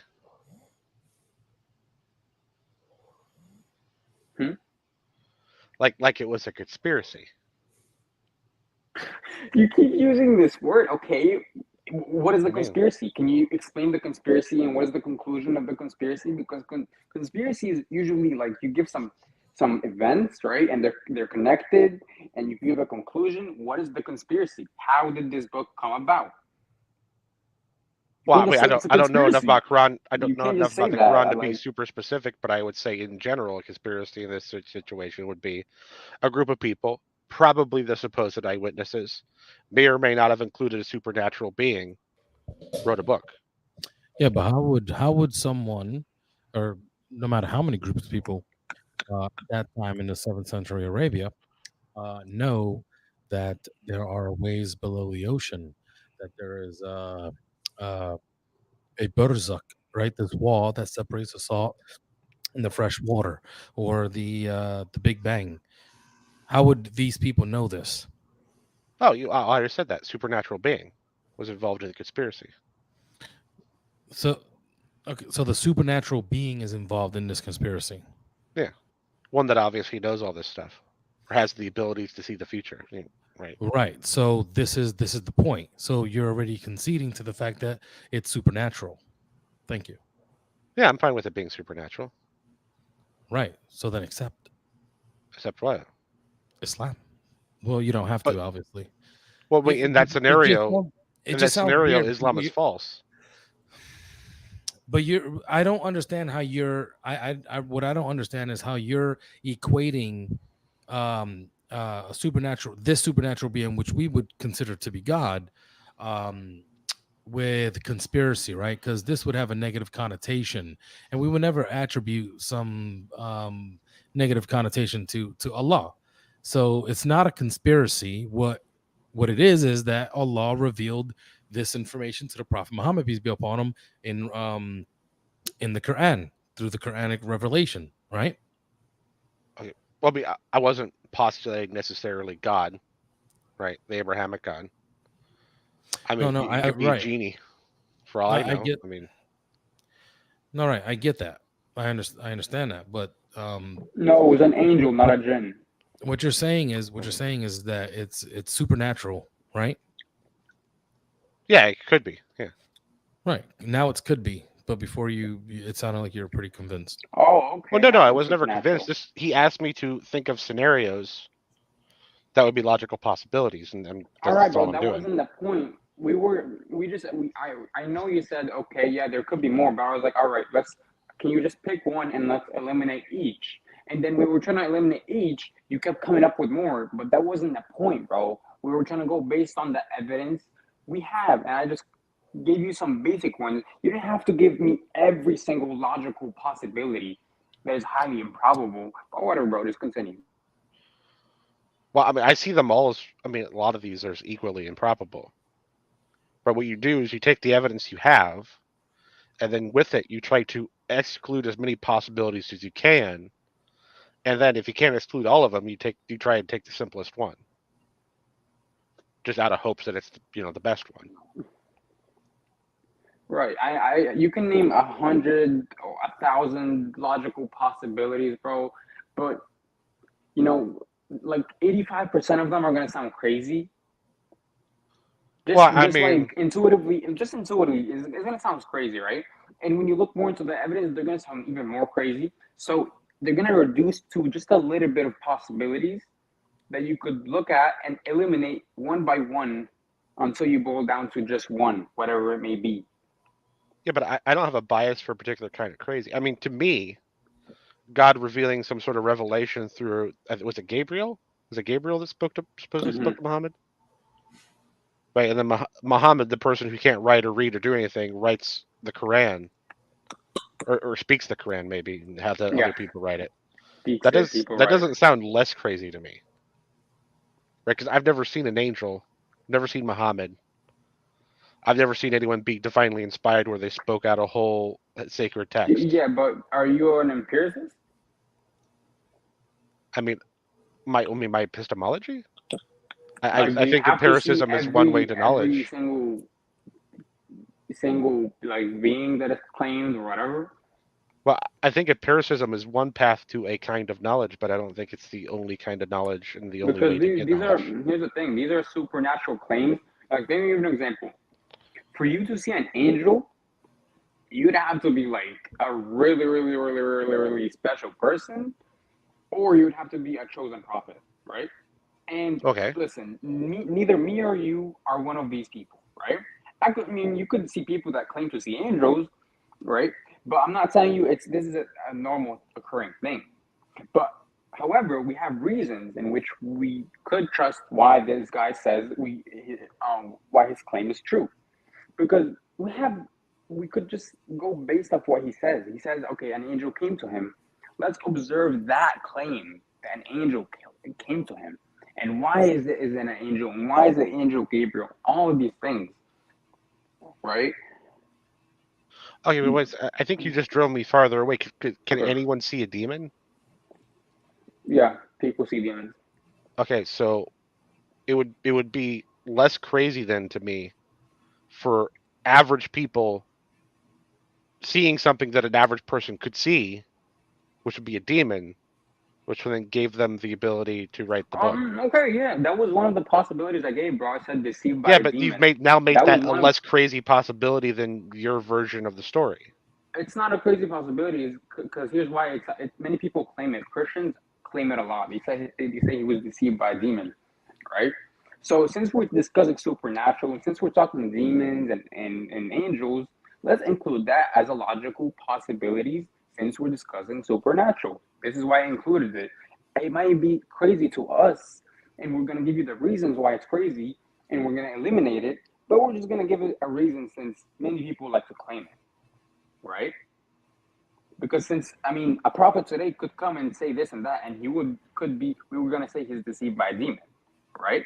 We're really going to say that. So we're going to include that as a possibility, because we're not just going to special plead for Prophet Muhammad, right? We're going to put that as a possibility. It's a common occurring thing, right? But we're not going to say, just a group of people who were really smart came up with it, and like they rewrote a fake history about, no, just there's no evidence to support any of that. So I'm not going to claim something like that, right? So go ahead. Well, yeah, I don't. If you're a Muslim, I don't suspect you're going to claim it's a demon.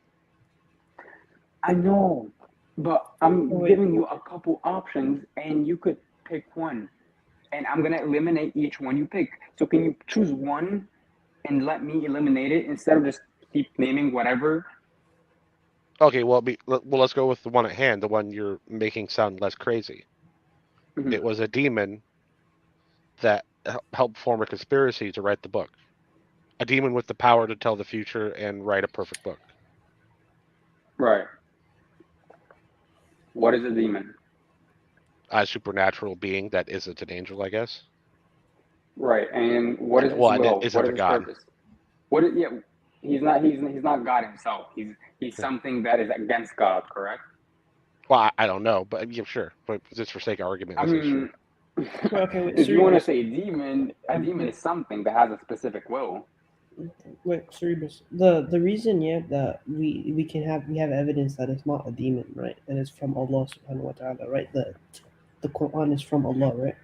Is we can say this because of you can judge it by the content in the book, which I think we could all agree is the best metric of the source, right?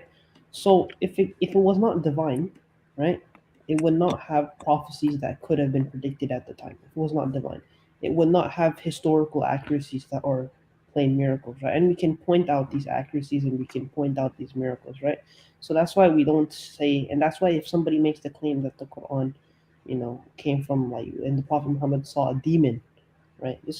We can refute this claim based on the content in the Quran, right? Yeah, I don't think so. I mean, because the demon I'm hypothesizing has this ability. Of what? AHM in the chat says, what's the point of going over these scenarios? It's because when someone is presented Islam, they're not going to take it at face value. They're not going to say, oh, okay, cool. Prophet Muhammad met an angel and this angel is from God. All right, let me become a Muslim. Okay, They're obviously going to disbelieve that because of certain positions. And we're giving them very logical possibilities, highly probable that people may claim. And we're gonna eliminate each one. We're gonna observe each one and look at the evidence we have, and then eliminate each one until we prove that it can only be the truth that he told, based on the evidence we have and what we see in the book and the evidence that is in front of us. And that's why we give these scenarios. So yeah. Yeah, but if the supernatural entity has the ability to see the future and go all these places to gain all this knowledge that mankind don't have, how are we ruling that out with this exactly? Because number one, is this okay? Like the reason we ruled that out, right? That the demon does not have supernatural abilities, right? Is that because, for example, the Quran is so profound, right? In the sense that it's uncorrupted, right? In the sense that it's like a miracle in terms of its linguistic nature, right? Is that based on the content of the Quran, it would have to come from an all-powerful being. And the other alternative, right, is that if a demon exists, right, then like the other alternative is other religious scripture, such as the Bible. So why would the Bible, a scripture, or the Torah, or for example any scripture, why would a lot of these scriptures be corrupted, have contradictions within them, and they're from God, and another scripture, which is the Quran, is from a demon, yet has no contradictions, yet is uncorrupted? So you see how there's a problem, right? If it's from a demon, then it would. I'm not even trying to compare it. I don't think other religions being false makes another religion true. No problem. But would the existence of a demon, I would say that entails the existence of a god, because the concept of a demon is established in the three major religions, right? Christianity, Judaism, and Islam, right? Well, I mean, demons also exist all across the In terms East of different religions, right? Would you agree? Yeah. No? Yeah. And then I would challenge that every single other religion, right, does not have as good of an explanatory power as Islam does in terms of explaining the world, in terms of prophecies, in terms of historical accuracies. It does not. Islam is the best in terms of all of those criterion, in terms of necessary conditions as well, which is no contradictions, and it's been preserved. Other religions don't have that. So if we're to say that the Quran is from a demon, yeah, then that would mean that a demon is more effective than God at preserving and illustrating a religion. I'm not convinced though by comparing. Like even if I was Why to is that take not a face, convincing? So then, if you're telling me that if God wanted to see one of the characteristics of God, right? I don't think you know what I'm going to say. Are you sure you want to try to? Okay, no, go ahead. My bad. Sorry. So I don't think comparing, like even if I took it at face value that the Quran is the best, being Muslim is the best one. That doesn't make it true. What do you mean? If there's the most evidence that it's true, why is that? If I have a handful of smashed pennies, the least smashed penny is the best penny, but it's still smashed. Okay, no, but the thing is, I'll counter that claim with Islam is not a smashed. Islam is not smashed. There's no which one has less flaws. It's Well, that Islam I don't know. There are no flaws in Islam. The smashed penny example entails that all of the religions have their own flaws, and Islam has the least. It's a bad analogy to use. Well, I mean, if it's written by a supernatural being as part of a conspiracy, then it would be a smashed penny. It's part of a what? If it was Islam has no flaws. Yeah, if Islam was written by a supernatural being that had all the powers to do it, that obviously wasn't your God, in a conspiracy to I guess trick you, or just to have fun. Like, who knows? It would be a smash penny because it would be false. I don't understand what you're saying. Can you like rephrase that or something? Like, I mean, okay, but let's be more specific. Which part are you not understanding? I don't like Islam, but my argument, yeah, is that Islam is a perfect religion. There's no flaws within Islam. There's no mistakes in the Quran. There's zero contradictions. Well, I mean, I don't know that, but let's say at face value, I accept that. There's no contradictions. Something not having contradictions just makes it a logical possibility, not that it's true. Okay, it has no contradictions and it's preserved, and it has historical accuracies and accurate prophecies. Yeah, that seems like something a supernatural being could do. Okay, yes. So how would you compare it to a smashed penny? Well, if it's false. But it's not false. But I don't know that. I have to exclude possibilities and come to the best conclusion. Okay, so what if I were to convince you that Islam is true? Well, you would have to do that by excluding all the other possibilities. Why would I have to do that by excluding all the possibilities? If I tell you that 1 + 1 is 2, I don't have to exclude every single other number. Right? Well, it's true. If you define what 1 is, right, and then you define what plus the function of plus does, sure, then that by very definition excludes all other possibilities. Okay, yeah. So you have done that when you do that. In terms of religion, yeah, I can give you, if I give you evidence, right, that, for example, we have evidence that George Washington exists, right? Yeah. Okay, we have evidence of this, right? Now, the fact of this is that I don't need to eliminate, other, like, for example, if we see a historical event, right, that was done, right, and we can mainly confirm that is George Washington based on a lot of historical sources, right? This automatically eliminates, any other possibility. Would you agree? If Allah existed, repeat that. No, wait, not Allah. Absolutely. Okay, wait. So if we have George Washington, right? Okay. We see his historical. We see that the American Revolution, right? George Washington fought in this battle, and we see a lot of historical sources about this, right? Okay.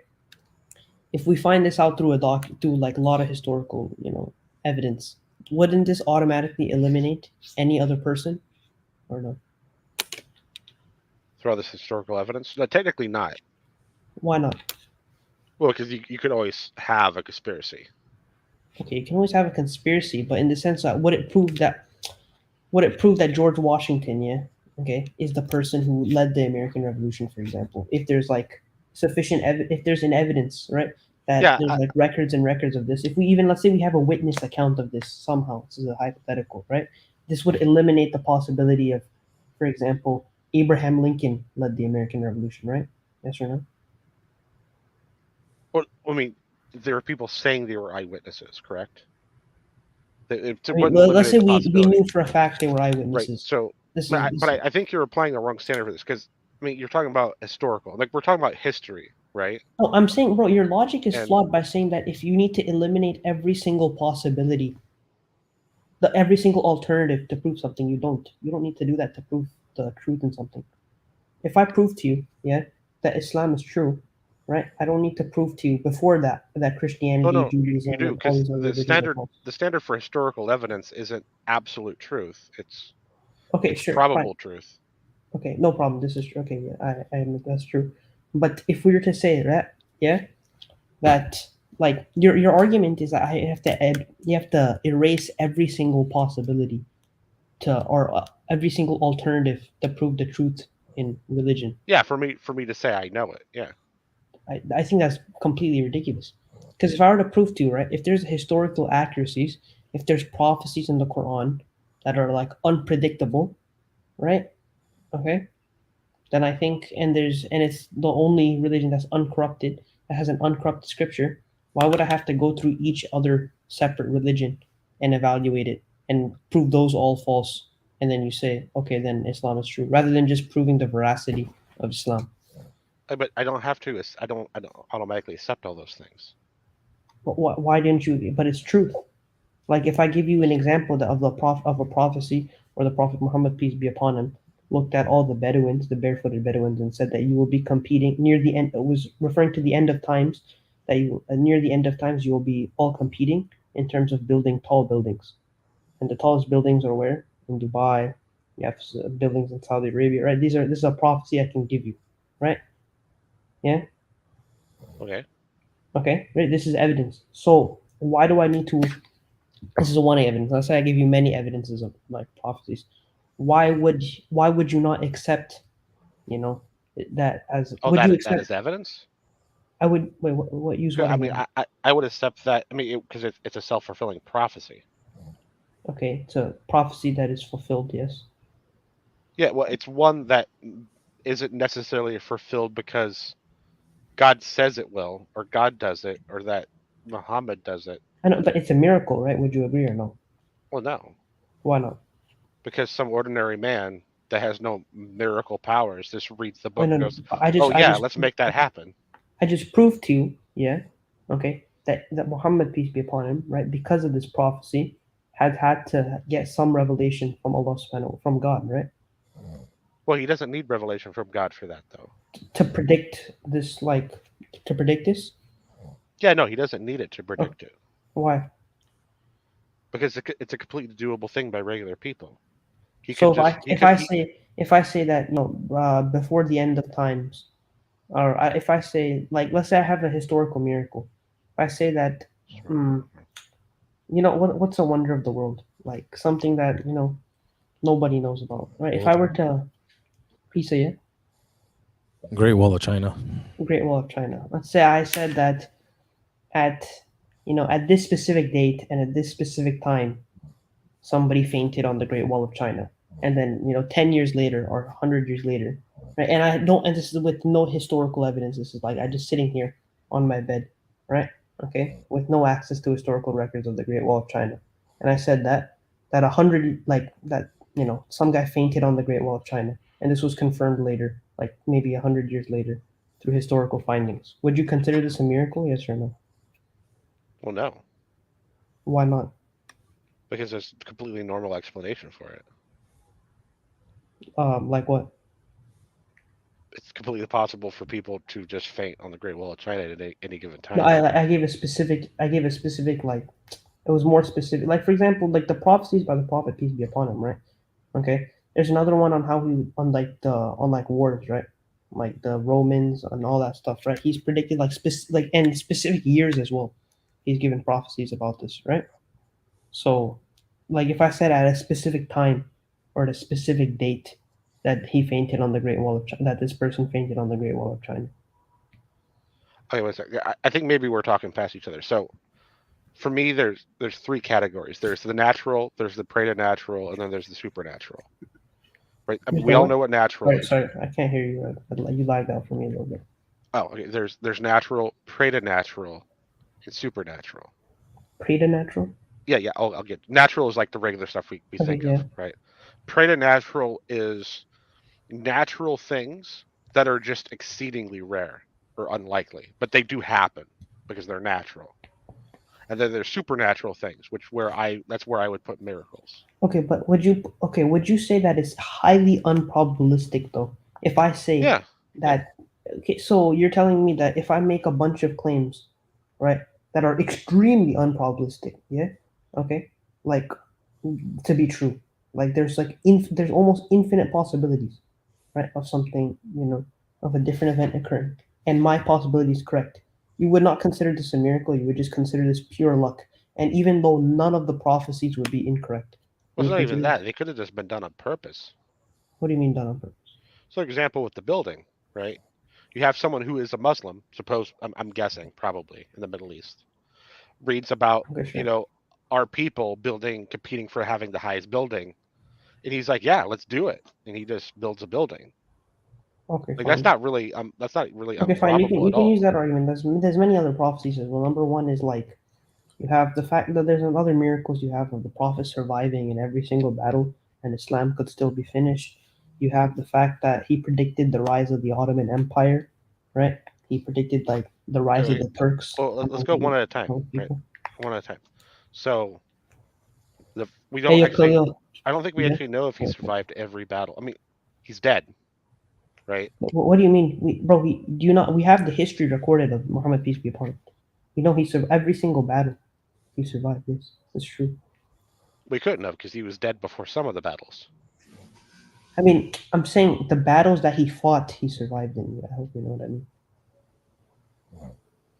Oh, so he just made it through battles. But that, Yeah, that's normal. and the thing is, look, and he had a. If you know any history about Muhammad peace be upon him, he had an extremely small army compared to his enemies. Yeah, I mean, so did Alexander the Great. Yeah, I know. But my point being, right, is that look, if you have a combination of many miracles, right, is that you have this, you have like different prophecies, you have historical accuracies of the Quran saying that, you know, the Pharaoh, like they did not cry or weep over the pharaohs, right? Yeah, and then it was later recorded in Egyptian history, right, that the pharaohs believed, like in the 1800s or something like that, that the heavens and the earth would cry over them. And the Quran, it specifically mentions that the heavens and the earth did not cry for the pharaohs, right? So this is another. You have like a combination of many examples. That's why going one by one is not as, you know. I like to just put all, because it's a combination of prophecies, right? But if you're just naming a bunch of things that are normal and or can be done on purpose, it doesn't really matter how many there are. What do you mean? Hey, this is not done on purpose. I just listed historical accuracy. Hey, Yeah, Cerebrus, what's it called? What do you think about the scientific claims? Have you ever looked into that? I'm gonna head out for a little bit. I'll be back. The scientific claims of the Salam Quran? Yeah, that the Quran makes. I didn't know the Quran was written at a point in which they used the scientific method. Well, I mean, the scientific method came about by a Muslim, but prior to Islam, there was no scientific method, but it makes claims that require scientific conclusion that we recently discovered through scientific method. And this is what I'm saying, this will only be known by the creator of the heavens and the earth. The scientific method includes things created by Poplar? And he's still alive. So the scientific method is actually false. new. Someone want to correct him on that? It's falsification. That's literally what he made. He's famous for it. Won a Nobel Prize. Bro, search up Al-Ghazali. I think I know what you're talking about. Me personally, I mean, I can't correct them on them, but but yeah, I know what you're saying. We need like Khalid. I mean, whether you think he's the first one in the Western world, sure, but someone prior to him. No, he created the final piece of the scientific method.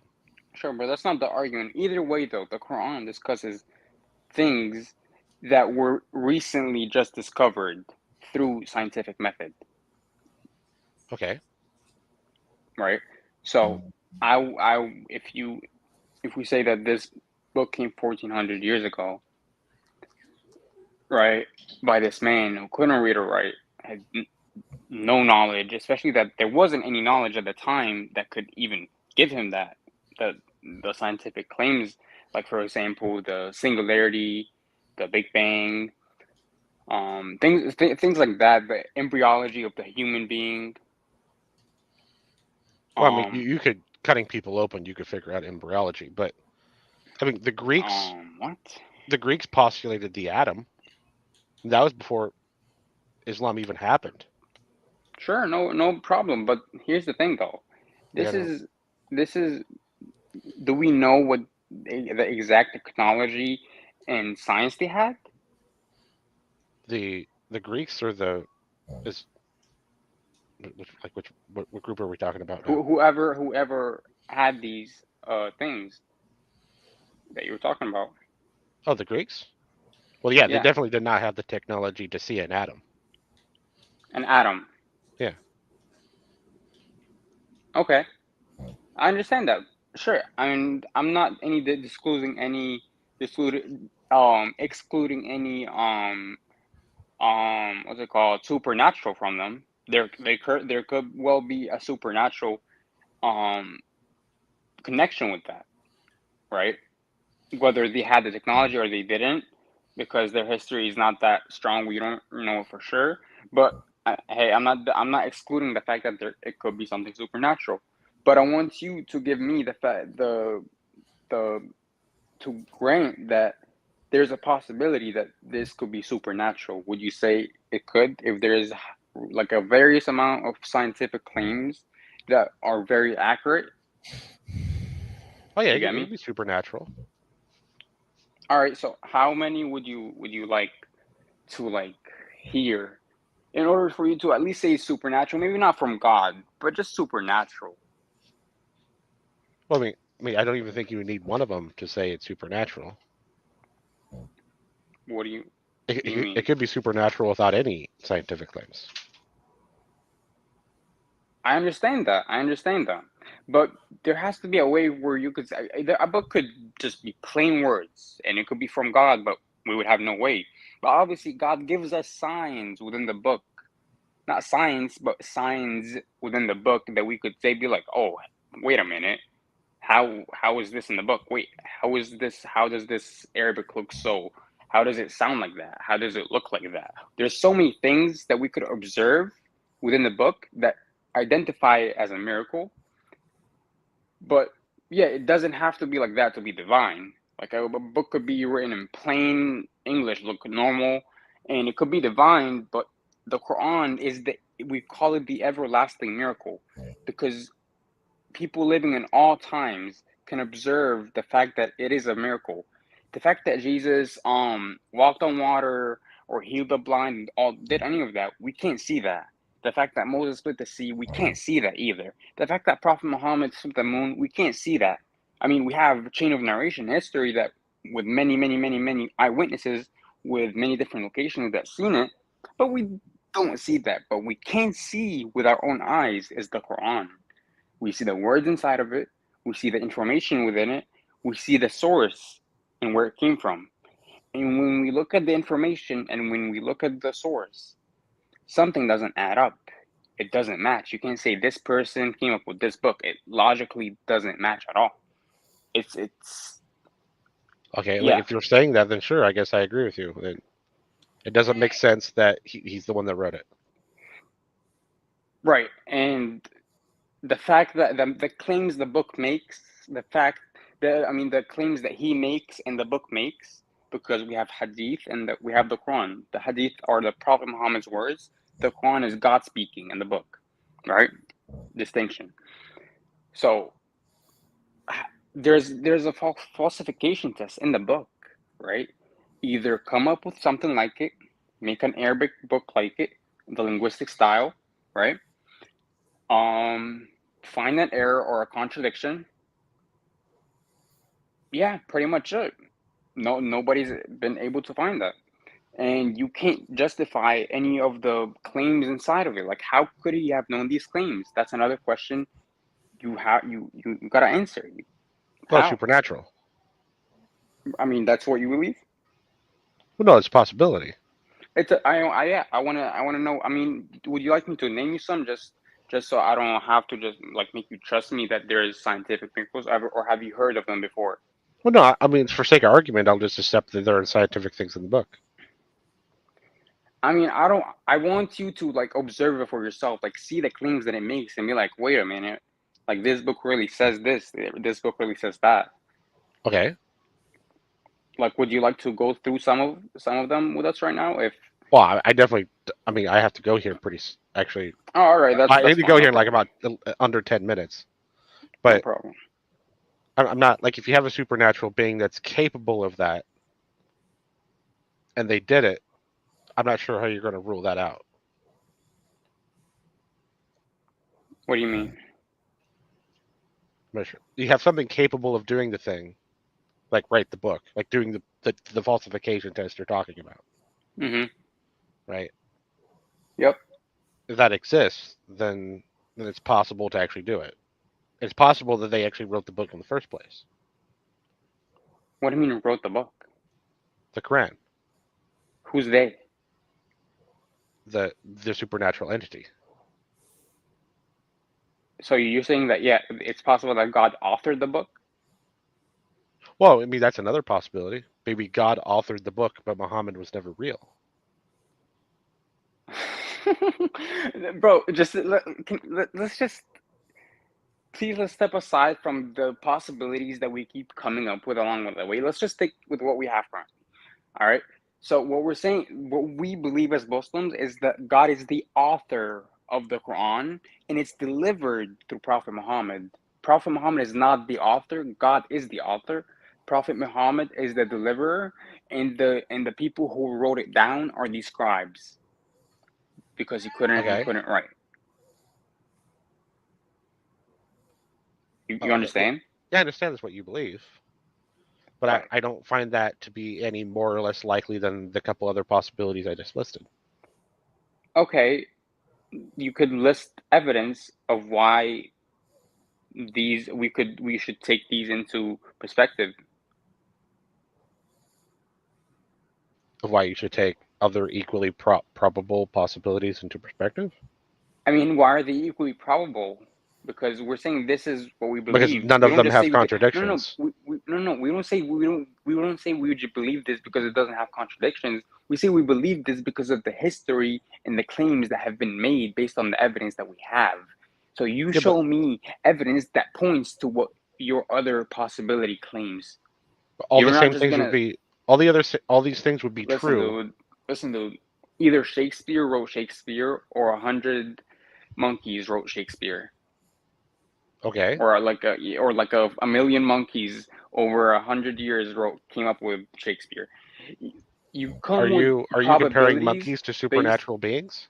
No. I'm giving you an analogy, bro.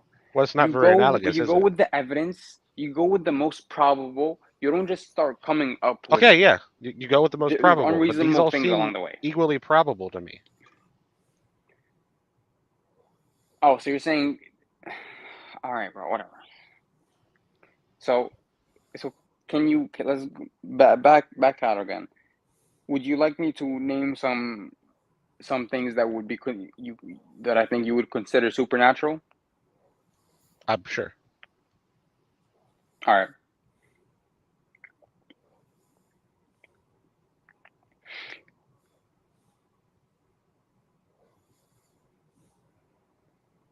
When you eliminate the impossible, whatever's what's that Sherlock Holmes claim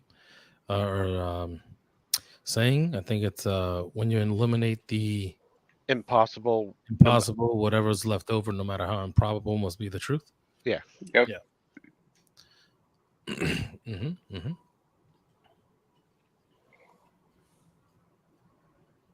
Wait, were you listing supernatural things, or was I thought you said you were? Yeah.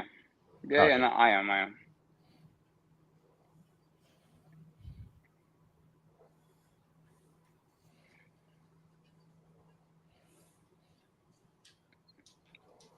All right, so here it says,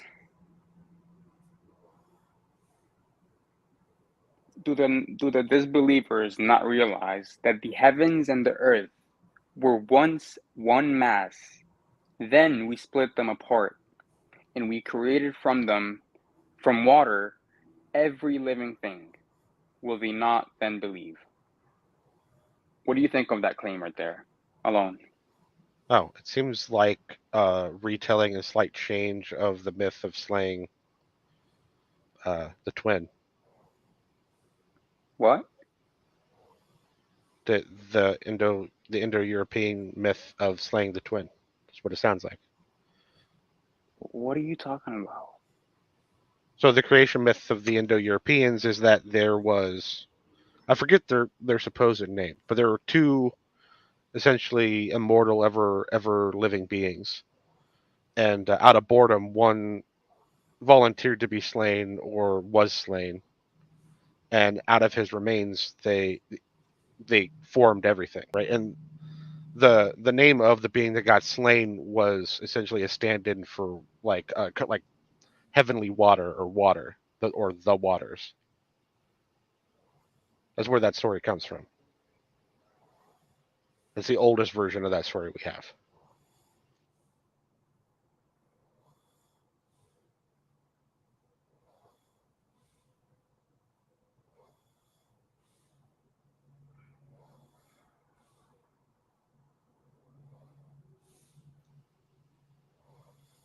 Okay. Well, I mean, look into that because the Indo-European people are pretty fascinating. No, hold on. I was muted. Will you not agree that every living thing is dependent on water, requires water, needs water, created from water? Yeah, that's what the surviving, Came from for water? lack of a better word, I guess God did. They used the body of the twin, which was water, was what his body was. Bro, the waters. literally how everything came about was water. Yeah, that's what I'm saying. And that's what the Indo-Europeans believe. Forget the myth of Indo-European. It's the I'm exact talking same about story. like evolution, science, everything. Okay. It needs water.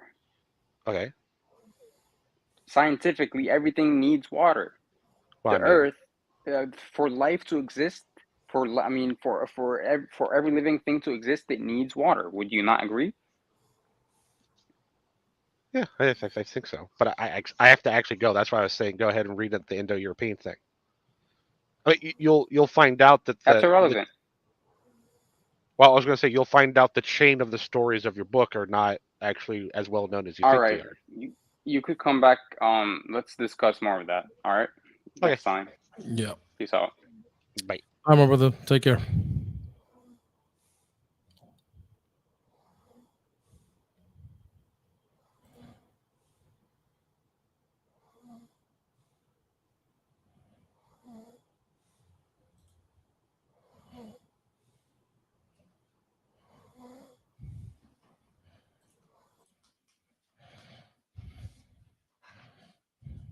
All right. What time is it? 3:30. All right. I think Khalil's sleeping. Look, let me bring this person up. Hello. Hey, Free Naturalist wanted to come up. Is he still here? I don't know. Free Naturalist. I mean, I brought him up earlier. It's just I wasn't looking at my screen. I was listening, but I wasn't looking at my screen. I feel like he just left a minute ago. But yeah, I don't know. What's up, AHM? Free Naturalist, if you want to come back up, that's fine. Mm-hmm.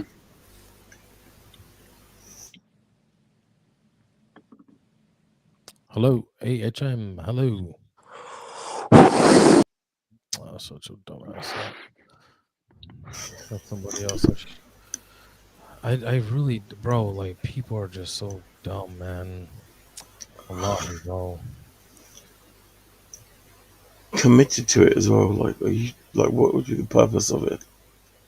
No, there's no point. They just like want to. They probably, you know what they probably do? They probably come up and they just like kind of record it, like do like a little snippet of them doing that, and then they probably like post it on social media. Guys, look what I did.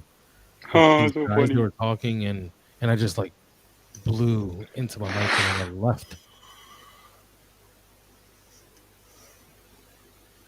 The dumbest shit ever, bro.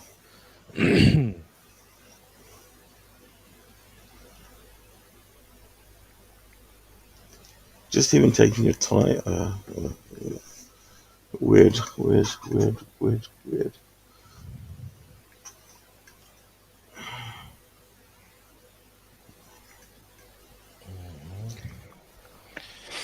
the purpose.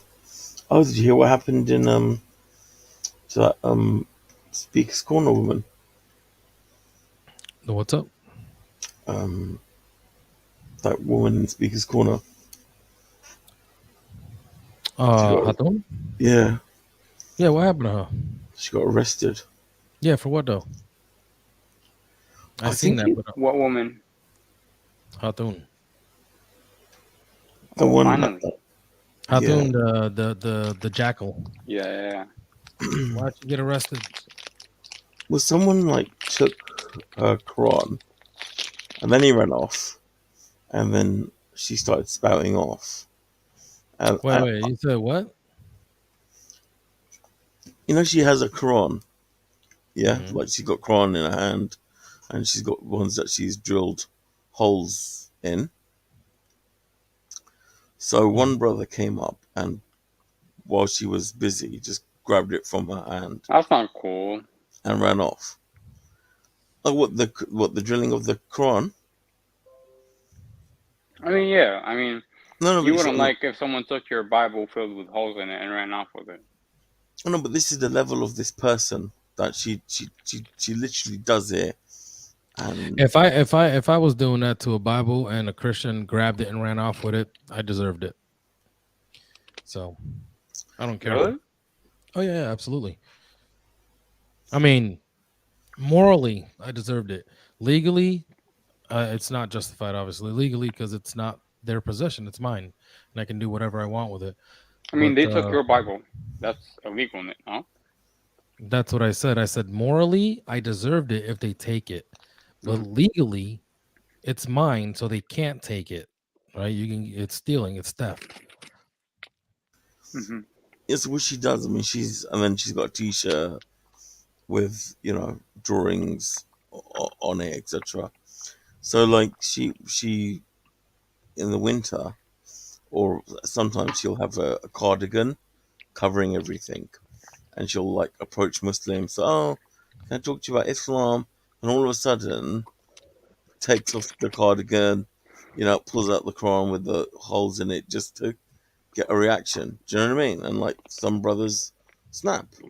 Over time, she's been slapped, and or she deserved everything she got coming to her. She does what she I mean, does. is it right? Is it right legally? No, it's not, because it's illegal to assault someone if they haven't assaulted you, right? You're not defending yourself. You would be not instigating, but you'd be the aggressor. Morally, yeah, she deserves it. So what happened was, brother took it, and then she started spouting off, like the Muslims are this, the Muslims are that, the Muslims blah blah blah blah blah. So I think at that point it became a hate speech, and the police didn't want to speak to her about it. So when they came to her and said, "Look, can we talk to you, and let's step aside for a minute," she just said, like, nah. And they were like, "No, but we need to speak to you right now." And she started, like, the crowd started going, "Take her away, take her away." And the police just grabbed her and then put her in an arm lock. And then maybe it was resisting arrest she got charged with as well. I'm not sure. But, yeah, they took her away. But yeah, it's been the latest news here. Alhamdulillah. But yeah, no, I heard when they were walking her away, a bunch of Muslims going, "Allahu Akbar, Allahu Akbar." Yeah. She deserved it, bro. So it was I think the best thing is actually, in a way, that probably just ignore her, because she gets a lot of more attention than she actually deserves. Is there a video of her being arrested? Yeah. Multiple.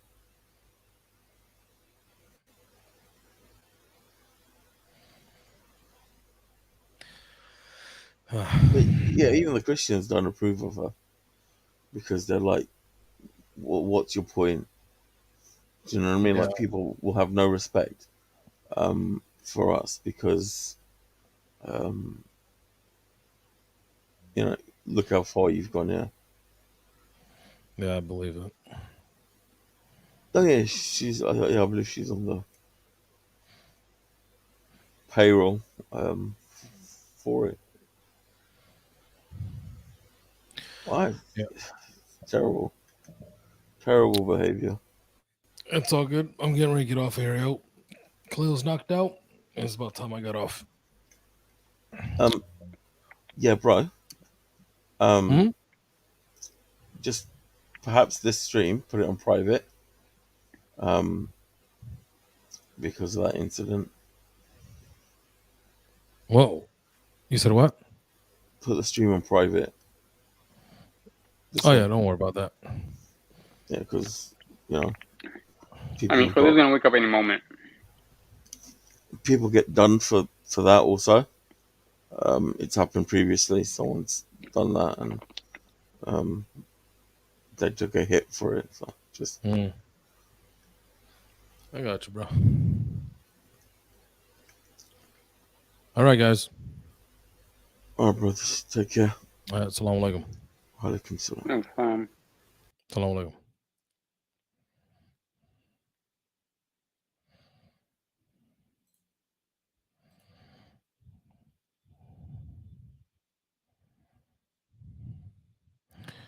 Yeah, 5 hours. Alhamdulillah. All right, guys. Thank you for being here. I'll talk to you guys later. Assalamu alaikum wa rahmatullahi wa barakatuh.